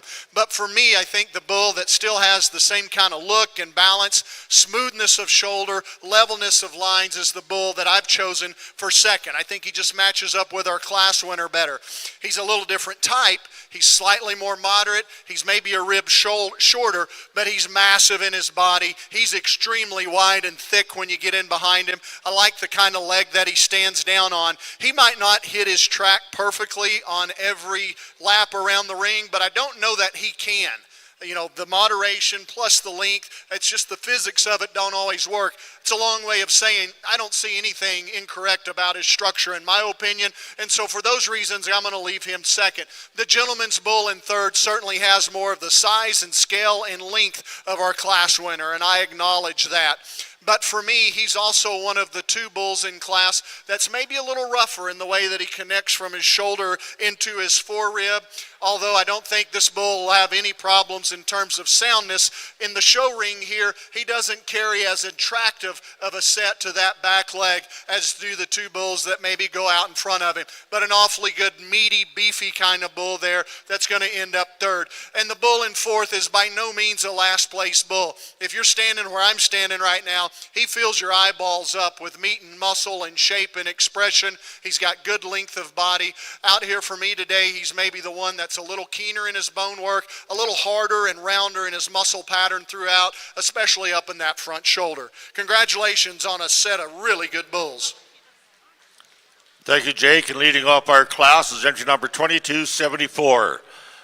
Musgrave Dexterity, shown by Wilbar Cattle Company. Second is 2281 Mainstream Head of State, 21K for Mainstream Genetics and 2020 Angus. Third is 2277 Merritt Sheriff, 2040K, shown by Merritt Cattle Company and Bronx Angus. And fourth in class is 2282 Mitch Wheatland Coalfields, 2177K from Malchuck Farms, Wheatland Cattle Company, and Mitchelson Land of Cattle. We'll now move into split 2 of our 2-year-old bulls. These bulls are born from February the 9th to January the 3rd of 2022.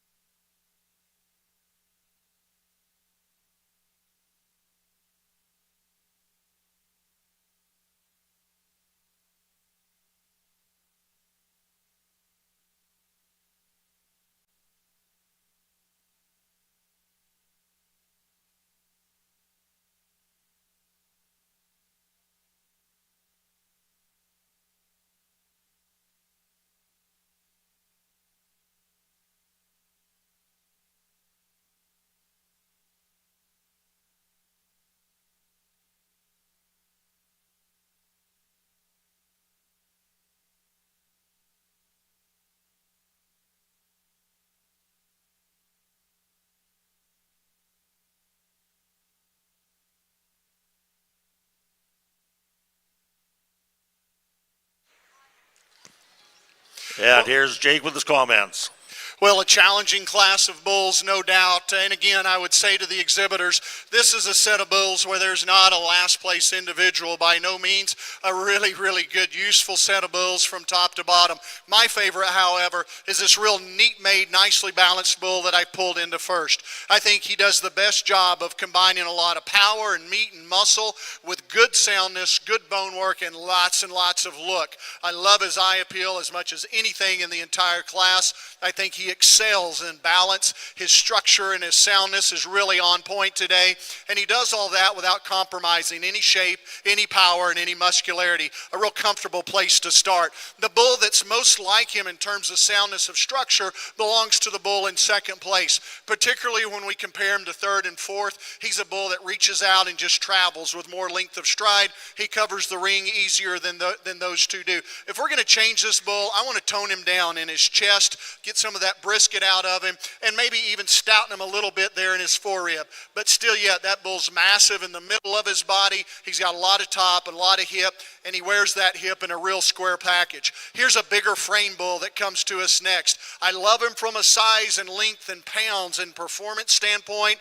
Good bone work and good muscle. Where I would change him a little bit is in terms of that skeletal design back in his hip. Whereas today he drops his pins a little bit on the move and gets those back legs under him more than what I prefer.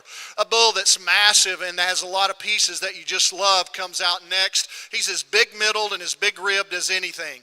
Big top and big hip in this bull, but he's beginning to struggle quite a bit in the way that he moves off those rear legs. Lots of side-to-side lateral motion that we'd like to change. A big frame bull completes the class, but one that's just flatter in his muscle, not as beefy as those that placed higher than him today.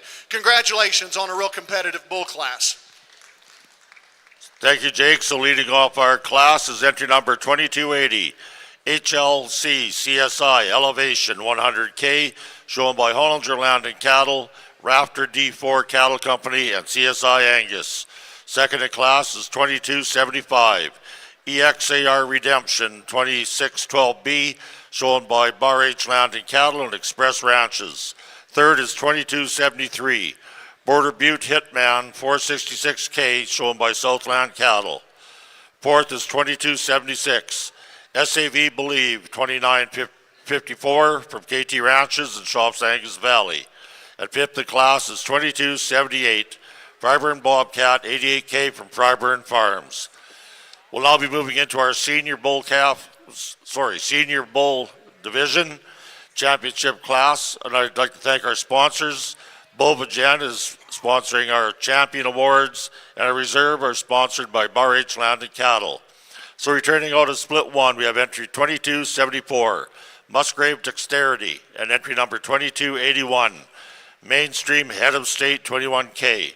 And from split two, we have entry number 2280, HLC CSI Elevation 100K, and entry number 2275, EXAR Redemption 2612B.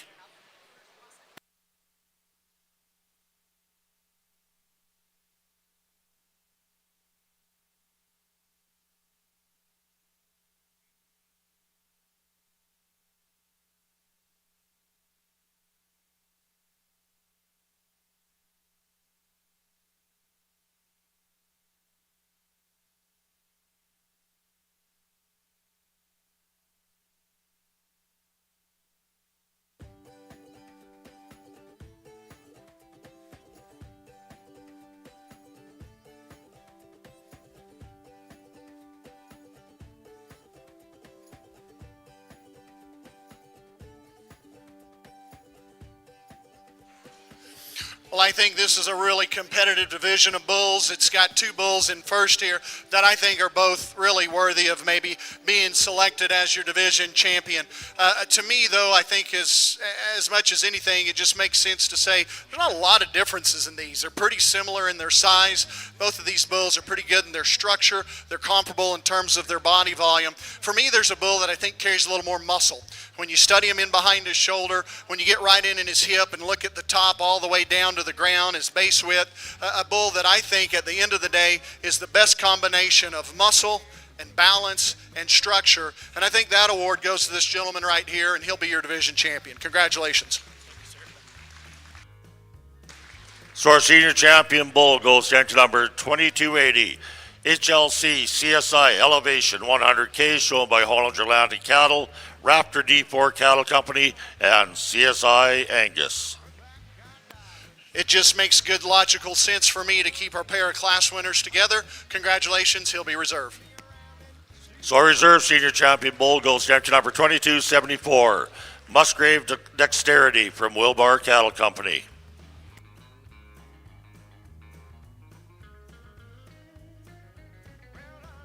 And once again, thank you to our sponsors, Bovagen and Bar H Land and Cattle.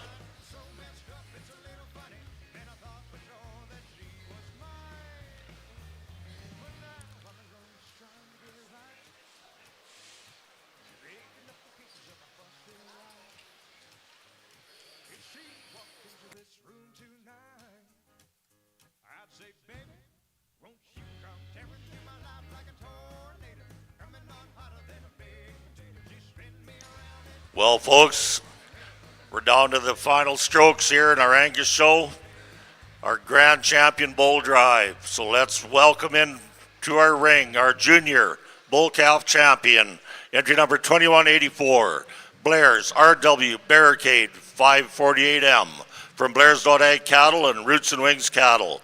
Our reserve junior bull calf, 2181, Merritt Whitewater 4105 from Merritt Cattle Company. Our intermediate bull calf champion, entry number 2193, Brooking Glacier 4155 from Brooking Angus. Our reserve in that division, 2190, Greenwood Knife Point 77M from Jaden and Jackson Payne. Our senior bull calf champion, 2227, Brooking South America 4022 from Brooking Angus Ranch. Our reserve, entry number 2235, Merritt Incredible 63M from Merritt Ranches. Our junior yearling champion bull, entry number 2256, Boss Lake Convoy 319L from Boss Lake Genetics.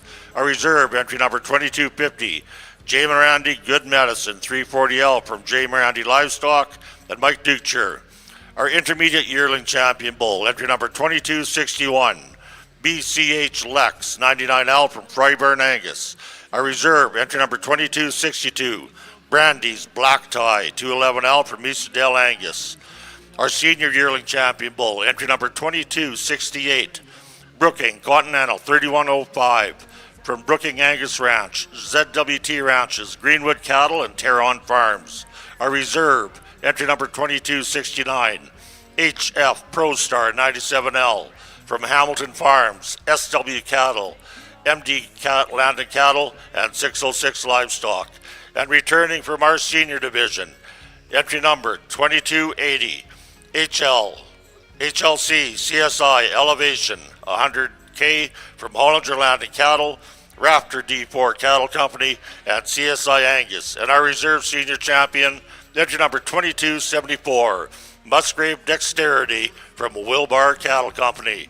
Ladies and gentlemen, put your hands together for our grand champion bull drive.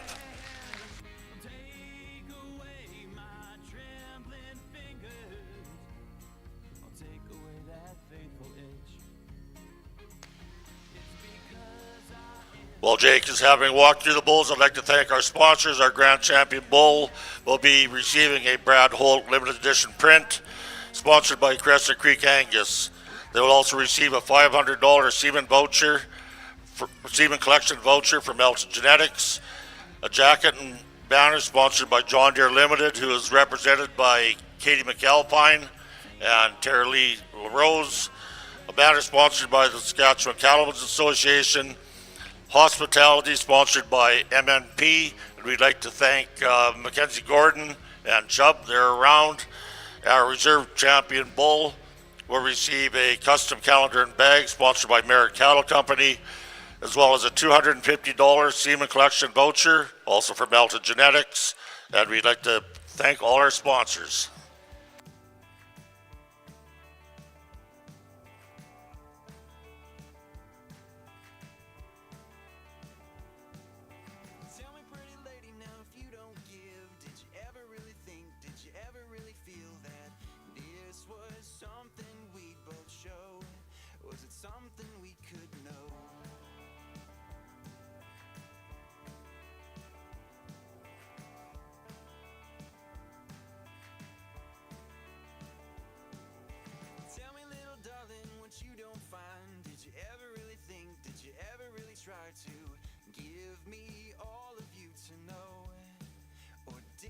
just let go. What do you want from me?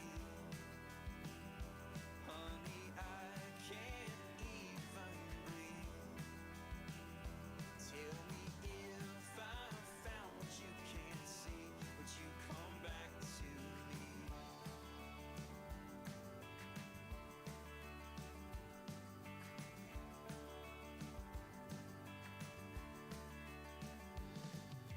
Tell me now, baby, would you come my way if I was a better man? If I could change, I would, but I find I'm at a loss for words, and even when they come, it hurts. What do you want from me? Honey, I can't even breathe. Tell me if I found what you can't see, would you come back to me?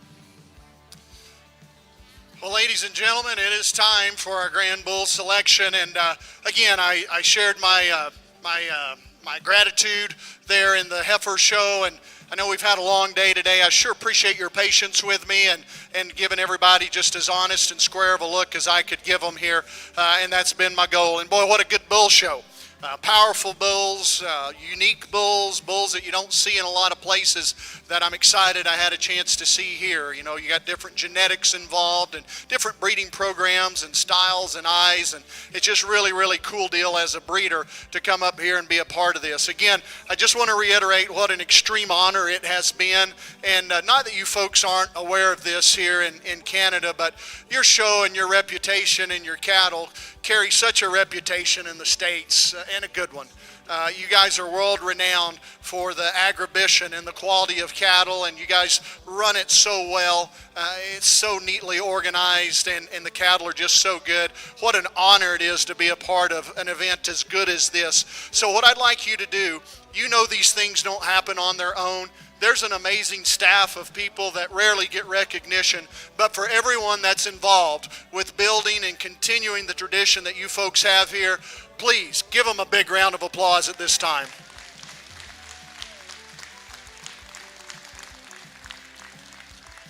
I again thank you for letting me be a part of it. We'll find your champions. And ladies and gentlemen, let's also put our hands together for Jake for sorting through our cattle today.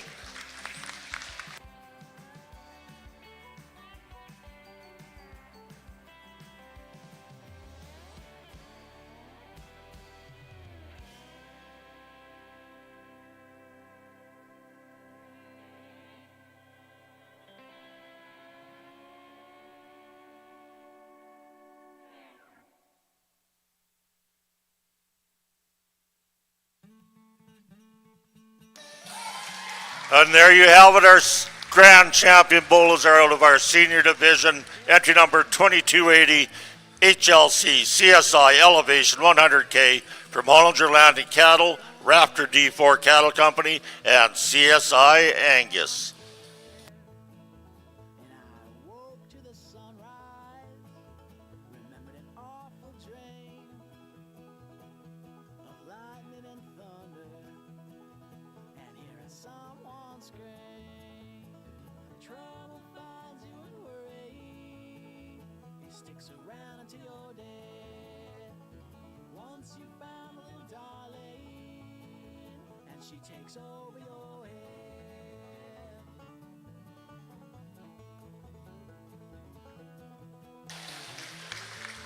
And our reserve grand champion bull comes out of our senior yearling division.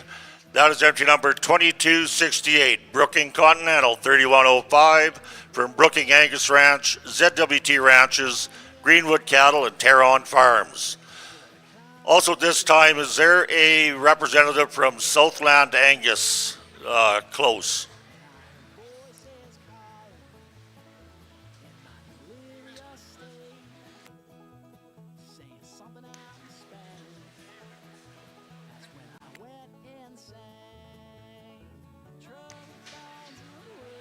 I'd just like to announce this time, I don't see anyone here from Southland, but we'd like to thank Blair's Crop Solutions for sponsoring our herdman presentation.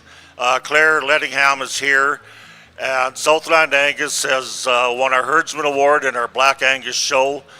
And I'd just like to say Blair's Performax Animal Nutrition is proud to present the Herdman Award. Performax Nutrition is focused on cow-calf operations across the prairies. Come visit their booth in the John Deere Sale Arena. So thank you to Blair's Crop Solutions for the sponsorship, and congratulations to Shane and Lexi on winning our Herdsman Award.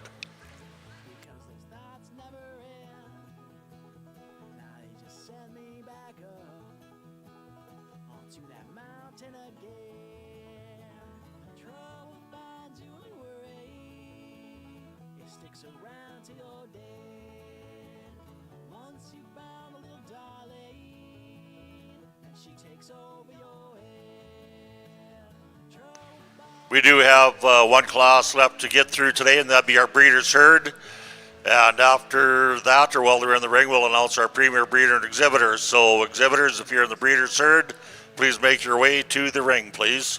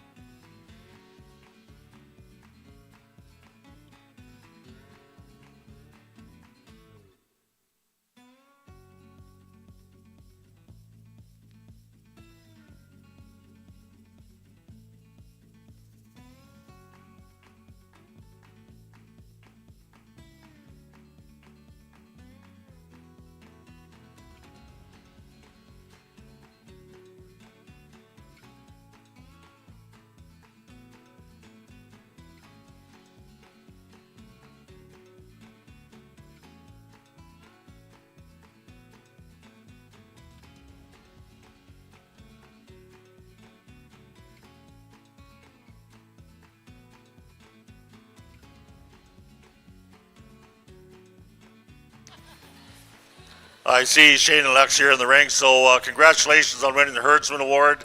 And I'm glad to see you brought the people to do all the work with you, Shane. So congratulations. And once again, thanks to Blair's Ag Crop Solutions for sponsoring this award.